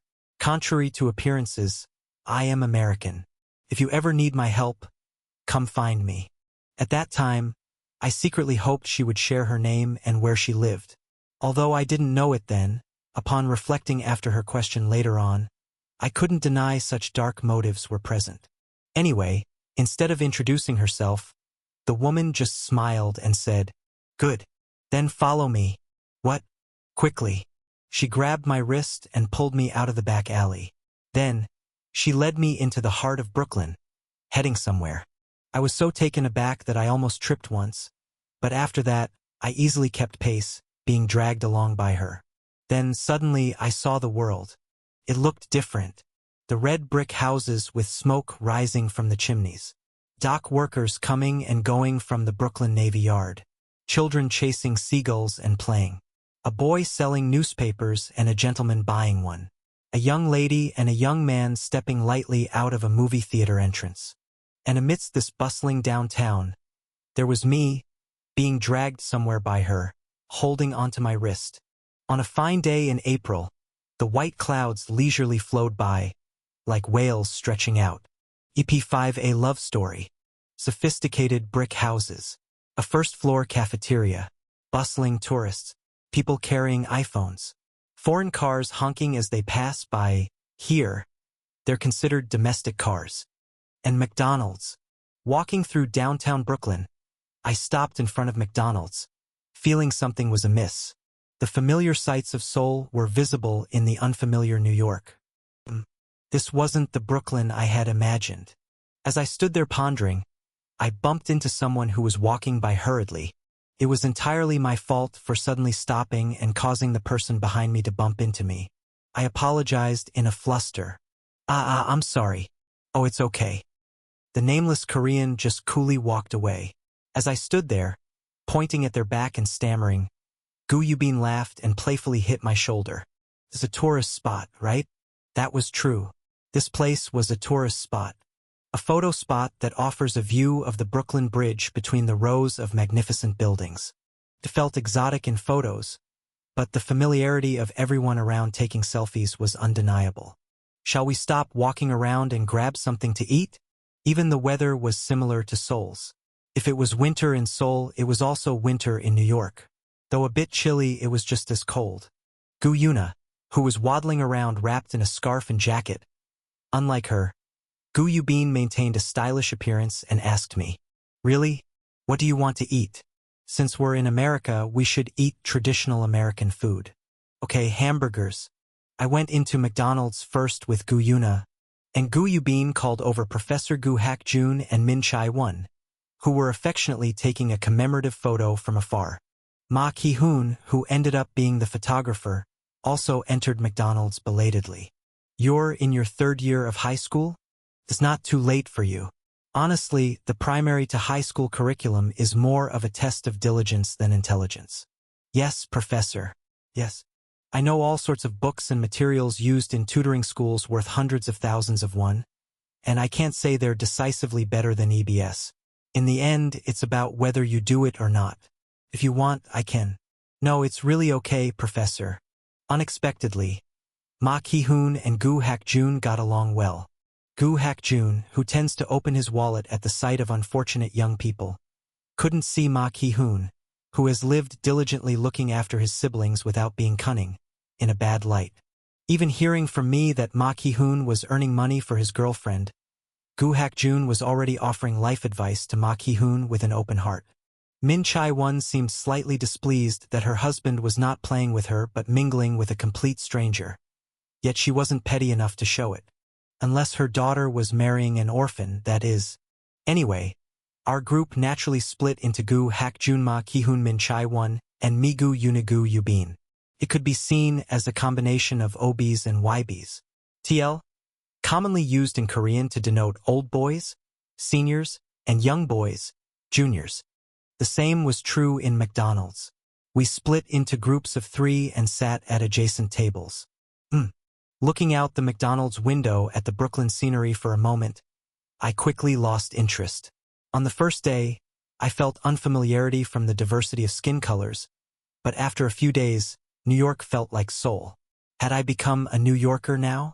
Yuna, how many times have you been to the U.S.? I don't know.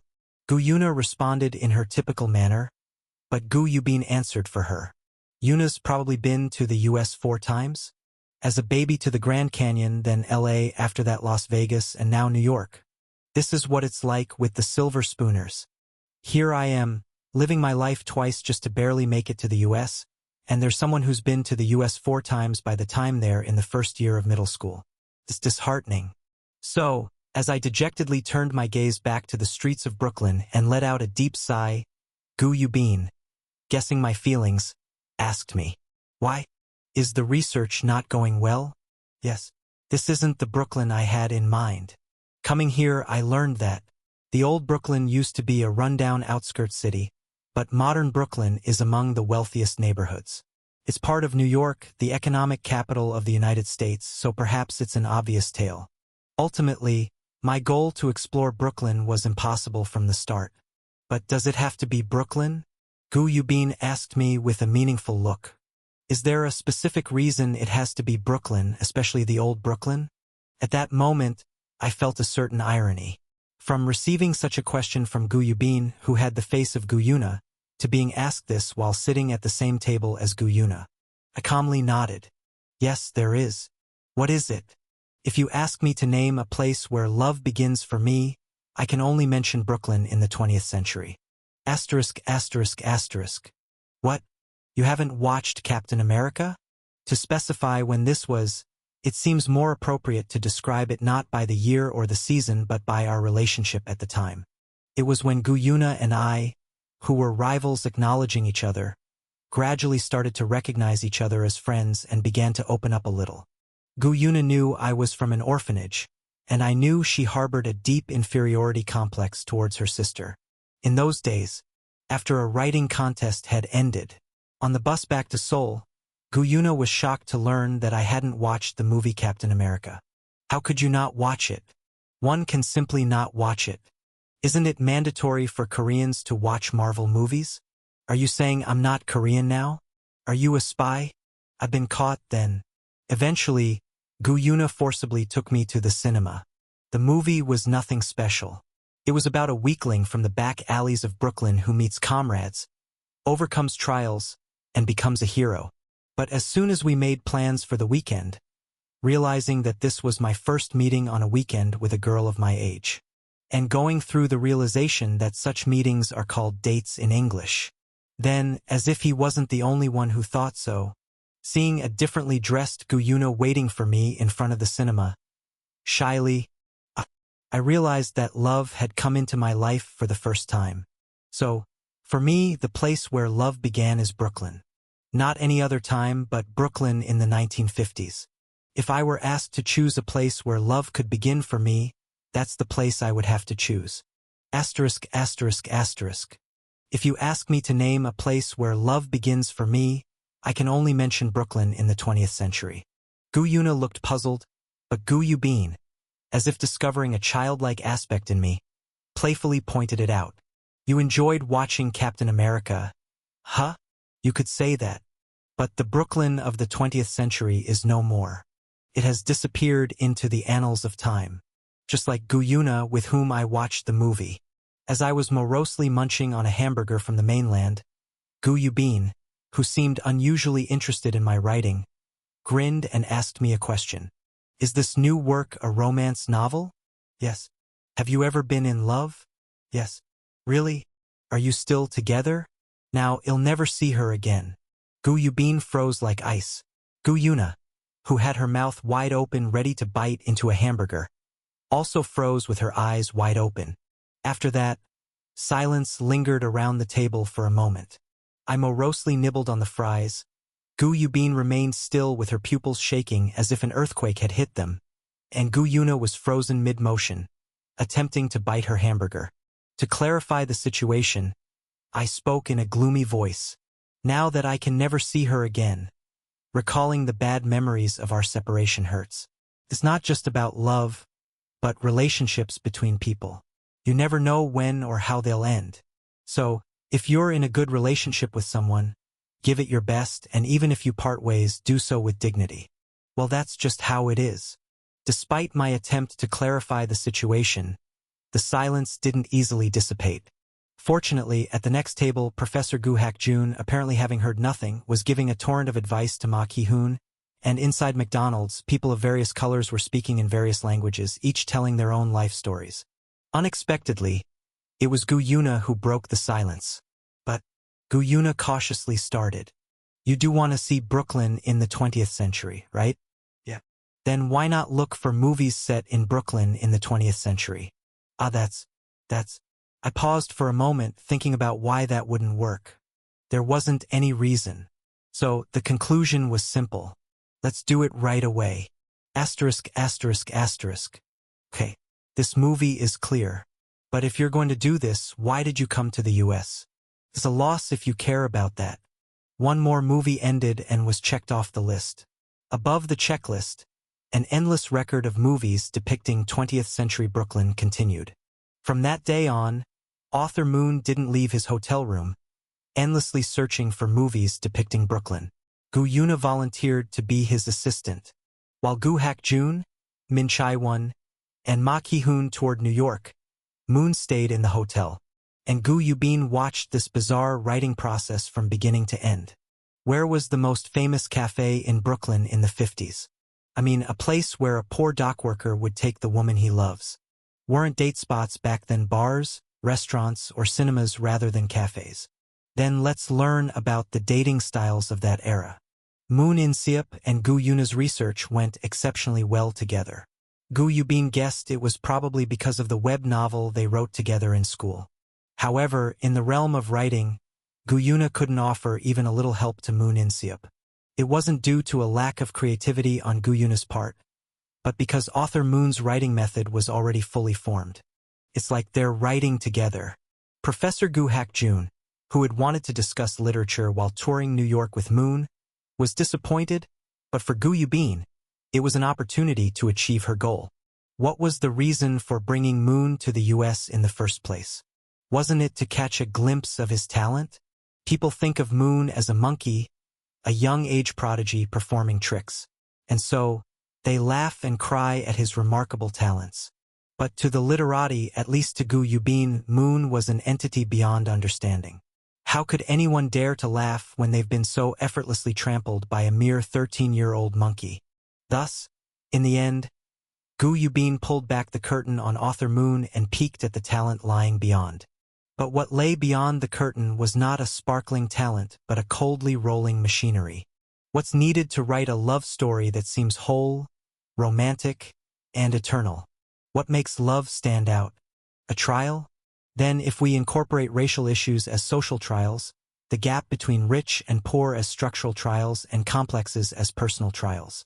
To highlight the charm of the opposite sex in the novel instead of putting effort into describing their appearance or personality, it's better to introduce another competitor who desires that person. The fight over a female by males has been a natural law for millions of years. Let's pretend the character Triss never existed. There's no role for her in the novel. We need to introduce someone who can appear just to die, insert a character symbolizing the labor rights situation of 1950s America, get them quickly off the stage to build tension. It was as if two people were writing. When the author writes freely, the editor coldly makes corrections. These two seemed completely different, with different standards of judgment. The author is emotional, impulsive, and sometimes seems caught in a delusion of persecution, writing not about the narrative but focusing on messages to throw at this irrational world. But the editor coldly cuts out parts of the writing, trimming excessive descriptions, removing problematic narratives, and reorganizing the story around the plot, not the message. This crucial reason for Gu Yubin's perception of Moon In-seop's writing process came to light. It's just like my dad. The two standards emerging in Moon In-seop's writing process. The author and the editor. In the editor's work, Gu Yubin saw Gu Hakjun. The way to assess what makes good writing, what descriptions are effective, and what narratives are interesting perfectly aligned with Gu Hakjun's evaluation. It wasn't just a close match. It was a perfect match. Realizing this, Gu Yubin felt a shiver almost akin to terror run down her spine. While shocked at how such a thing could happen, Gu Yubin also somewhat understood why Gu Hakjun was irresistibly drawn to Moon In-seop's writing to an incomprehensible degree. And, as the trip was nearing its end, Moon completed the novel. A love story meticulously tailored by machinery. Asterisk, asterisk, asterisk. Gu Yubin quietly read through the love story. A tale of a man and a woman coming together. Romance. The oldest genre and the most beloved. Naturally, there is a formula. And this novel followed that formula with eerie precision. A man meets a woman. They are drawn to each other, overcome obstacles, and then come together. How is it? Moon asked. As someone who had watched the creation of this novel from start to finish, Gu Yubin evaluated it. Like a mass-produced item. Something churned out by a factory? Yes. Gu Yubin knew all the formulas that comprised this novel. She was already aware of how the cliches were woven together, how each character played their role in the narrative. That's why such an evaluation came forth.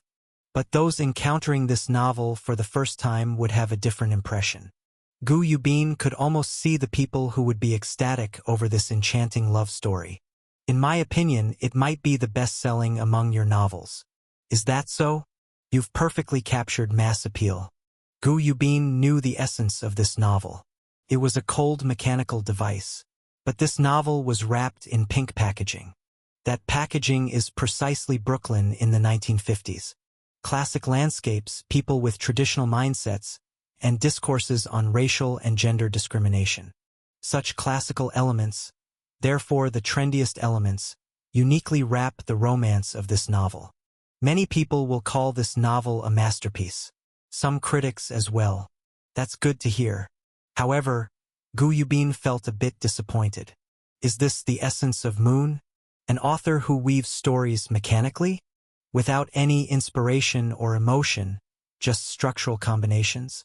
Trying to hide her disappointment, Gu Yubin heard Moon say calmly, "Perfect romance. I'm glad the first part turned out well." What? The first part? So there's a second part? Yes. Actually, I wrote the second part first. Gu Yuna, who had been watching, hastily interjected with a question. When? When I didn't go to school. Could it be? Gu Yuna seemed to have a premonition of something ominous, but Gu Yubin, unconcerned about that, pleaded to see the second part quickly. Moon hesitated, saying the second part was unfinished, but under Gu Yubin's urging, eventually handed over the draft of the second part. And Gu Yubin witnessed it. 30 years later. How could a person do that? How could a person do such a thing? Shut your mouth, you piece of trash. We're done. Get out of my house. In the flow of time, She saw the appearance of a love that seemed eternal shattering into pieces. Chapter 56. The water in the lake is black. My reflection on the surface was also black. I reached out to the black me and tried to grasp that hand. I felt the desire to be pulled into this black world and to silently sink to the bottom. When I was young, I fell into water. With all the will to live, I flailed, but soon lost strength and took a deep breath under the water. Instead of air, a damp and heavy liquid freely entered my chest. I remember the pain I felt then. Having breathed only light air all my life, it was the first time I realized water could be this heavy. But now air felt heavier than water. The air in the funeral home was laden with despair.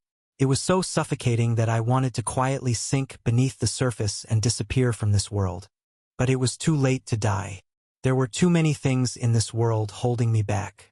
Memories, family, connections, assets, regrets, delusional obsessions. So, I couldn't jump into the black lake and just stared endlessly at my reflection on the surface. I don't know when that yellow monkey became so old. The image I remembered of myself had disappeared, replaced by a strange, decrepit old man in a black suit. Fortunately, an unnamed bird bathed in the lake. The water rippled, and the repulsive old man's reflection vanished. On the rippling surface of the lake, I saw my younger self.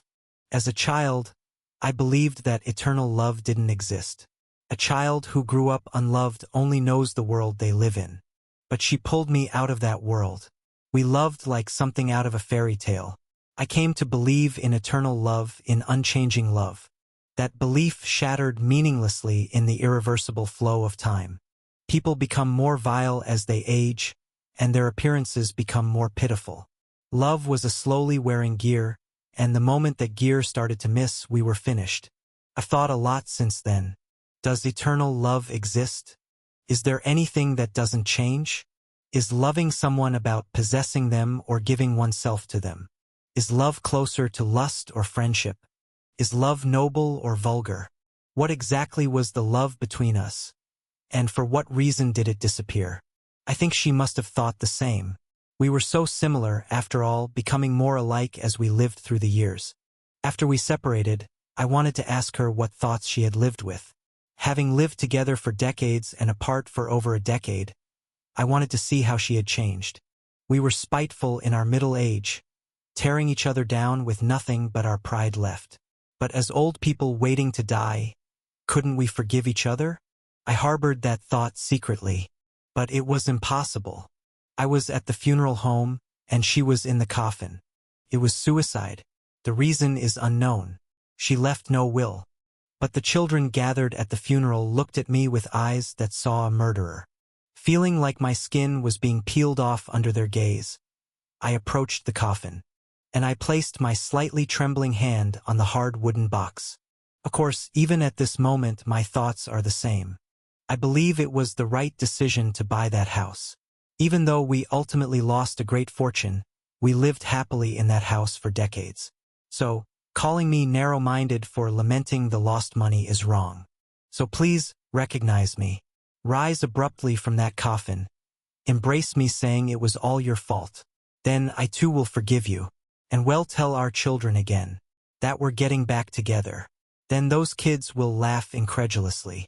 Well watch our grandchildren's antics while treating them to a delicious dinner, mocking that sight. So please, even at this moment, I long for unchanging love. EP5 A love story. There are things that change over time. The flesh, the inner self, and love. This novel dissects a human being to see how they change over time. No. Dissection is not a butcher shop. That's too grotesque. Humans head towards death. Love heads towards eternity. This novel is the lonely and desperate journey of a person in search of unchanging love. Does unchanging love exist? Does eternal love exist? The author has answered us no, that sounds too much like a review. Within the unstoppable flow of time, existence gradually fades. A human bearing worn love yearns for love that never changes. This novel throws the love one being has for another into the flow of time, dissects it, and gazes at eternity with a cool stare. This is good. A recommendation is a piece of writing commonly found on the back cover of a book. It's to recommend how good the book is. Naturally, getting a recommendation from a well-known author is harder than picking stars from the sky. You can return from space with stars, but you can't get a recommendation if the author refuses. However, after reading Love Story in the United States, Goo Hak-joon passionately wooed the author for the right to write a recommendation for Love Story, enough to make other novelists who were turned down cry tears of blood. And even after returning home, Goo Hak-joon paced around the living room, pondering over what recommendation to write. Finally, having written a recommendation that didn't seem too bad, Goo Hak-joon asked Goo Yubin, "Yubin, what do you think of this recommendation?" However, Goo Yubin, who was sitting on the sofa, smiled awkwardly and returned to her room. "Wait, I need rest in my room." "Oh, okay." Click. The smile disappeared from Goo Yubin's face as she closed her room door.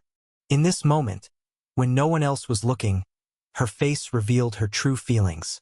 Her neatly arranged long hair became disheveled like a ghost's, and her face, previously adorned with a gentle smile, contorted hideously. Feelings of inferiority, defeat, resignation, grievance, and shock swirled around messily. Goo Yubin's clenched fists trembled. "I've lost. The weight of the talents we bear is different." Goo Yubin closely observed and analyzed the talent of Moon. The result was disastrous. Goo Yubin came to think of Moon as an author far superior to herself in every aspect. The weight of concerns is different, the weight of the talents we bear is different, the quality of the language we wield is different. Writing raw, unseen things with genius intuition, weaving plots and subplots like warp and weft to create a beautiful spiderweb with sophisticated reason. All of it was done by an author superior to me. I have completely lost to that boy as a novelist. That's what she thought. How could? Muttering to herself, Goo Yubin stared at Love Story. It seemed as if dark shadows were swirling within the book. That darkness is called inferiority. The feeling she always had when she looked at her father was now flowing from the book of a boy much younger than her. While Goo Yubin showed darkness through knife fights and seas of blood, Moon showed a deeper darkness by completely dismantling and destroying a human's love. While Goo Yubin showed solitude through people trapped in a cabin on a snowy mountain, Moon showed a deeper solitude through the contemplation of a single wrinkled old man. While Goo Yubin was showing happiness through love that exists on the borderline of literature and obscenity, Moon In-seop showed a deeper happiness through a fleeting light in someone's eyes. Just a boy, yet an author. Yes, the most terrifying thing is this. How can one write such words without having learned anything? Just by being born with talent, can one easily trample on someone else's efforts? Why wasn't I born with talent? Why didn't I inherit my father's talent? Goo Yubin thought this as she threw herself onto her bed, and she tore at her hair under the covers. Meanwhile, in the next room, Goo Yuna was feeling different emotions while reading the same book. The manuscript that Moon In-seop got by poking his parents' sides with his finger, thanks to poking the sides of Mom and Dad, had already transformed into a hardcover book through the printing press. Every time Goo Yuna turned a page of that book, it seemed as though light was flowing out. She read the book as if enchanted, staring at that light. That light was what she had seen in another time. The name of that light is Dream. Asterisk, asterisk, asterisk. Wow shit. How can I not watch this? In the office of Bikehack Entertainment's publishing management department, Lim Yongwook and Baek Seol also fell for that scene. As soon as a beautiful love story ended, decades passed, and the scene where that beautiful love is thoroughly dismantled caused as much pain to the viewer as the beauty they felt in the first part. Lim Yongwook muttered without realizing, "Cruel bastard." Lim Yongwook felt that Moon In-seop was a very meticulous author. He had completely dismantled all the love shown in the first part in the second part. In a fairy tale Maisenskni shown by the two, for the first time, they fought in front of their children. In the place where the two of them have their most beautiful memories, for the first time, they said things to each other that should never have been said. The biggest reason they loved each other became, after decades, the biggest reason they hated each other. Lim Yongwook thought these scenes felt more cruel than physically dismantling a person alive, because it was not the body being destroyed, but the soul. And he worried. Was the boy, burdened with too much tension, in a hurry to meet people's expectations by creating a masterpiece? And in such a situation, had he made the biggest mistake possible, not distinguishing between darkness and artistry? Eventually, Lim Yongwook's doubts were cleared up at the moment he reached the third part. The boy who longed for eternal love, unchanging love, became a youth, a middle-aged man, and then an old man. The love of his youth, the hate, all washed away in time. The one he loved and hated the most in the world had left. Thus, the old man left alone quietly endures time. In a cabin by the lake where his wife is buried. Longing for unchanging love. And finally, that time came for him too. Asterisk, asterisk, asterisk. When I collapsed in the cabin and slowly lost consciousness, I felt death approaching my side. It was a mistake. I woke up in a hospital. My estranged children were surrounding me, and I was in a state where I could neither speak nor gesture. The road to death was longer, more tenacious, and more painful than I thought. My whole body itchy, but I couldn't scratch, because my body wouldn't move. I wondered if there could be a pain worse than this itchiness, feeling almost insane. And there was indeed a pain worse than that. Just when the itchiness began to slowly fade, I felt the sensations in my body disappearing from the extremities inwards. Death was slowly approaching. I screamed. In my mind, I screamed, thrashed my limbs in all directions, struggled desperately. By this time, I had completely lost my mind, hardly remembering what I was thinking. I was just a mass of flesh, struggling against the fear of death, dependent on someone else to manage my bodily functions. Eventually, all itchiness stopped, and even my 5 senses disappeared. But I did not die. It was my misconception to think that I would die once all sensations in my body disappeared. Only then did I come to my senses. For the first time since I was born into this world, I felt like I existed only as a spirit, not in a physical form. I was a soul floating in darkness. Not an old, decrepit body, but only reason existed. I floated in the darkness, thinking in the purest form of a human being. Can eternal love exist? Even if someone says they will love me forever, can I discern whether it is the truth? People cannot see into the hearts of others. Even if I receive a promise of eternal love, what I truly obtain is just the voice whispering that promise. Then, is it inherently impossible for one being to truly receive another being's heart? So, where does the love I've longed for my entire life exist? Does anything unchanging exist in this world? Where is the most pure love that can withstand the trials of time? I don't remember how long I spent thinking about love. As a pure intellect, for the first time I was free from time. Of course, I knew I was nearing death, but I didn't know when it would come. Like a malfunctioning machine turning off without warning, I would blink out at any moment. Then I wouldn't feel that death. So, to me, that death is meaningless. Like love. Then one day, I felt my clear mind being dragged back into a decrepit body. I wanted to resist, but slowly I began to feel the sensations of my body again. The damp air of the hospital room, the painful numbness in my limbs, the tingling of my spine wrecked by decades of labor, and the struggle to even breathe with my pulmonary system. Having been purely a spirit until recently, I had to vividly feel the pain of this body. I couldn't understand why God would give me such a trial. Why wouldn't He pity this soul that was unloved until the end? Why does life torture me until the very last moment? Why won't it cut this miserable lifeline? Then, I realized there was a gentle hand shaking my body awake. When my vision returned, I saw a young-faced child who had woken me. The child resembled my younger self, and behind him a son and 2 daughters, and 6 grandchildren born to them, all surrounding me with tears in their eyes. In my children's faces, I saw the face of the person I loved the most. The children resembled both me and her. In that moment, I discovered the love I had longed for all my life. It existed within me.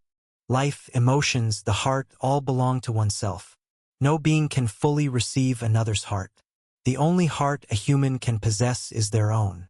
And I, without a doubt, love them infinitely. That love will never change, and I fully possess that love. There was something unchanging. It was within me. I gathered all the remaining strength in my body to convey my love to them. That was my last will. Chapter 57. BICAC Entertainment's publishing management division is a place for managing authors, but there weren't many people with actual publishing industry experience. At best, there were Lim Yong-wook, the department head, Baek Seol, the deputy head, and Kim Jae-ryung, the trader from the publishing planning department who Lim Yong-wook had recruited after using him to deal with Yang Sung-jun. The rest were all dispatched to this department due to the CEO's sudden order for departmental transfer. And naturally, it was rare for anyone there to read more than 2 books a year. These people unanimously said, "It's interesting. Like, I don't know how to explain it." The first part was as bright as the second part was shocking, and as dark as the second part was, the ending was moving. I almost cried, actually. I cried my eyes out. Me too. Praises poured out from the mouths of the department employees gathered in the meeting room. Watching this, Lim Yong-wook gained one conviction. This is going to work. For whom? For people who don't read books. Author Moon's new work was providing fun and emotion even to those who usually don't read books. And most people usually don't read books. In other words, this work had the potential to hit the entire market. Of course, it's still just a potential for now. If every well-written book sold well, the groans about the Korean publishing industry's demise would have ceased long ago. Is it just books? Artistic quality doesn't guarantee popularity. It's a rule that applies to all arts. Therefore, we must maximize the chances of this book becoming a hit, in ways other than the work itself. And that task now lay in the hands of Lim Yong-wook. Lim Yong-wook closed his eyes for a moment to think. Can I do it? He was confident.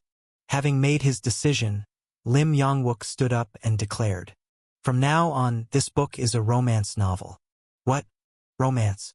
What do you mean, department head? Romance? As the employees looked at Lim Yong-wook with puzzled eyes, the quickest-witted employee from the PR team gasped in horror. Could it be? How could they commit such a devilish act? EP5A love story. Winter is cold. When it's cold, people don't go outside. When people don't gather, events are scarce. Therefore, Min Hyo-chan had nothing to do. Min Hyo-chan had enjoyed the feeling of becoming a celebrity by touring several college festivals in the fall as the youngest member of the newly debuted boy group Rapid Boys. And in winter, the season when all events ceased, Min Hyo-chan felt as if he had returned to his trainee days. So boring. Of course, there are many idols who keep busy in winter, but that's because people seek them out. However, Min Hyo-chan's group was not at the level where people gathered to see them. They were at the level where they needed to go to where people were gathered to dance and sing to make their name known. For this reason, Min Hyo-chan's daily routine had entered an endless loop of hell. Go to school, come home from school lesson, go to school, come home from school lesson. Someone hit Min Hyo-chan on the back of his head. Without looking, it was obvious who it was. It was the leader. Lee Soo-hyung. Hyakin, you little brat. Not even dyeing your hair during the off-season?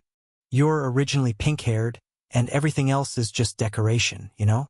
The leader of Rapid Boys flopped down next to Min Hyo-chan sprawled in the practice room. Min Hyo-chan complained about the sweat smell, but the leader wasn't the type to care about such things. Hyakin, did you read it? Read what? A love story. Min Hyo-chan made a smug face as if he knew all about it. In Seop's book? Look at this kid, is author Moon your friend? He is my friend. Stop pretending to be close. So, did you read it? Or not? Min Hyo-chan answered confidently. Heroes don't do something like study. I haven't read it. The leader looked at Min Hyo-chan with a meaningful smile. Go read it. I don't really read books. You say you're friends with author Moon? Pretending to be friends without even reading his books? But that guy didn't even buy our album. The leader, with a bright smile, picked up a slipper rolling on the floor like a sword and pushed it against Min Hyo-chan's neck. Go read it. Yes. So, when the weekend arrived, Min Hyo-chan finally made his way to the bookstore. One could say that the decline of the Korean publishing industry is evident from the fact that these days, young people only step into a bookstore when threatened with a knife. Wow. Astonishment flowed from Min Hyo-chan's lips, visiting the bookstore after a long time. In his memory, bookstores had an old and stale image, but the one he visited was surprisingly large, stylish, and gave off a vintage vibe. The moment he entered, a sweet fragrance tickled his nose. It was probably because of the perfumes displayed at the fancy stationery stand. Like many others, Min Hyo-chan came to buy books but was lured to the fancy stationery stand, picking up a squishy cat cushion and 3 intriguing pens. Thus, Min Hyo-chan fell victim to the evil interior designers of Bikehack Publishing's book distribution headquarters, who meticulously designed a human brainwashing device. He belatedly came to his senses and started looking for the book.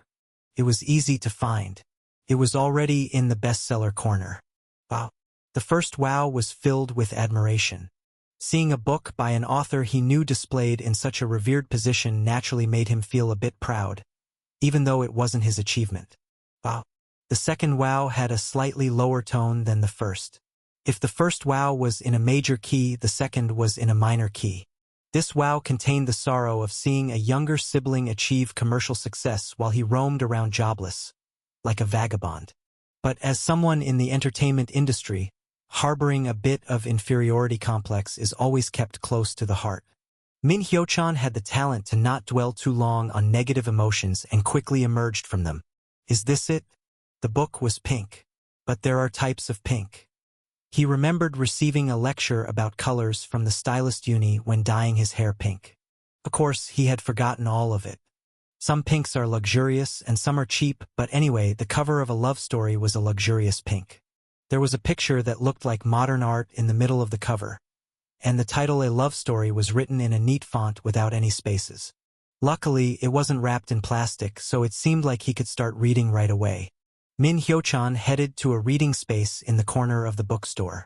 Comfortable chairs, desks, and bean bags were placed there. And there, the avid readers crowded into the space were all holding a pink book. The same book that Min Hyo-chan was holding. It really is popular. But their expressions were all different. What's this? A woman who looked like an office worker was reading the book with a love-struck expression. Her hands turned each page gently, as if she wished this beautiful story would never end. But a young man with headphones around his neck was bulging his eyes and clenching his teeth, making strange screams like eek, eek. He looked insane. Some were even crying while reading the book. A middle-aged man who seemed very dignified was crying as he read. At his age, he should be living and dying by his dignity. But he was sniffling and blowing his nose with a handkerchief as if he was alone in the bookstore. What kind of book is this? Min Hyo-chan became slightly scared. What kind of book makes its readers react like this? But the only thing written on the band around the book was this: Is there a love that remains unchanged over time? A beautiful story of love, presented by author Moon. What? It's just a common love story, right? With that thought, Min Hyo-chan reassured himself and settled into a beanbag sofa to start reading. Asterisk, asterisk, asterisk. Did you really have to feel satisfied only after doing it like that? Between winter break and spring break, there's about a week of school days. That's when the school year finally wraps up. Gu Yuna and I were becoming second-year middle school students, and Kim Bile was graduating from Bikehack Arts Middle School. Even I, who skip school as if it's a meal, couldn't miss Kim Bile's graduation ceremony. So, when I finally went to school after a while, Min, what was it again? I couldn't remember the name of the pink-haired senior who grabbed me by the collar, seeing him for the first time in a month. Did you have to completely destroy the first part to feel satisfied? You bastard. Destroy it? I went all the way to the US to write the first part. It's an important moment. It highlights the moment love falls apart. So, you did destroy it. Min Hyo-chan shook me by the collar, and I flopped around like a deflated balloon doll. Move. Arg.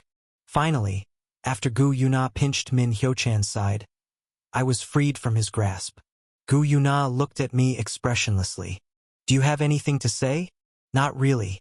Did you enjoy the book? Yeah. Can you share your thoughts? I don't have any, really. Gu Yuna, who praised my book by saying there was nothing to criticize, quickly turned around and headed to the auditorium. With a pleased heart, I followed Gu Yuna to the auditorium. Min, the senior who followed belatedly, slapped me on the shoulder and made a fuss, saying it was a joke earlier and that he enjoyed the book. What awaited us in the auditorium were students and parents waiting for the graduation ceremony. Among them was Kim Bile. Hi guys, long time no see. Gu Yuna ran towards Kim Bile and hugged her. However, as soon as Kim Bile happily stroked Gu Yuna's head, Gu Yuna ran away, telling her not to touch her hair. I greeted Kim Bile, who looked bemusedly at Gu Yuna. Long time no see, Kim Sunbae. Did you finish shooting well? Yeah. The shooting is done, and it's in the editing stage now. I felt calluses slightly in the grip of Kim Bile's handshake. Looking closely at Kim Bile's face, it seemed slightly tanned. Did you have a hard time in Manchuria? Kim Bile cleared her throat with a lowered voice. A determined spirit started to shine in her eyes. Then, in front of me, a warrior roaming the snowfields on a horse appeared. I learned the laws of the grasslands. What law? I wonder if my horse is doing well. It must be roaming the fields freely. We may never meet again, but it's okay. Someday we'll all return to the sky, become the flesh and blood of eagles, and meet again. This was a dubious thing for a middle school girl, soon to be high school girl, to say. It seemed like she hadn't fully shed her actor's skin. Soon after, Kim Bile, like a nimble hunter, grabbed Gu Yuna and hugged her. And Gu Yuna, unable to overcome the evolved strength of Kim Bile, quietly became a plush doll sitting on Kim Bile's lap. Where are you going, Min Sunbae? I'm staying here. Second years are on the first floor of the auditorium. First years are on the second floor, so you should go up there. Thank you. See you next time. After saying goodbye to Senior Min and taking Gu Yuna from Kim Bile, I went up to the second floor of the auditorium, where the literary department kids were gathering in small groups, preparing to watch the graduation ceremony. The literary department kids looked at me and were about to swarm over, but someone beat them to it, striding up the stairs quickly. Agu, has our Moonin arrived? Park Chong-woon, the veteran novelist who teaches at a middle school as a hobby. Wearing a brown modernized hanbok, he was charging at me with his white beard fluttering.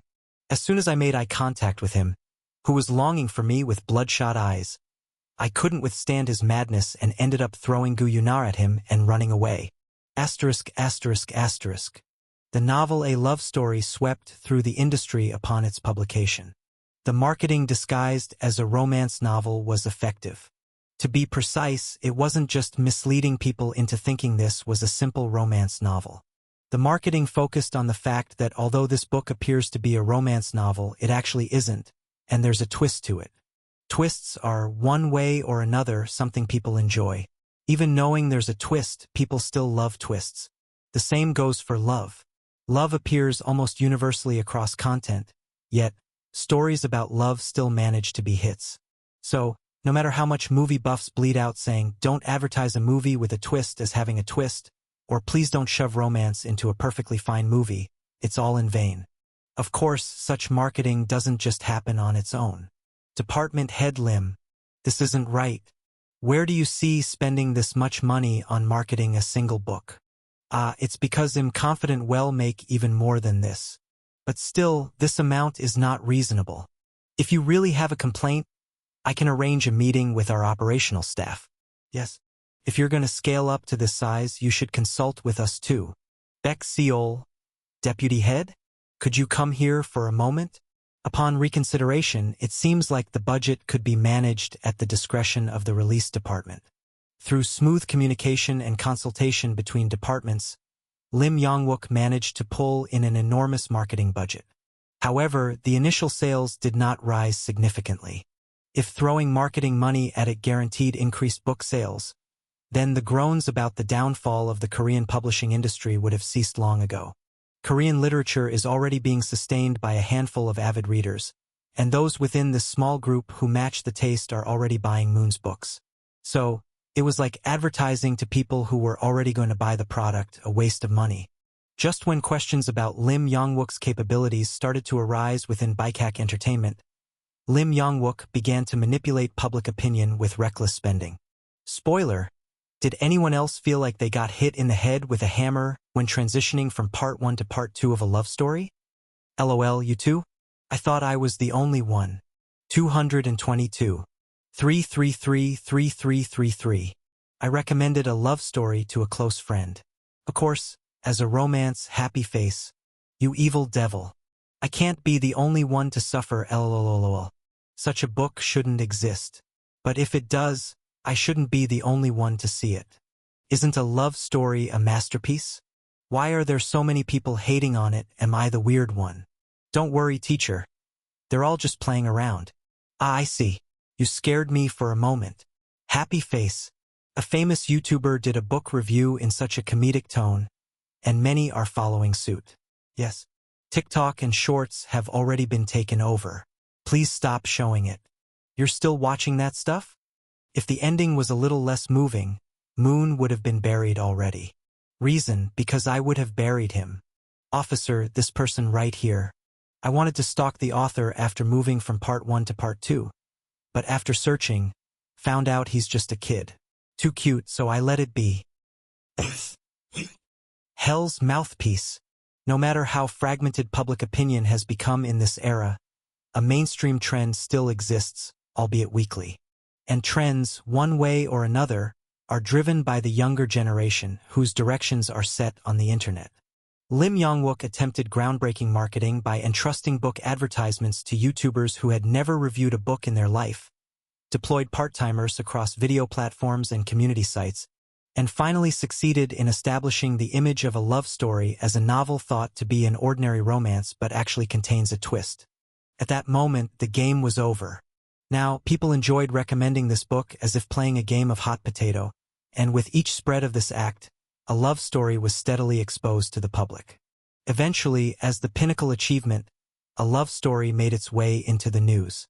Bikehack Cultural Broadcasting, having received the advertising payment, opened the floodgates. Our next story, a novel that has become a topic of conversation among the younger generation recently. News broadcasts do not casually advertise books. Time is a resource. The news is fundamentally a medium for delivering information, and how that information is delivered can change the thoughts of many. Thus, a segment in the news could potentially destroy a business, sway the outcome of an election, or even save or end a life. Using such a powerful segment of the news for something as trivial as a book advertisement is a tremendous waste of resources. Unfortunately, books do not hold the cultural, hobbyist, or media value to justify such use. A book appears in the news for advertising when a great author with the influence comparable to a corporation releases a new work, and the corporation backing the author pays the necessary amount. Or if the novel itself contains information worthy of news coverage. In this case, Lim Yong-wook artificially created the latter situation. A trend of a novel spreading among the younger generation. That's newsworthy. Lim Yong-wook used this situation as a basis to approach Bikehack Cultural Broadcasting, and fortunately, author Moon was a family member of Bikehack Entertainment and a regular guest on BMB's variety shows. Gathering these various reasons, author Moon's news barely made it through the editorial department and succeeded in informing the public in front of the TV about the book A Love Story. For the first time, not only the younger generation but all generations were made aware of its existence. What followed was straightforward. From there on, it was by the book. Lim Yong-wook launched advertisements for a love story across all major search platforms, just as one would typically do when a popular author's book is published. However, the impact of such advertising after going through this build-up was on another level. Eventually, a massive wave swept through public opinion. Chapter 58. My book was placed at the very top of the bookstore's display shelf. To be exact, it was in the first position of the first row. This position is similar to the height of a person. It's displayed just slightly above eye level so that anyone who enters the bookstore can easily find it, but also so that the books are unconsciously looked up to, because that's the place befitting the number one. However, the books displayed at a height slightly above what average adults have to look up to seemed much higher from my perspective. I tried reaching out my hand stealthily, but couldn't touch it.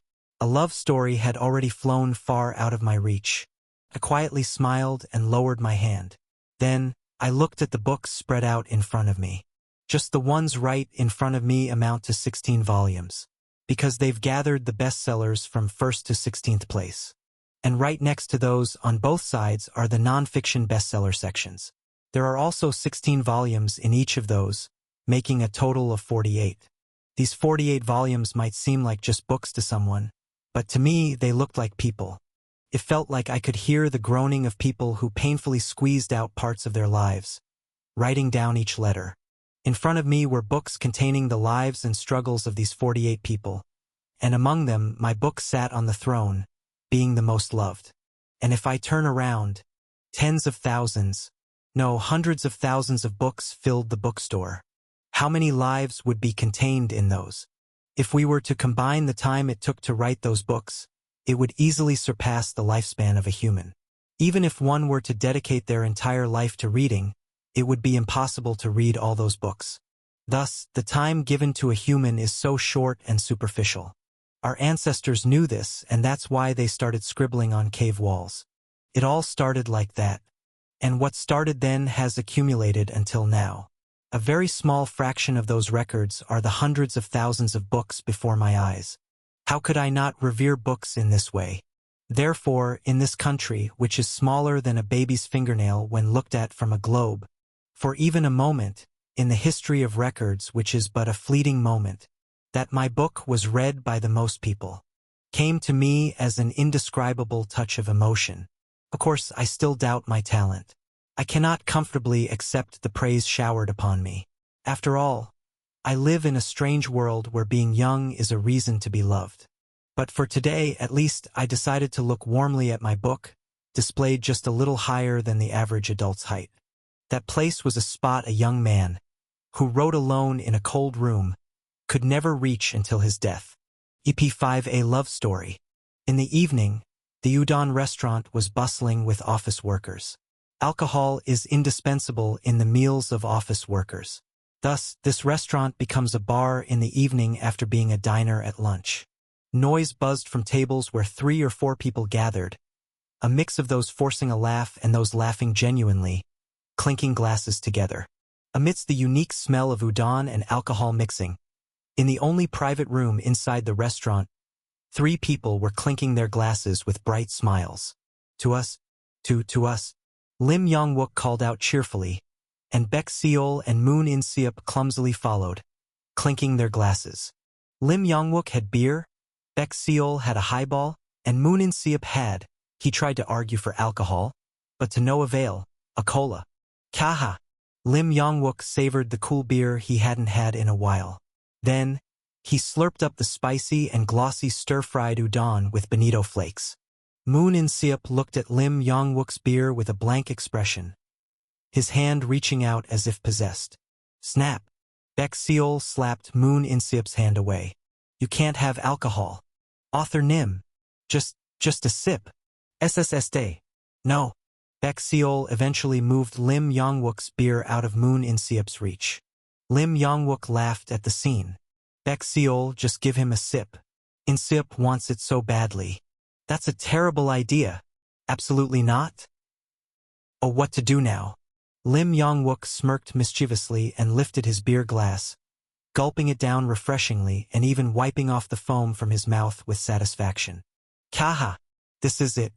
Moon In-seop felt the truth in the saying that a nagging sister-in-law is worse than a beating mother-in-law.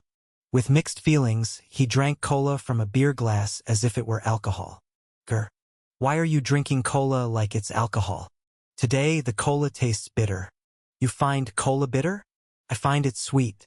Maybe it's because of all the hard times I've gone through. Then, do you want to switch? I'm fine, but Baek Seol says it's not allowed? Baek Seol, who was unconsciously slicing the okonomiyaki like it was a steak, sighed at Lim Yong-wook, who was teasing Moon In-seop for not being able to drink. He seemed too lighthearted to be the same person who had brought a love story to the #1 bestseller without the help of Baikak Publishing. Baek Seol relaxed and took a sip of her highball, regaining her peace of mind now that the warlike publishing of a love story was over. And it was a victory for us. Congratulations on becoming the #1 bestseller, author Nim. Thank you. It's all thanks to the editors. Lim Yong-wook butted in with a sly smile. Really? About 6-4 ratio? Who's the 6? Obviously me. Ha. Have you ever seen such an ungrateful guy? Lim Yong-wook laughed joyously, patting Moon In-seop on the back, and Moon In-seop also smiled shyly, matching Lim Yong-wook's rhythm. Baek Seol looked at the two of them getting along warmly with a distant gaze. After all, this familiar scene would soon be ending.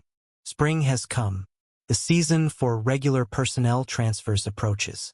Baek Seol will be leaving the Publishing Management Department to be assigned to the headquarters Strategic Planning Office.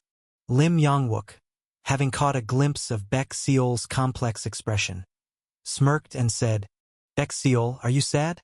What do you mean? Are you sad about parting with us?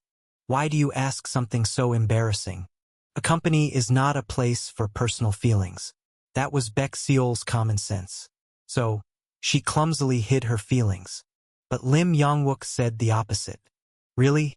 I'm really sad. Baek Seol, you were a really good editor. And beyond being an editor, you were a really good person. That's what I think.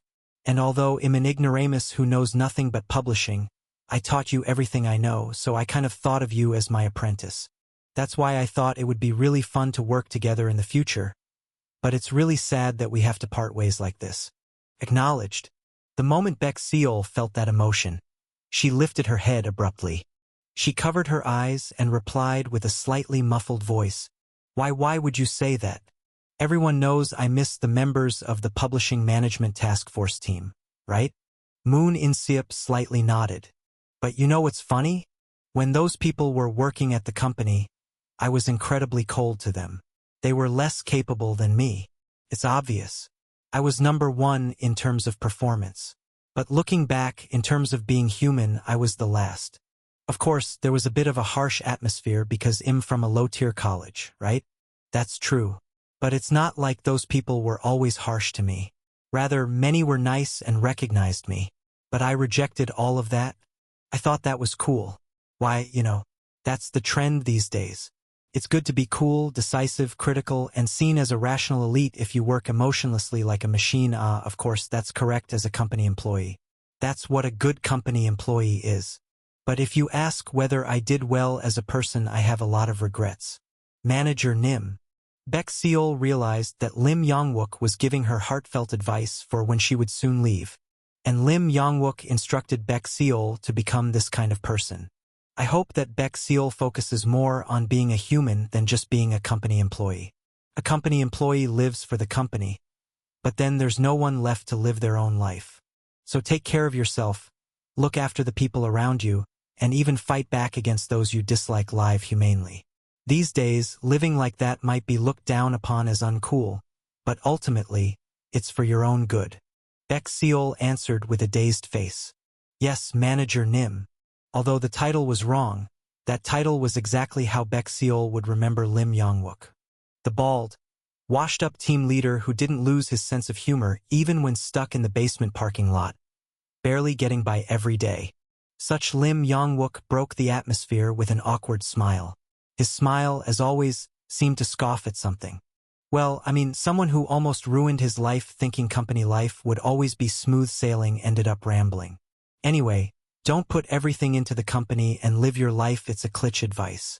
Ugh, I can't believe I said such nonsense to our bike hack bloodline's Princess Baek Seol. Sorry if I sounded like an old fogey. No, not at all. But today, there was no need for Lim Yong-wook to mock himself. Baek Seol thought so and interrupted Lim Yong-wook's self-deprecation. He'll really take it to heart. Thank you, Manager Nim. Yeah, you'll do well there. Baek Seol. A warm silence lingered for a moment. Moon In-seop was the one who mercilessly broke that silence. How are we going to face each other at work tomorrow after this? Shut up. Lim Yong-wook swallowed his beer with a face redder than before. Whether from the alcohol or embarrassment, one couldn't tell. Right? Baek Seol, there's still some time before you leave, right? How's the translation of a love story? You have to finish that before you go. Of course I finished it.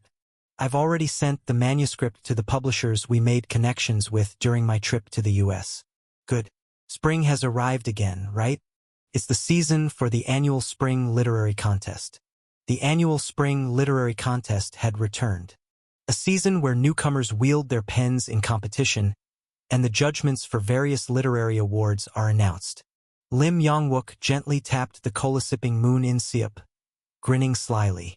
Look forward to it, In-seop. Last year was undeniably your year. You may have bought your way into a debut with a literary award, but this time even a real major literary award seems possible. However, that didn't happen. In the following spring, during the annual Spring Literary Contest season, contrary to Lim Yong-wook's expectations, author Moon In-seop's writing did not win any literary awards. Baikak Entertainment's headquarters is dubbed a sanctuary for artists. There's a minor history to this. Baikak Entertainment was the only one among Korea's major entertainment companies to be controlled by a chaebol conglomerate, naturally facing constant criticism for not being sincere about art. This was both a critique of Baikak Entertainment and an attack on CEO Baek Sung-won, who was not an artist but a white-collar worker. A vexed CEO Baek Sung-won would retort, "So they claim they're not after money? Why only criticize me when they also have white-collar workers running things with artists as figurehead CEOs?" But, of course, these were not comments he could make in public. If CEO Baek Sung-won were a more daring person, he might have laughed it off, saying, "There's no end to competitors trying to slander each other." However, CEO Baek Sung-won was somewhat prickly, neurotic, paranoid, a workaholic, and somewhat neglectful of his family. It could be said that the executives of the main company, who constantly tried to find fault with the CEO from a collateral branch, created this monster.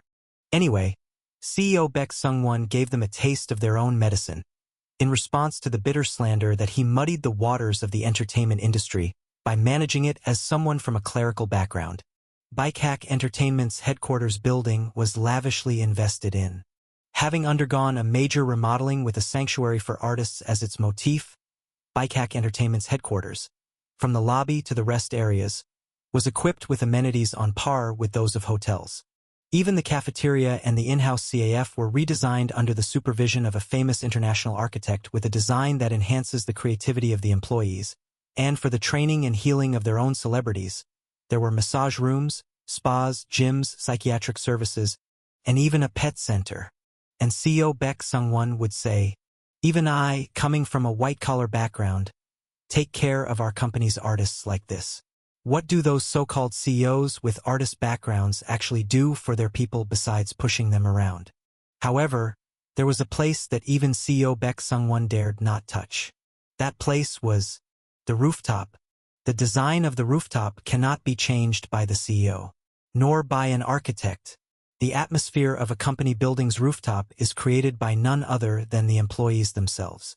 Despite Baikak Entertainment's substantial investment in the building with a sanctuary for artists as its theme, the rooftop was no different from those of any other company. Office workers tired from work gathered in small groups to smoke.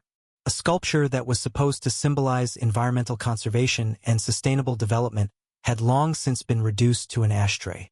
Among the many smokers, there was one bald man puffing on a cigarette. It was Department Head Lim Yong-wook. Department Head Lim Yong-wook of the Publishing Management Department was quite a well-known figure among the staff, even for someone at his level.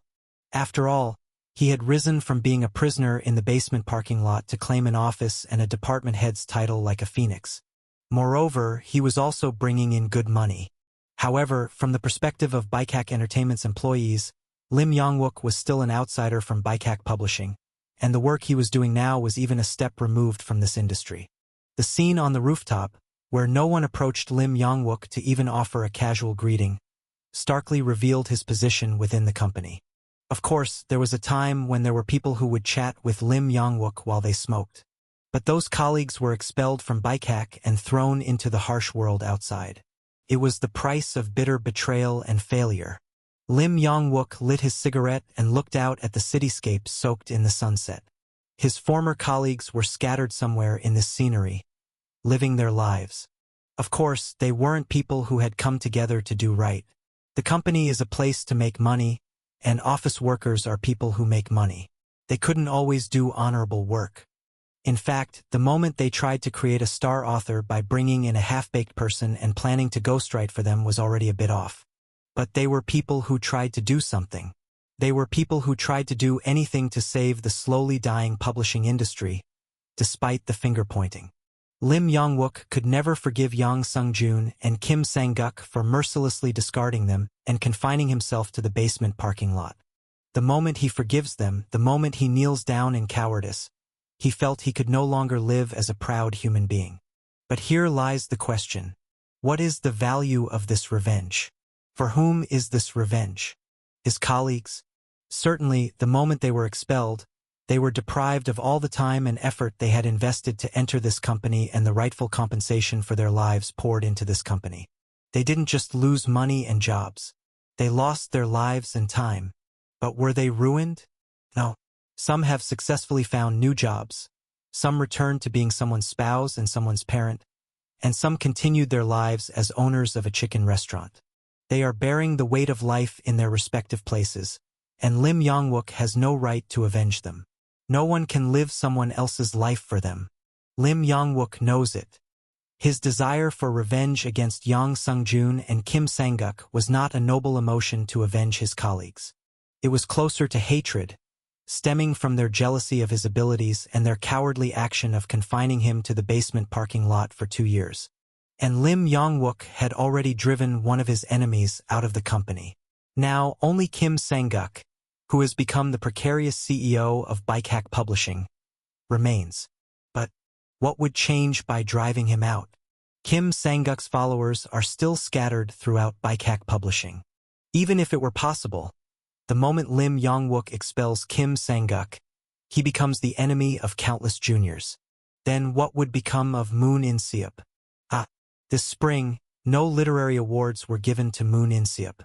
To Lim Yong-wook, it was an inconceivable situation, yet also conceivable. Moon In-seop had captured both artistic and popular appeal. Lim Yong-wook had made it so, but he had also exposed the debut fee business by buying 16 literary awards. Lim Yong-wook had made it so. Elder authors in the literary world viewed Moon In-seop somewhat positively.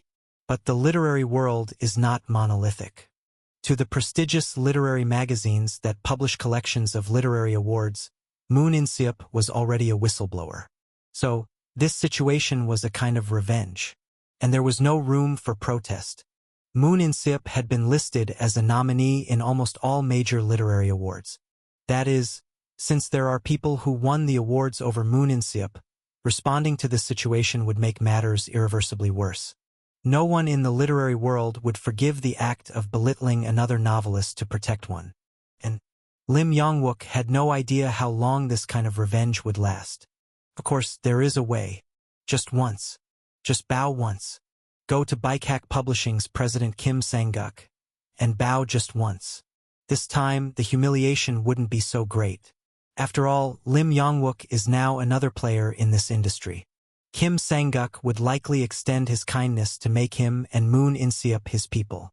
Lim Yong-wook could shake hands with a kindly smiling Kim Sang-guk and go around offering apologies to the elders of each literary magazine. Then, from now on, Moon In-seop can perfectly blend into the literary world. If Lim Yong-wook just gives up on revenge. Of course, Kim Sang-guk is not entirely unrelated to this incident. He might have directly orchestrated it, or at least he knew about it. But that's a secondary issue. The core of this problem is this. How long should Moon In-seop be dragged into his revenge? That was the crux of Lim Yong-wook's dilemma. The answer to that question was obvious. Let's bow. Just bow once. For Moon In-seop, let's put aside pride and bow just once. Lim Yong-wook decided so. Click. Lim Yong-wook put out his cigarette and got on the elevator, intending to act immediately on his decision before changing his mind.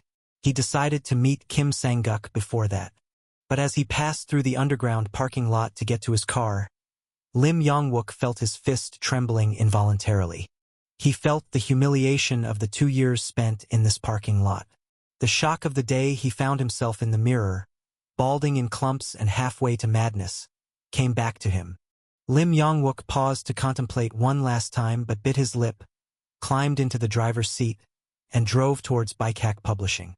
Chewing over the bitter taste of gall, his smartphone vibrated while he was driving. Hello. DDD. Department Head Nim. Yes, what's the matter, Beck Seol? Boo. Boo. Boo. Booker. Boo what? A love story has been shortlisted for the Booker Prize. Lim Yong-wook made a U-turn. Chapter 59. The Booker Prize. Along with Sweden's Nobel Prize in Literature and Francis Prix Goncourt, the Booker Prize is known as one of the 3 major literary awards in the world. But these words alone cannot fully explain the prestige of the Booker Prize. Originally called the Man Booker Prize, the Booker Prize was established in 1968, sponsored by the Booker Group. In fact, compared to the Nobel Prize in Literature and the Prix Goncourt, the Booker Prize has a shorter history, and its founding sponsor, the Booker Group, is fundamentally a food distribution company far removed from books. Yet, the reason why the Booker Prize stands shoulder to shoulder with the Nobel Prize in Literature and the Prix Goncourt is simple.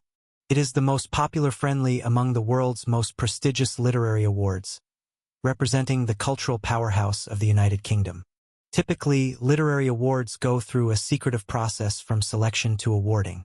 The criteria for selection are secret, and in some cases, even the panel of judges is kept confidential. This is because the question of which book is better is subjective, not objective. Ultimately, the tastes and discernment of the judges decide the award, so the organizers often shroud the list of judges in secrecy or keep the discussion process strictly confidential, even if the list is made public, to maintain the authority and solemnity of the literary award. However, the Booker Prize starts by revealing the list of judges. It even seeks the opinions of readers during the selection process of the winning work. Far from being a mere formality, the opinions of readers are strongly reflected in the second round of judging, which determines the final winner. Thus, the Booker Prize possesses the authority of being one of the world's top literary awards, its approachability without pretense towards readers, and even a generous prize money. While it faces criticism for being overly undignified from some quarters, compared to the Nobel Prize in Literature, whose winners fluctuate according to the political interests of the Swedish government, and the Prix Goncourt, which relies on its fame and throws a mere 10,000 won as prize money, the Booker Prize is praised for being the most comprehensively evaluated literary award in terms of both artistic value and popularity. Wow! Isn't the Booker Prize that award which caused a buzz a few years ago as being on par with the Nobel Prize in Literature? Congratulations! The Booker Prize. Congratulations! But what is the Booker Prize?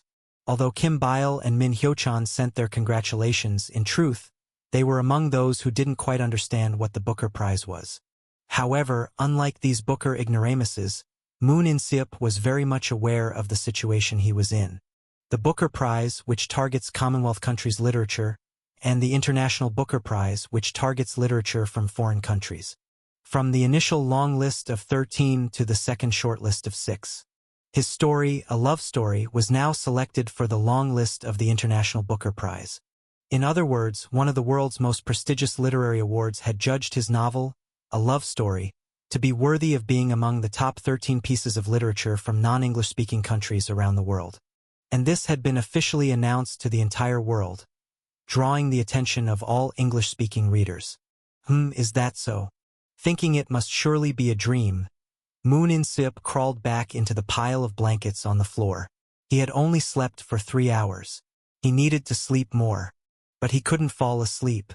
Naturally, he knew deep down that this wasn't a dream. Finally fully acknowledging the reality, Moon In-seop wriggled under the blanket, covering himself completely, and he began to roll around on the floor, expressing his joy with his entire body. Rolling around. Rolling around. Thus, the blanket, rolled up like a kimbap, continued to roll across the floor for quite some time. EP5 A Love Story. In fact, the biggest influence on A Love Story being selected for the International Booker Prize long list was none other than Red Hunter. And it was not the novel, but the film adaptation. The movie Red Hunter, which began production last fall, was released this spring after 6 months. 6 months is the average production time for a film, but industry insiders who attended the premiere nodded in agreement that only director So Tae-woong could produce such a blockbuster in just 6 months. Why did you kill him? Because he's a communist. The sticky noir of Shanghai's back alleys. Opium. A man claiming to fight against Japanese occupation dealing in opium. What is this supposed to mean? So, killing communists and stealing money from the Russians is honorable? The human anguish of the provisional government's leadership over the issue of funds for the independence movement. Embracing the mission to protect the Great Asia from the beastly British and Americans, the loyal subjects of the empire must unite from top to bottom to defend Shinto and spread the spirit of the 8 corners of the world. Receive the divine punishment of 20 million Korean compatriots. Kraak, the indispensable bomb education in an anti-Japanese film. I shouldn't have let you live. I think so too. If that were the case, I wouldn't have had to endure this miserable life. Why did you do this to me? Go. Never show yourself before me again. You are a murderer. The murderer and avenger reunited on the snowy plains of Manchuria. And then, action. A chase through the complicated and bizarre obstacles of Shanghai's back alleys. A merciless shootout under the moonlight of Gyeongseong, toying with dozens of policemen with just 2 guns. A duel atop horses galloping through the snowy fields of Manchuria, between 2 snipers. Amid the ticking timer of a time bomb planted somewhere in a train speeding through Manchuria, a fierce sword fight unfolds between an assassin and a Japanese military officer. A close-range shootout erupts inside a building crowded with people at the moment when negotiations between the anti-communists and the communists break down in the worst way possible. A fierce battle over a suitcase of gold bars sent by the Comintern between 2 forces. Gun action burning everything in its path to extract a VIP from the hellish scenes unfolding in Nanjing. The movie Red Hunter, which drew out all possible actions with guns to the limit, received a standing ovation from the critics at the premiere. A dry gaze that penetrates the era with bullets. 9 out of 10. The prophecy of the 38th parallel drawn the moment 2 people aimed their guns at each other. 7 out of 10. The Korean John Wick. 4 out of 10. The ideologies clashing in the dark smell of gunpowder. 8 out of 10. Blood, steel, and salvation.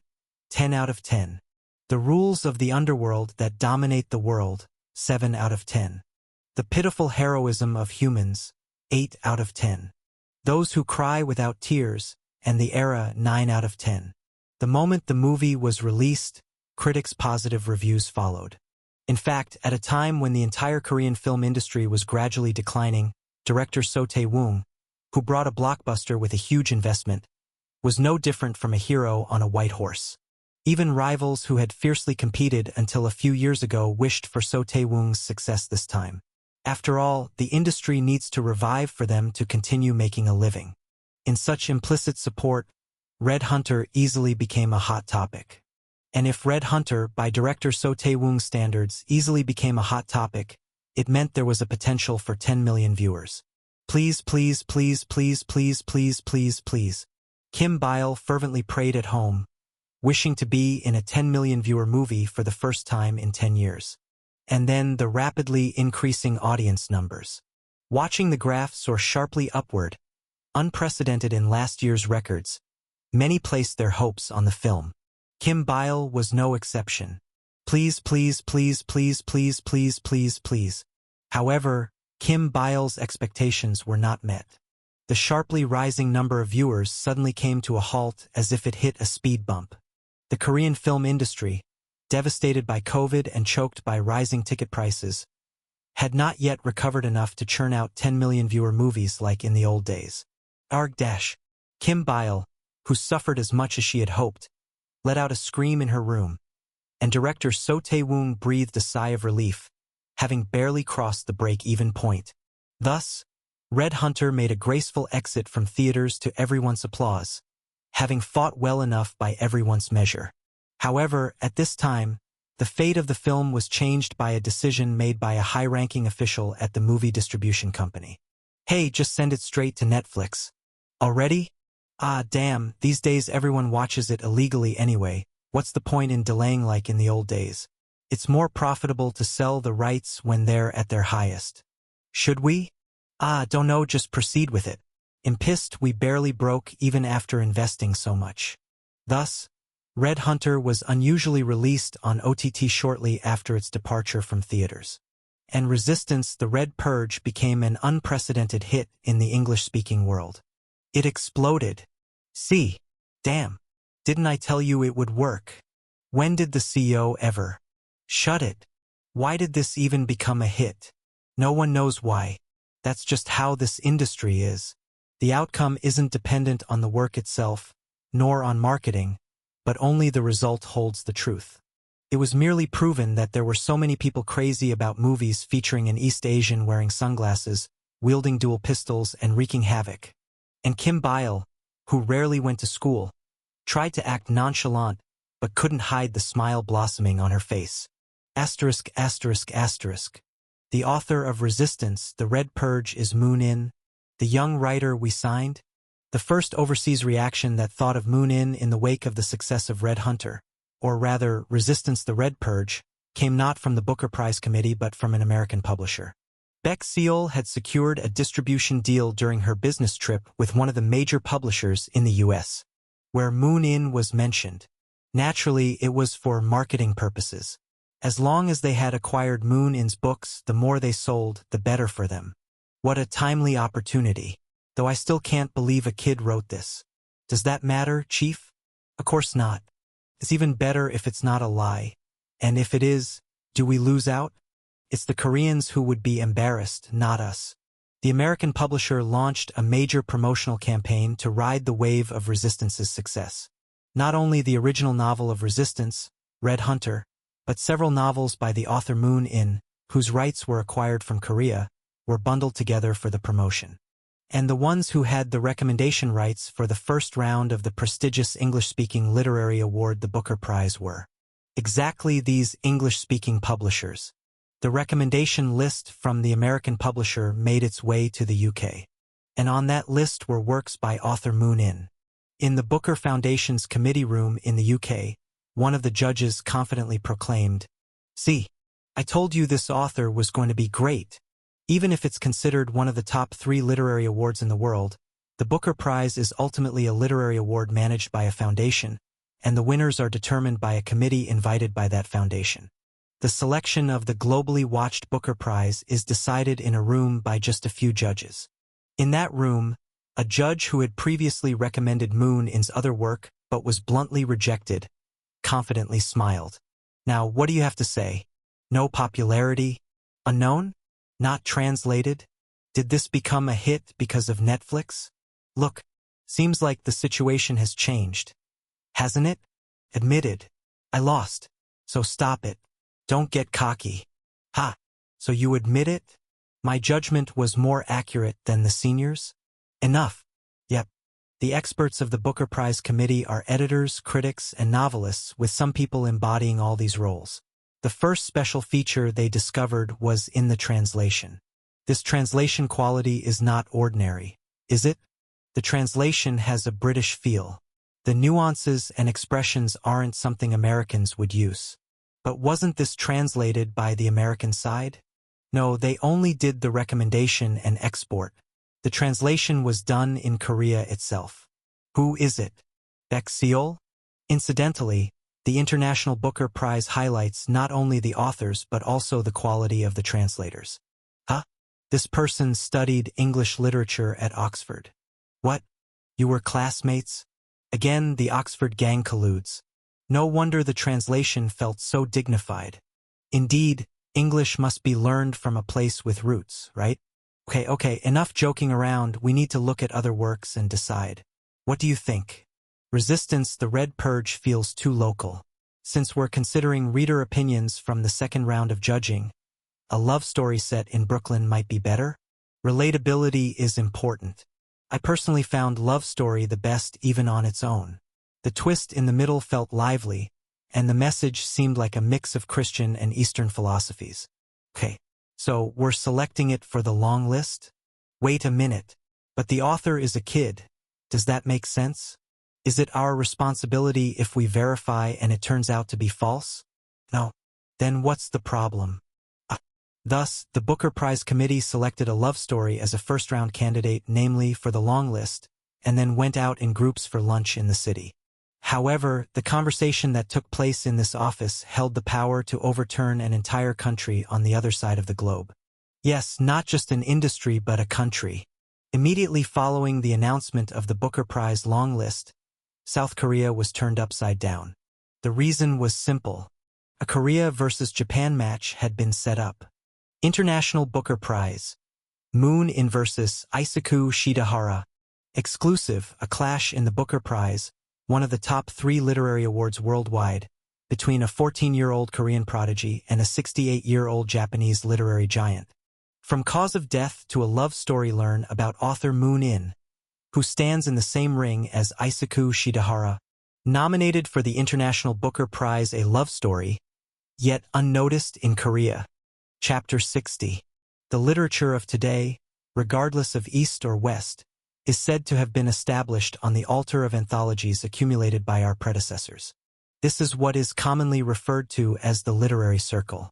Though it sounds significant when put this way, in truth, the literary circle and the literary industry mean similar things.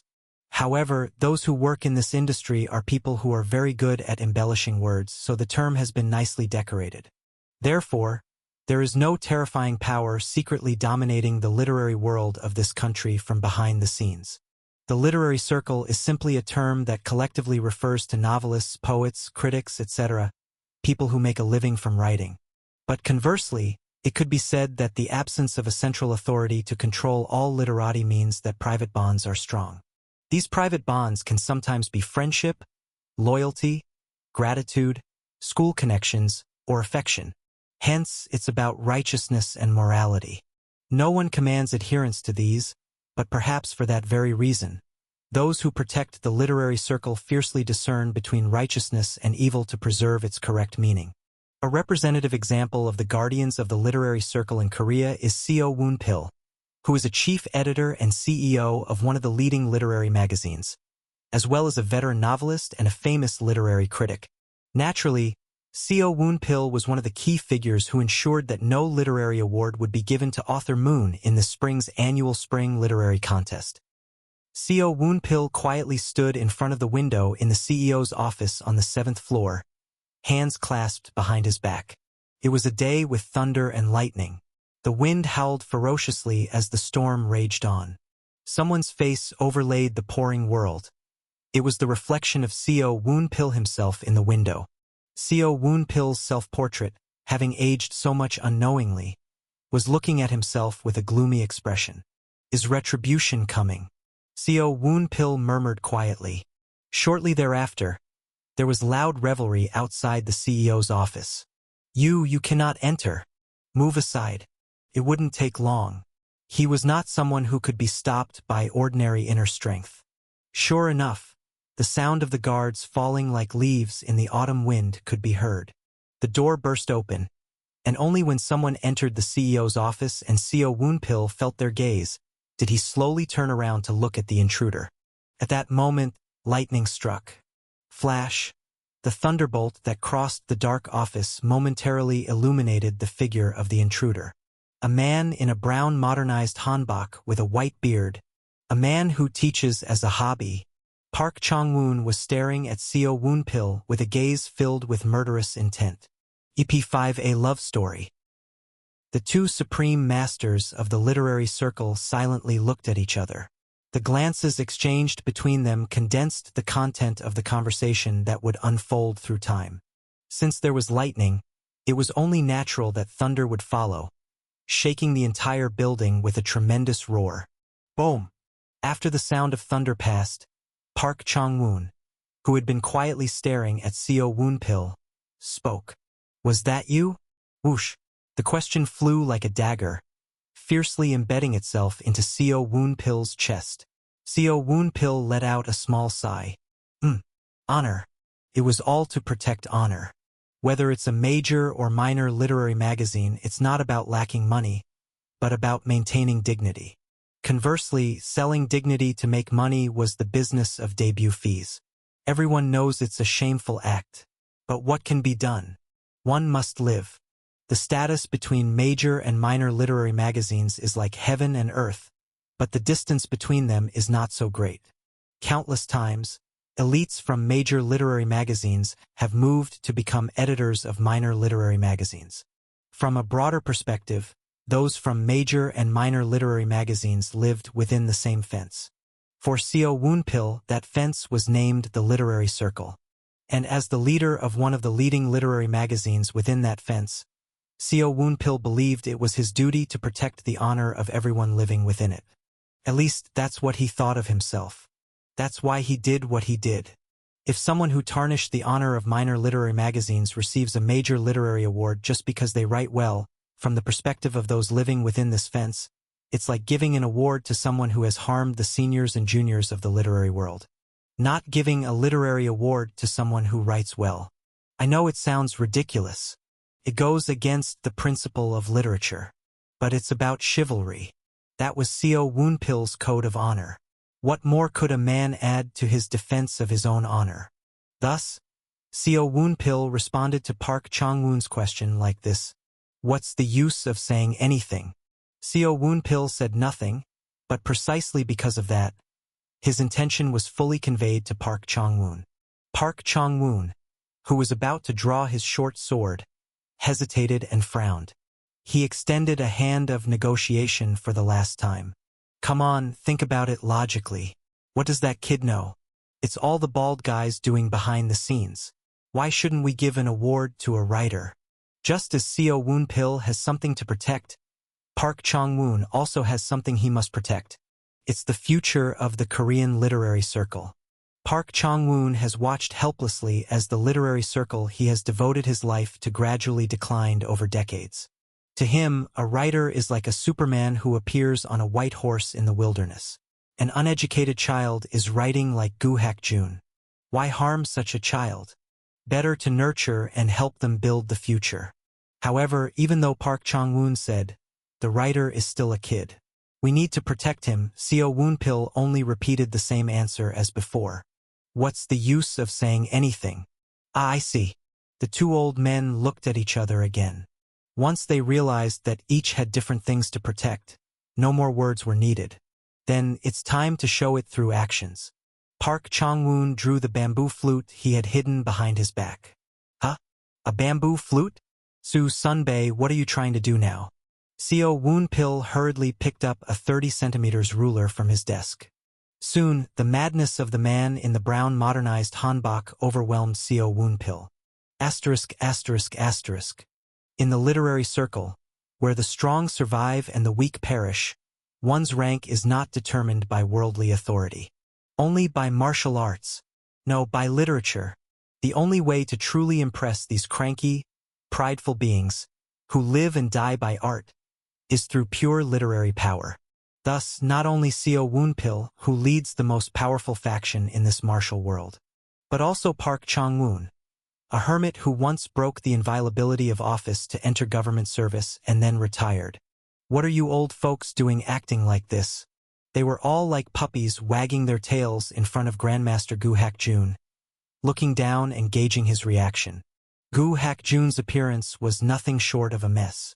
He threw on a windbreaker over a stretched-out t-shirt, wore shorts, and his shoes were mismatched slippers.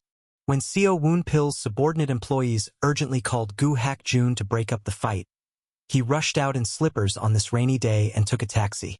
Naturally, he was completely drenched. Yet, despite his shabby appearance, the inner strength of Goo Hak-jun, which has shaken not just the literary world but the entire globe, was pressing down on the two old men with an invisible force. Eventually, Park Chong-woon was the first to concede. Sorry. Goo Hak-jun's glare focused on Seo Woon-pil. However, Seo Woon-pil did not yield. "What? That crazy old man came into someone's company with a bamboo flute, and am supposed to apologize?" Park Chong-woon interjects with a natural flair. "Well, I might have brought the bamboo flute, but you're the one who made me use it." "Well, Sunbae, why on earth did you bring that damn flute in the first place? Don't you know I also teach a traditional music club at school as a hobby? So why did you bring it to my company?" I brought it to play it. Stop talking nonsense. Hey, what kind of language is that to a sunbae? I don't need a lecture from someone who got kicked out as a minister within a week for swearing in the National Assembly. What? Watching the two old men start their heated argument again, Gu Hakjun sighed deeply. Now, he didn't even feel like making them reconcile. In fact, it wasn't necessary. After a while, they'll meet up to drink, play Go, chess, play PUBG together, and when they're one short for a PUBG squad on KakaoTalk, they'll hurry each other to log in. Then, the old men will leisurely stroll through the game world, chatting away, while Gu Hakjun would struggle alone, shooting guns. It's all too predictable now. So, instead of breaking up the fight, Gu Hakjun said this to Seo Woonpil. Do you know Sang-hee Seo Sunbae? Which Sang-hee? Park Sang-hee? Kim Sang-hee? Choi Sang-hee? Choi Sang-hee, the journalist. I've heard the name. I've stopped Sang-hee from publicly condemning you, Seo Sunbae. Seo Woonpil and Park Chong-woon stopped fighting. The two old men returned to a serious demeanor and listened to Gu Hakjun. You know, there's something called Seoul dialect. It's the way people from Seoul speak, the tone you'd hear in the news from the 70s and 80s. Although Gu Hakjun usually speaks in a manner similar to young people, being with his senior colleagues brought back the Seoul dialect he wasn't even aware of slipping into. You sunbaes remember Choi Sang-hee, right? And the guy who got in trouble with her, right? He hasn't written a novel since then. So, this time she was going to publish an exclusive article saying that a literati author not receiving an award was due to the corruption in the literary world, specifically targeting you, Seo Sunbae.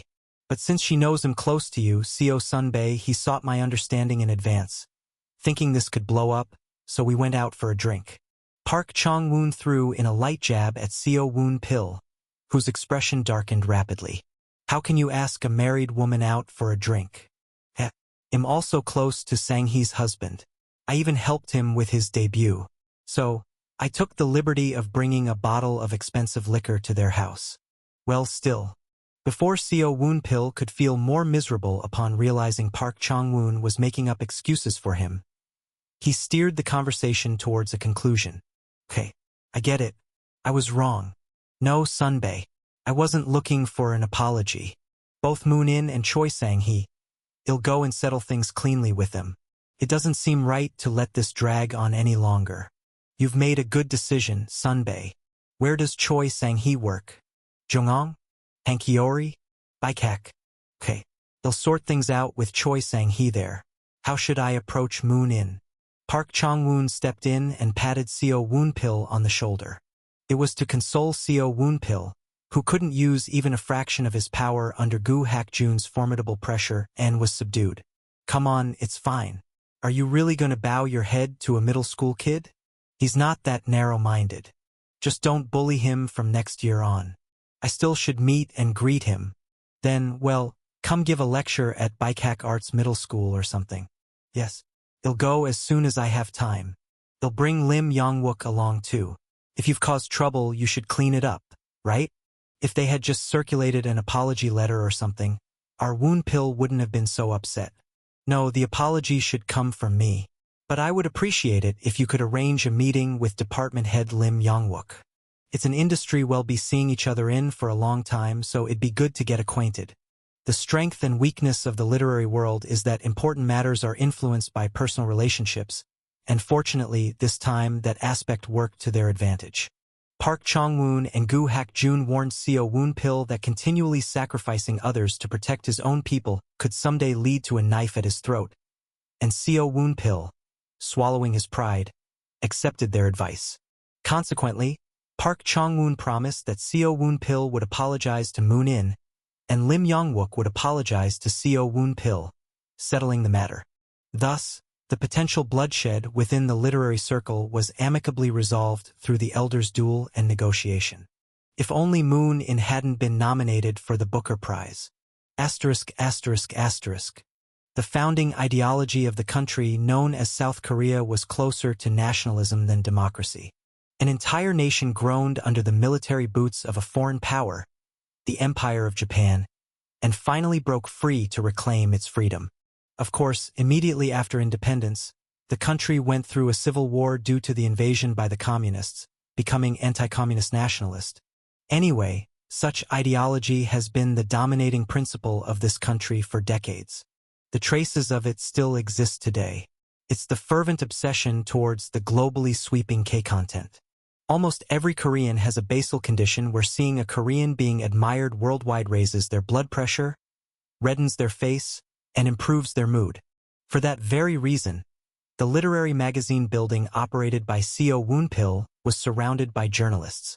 The novel A Love Story was now a K-love story. Even more so, the adversary was Japan. And the novel written by Moon In involved a freedom fighter beating up communists and the Empire of Japan. It even got adapted into a movie that swept the world. What followed was predictable. Author Moon, Im Kim Myung-young from BMB. Is it true that A Love Story is a sequel to Red Hunter? Could we have a word on your nomination for the Booker International Prize? The entire country's attention was focused on one person.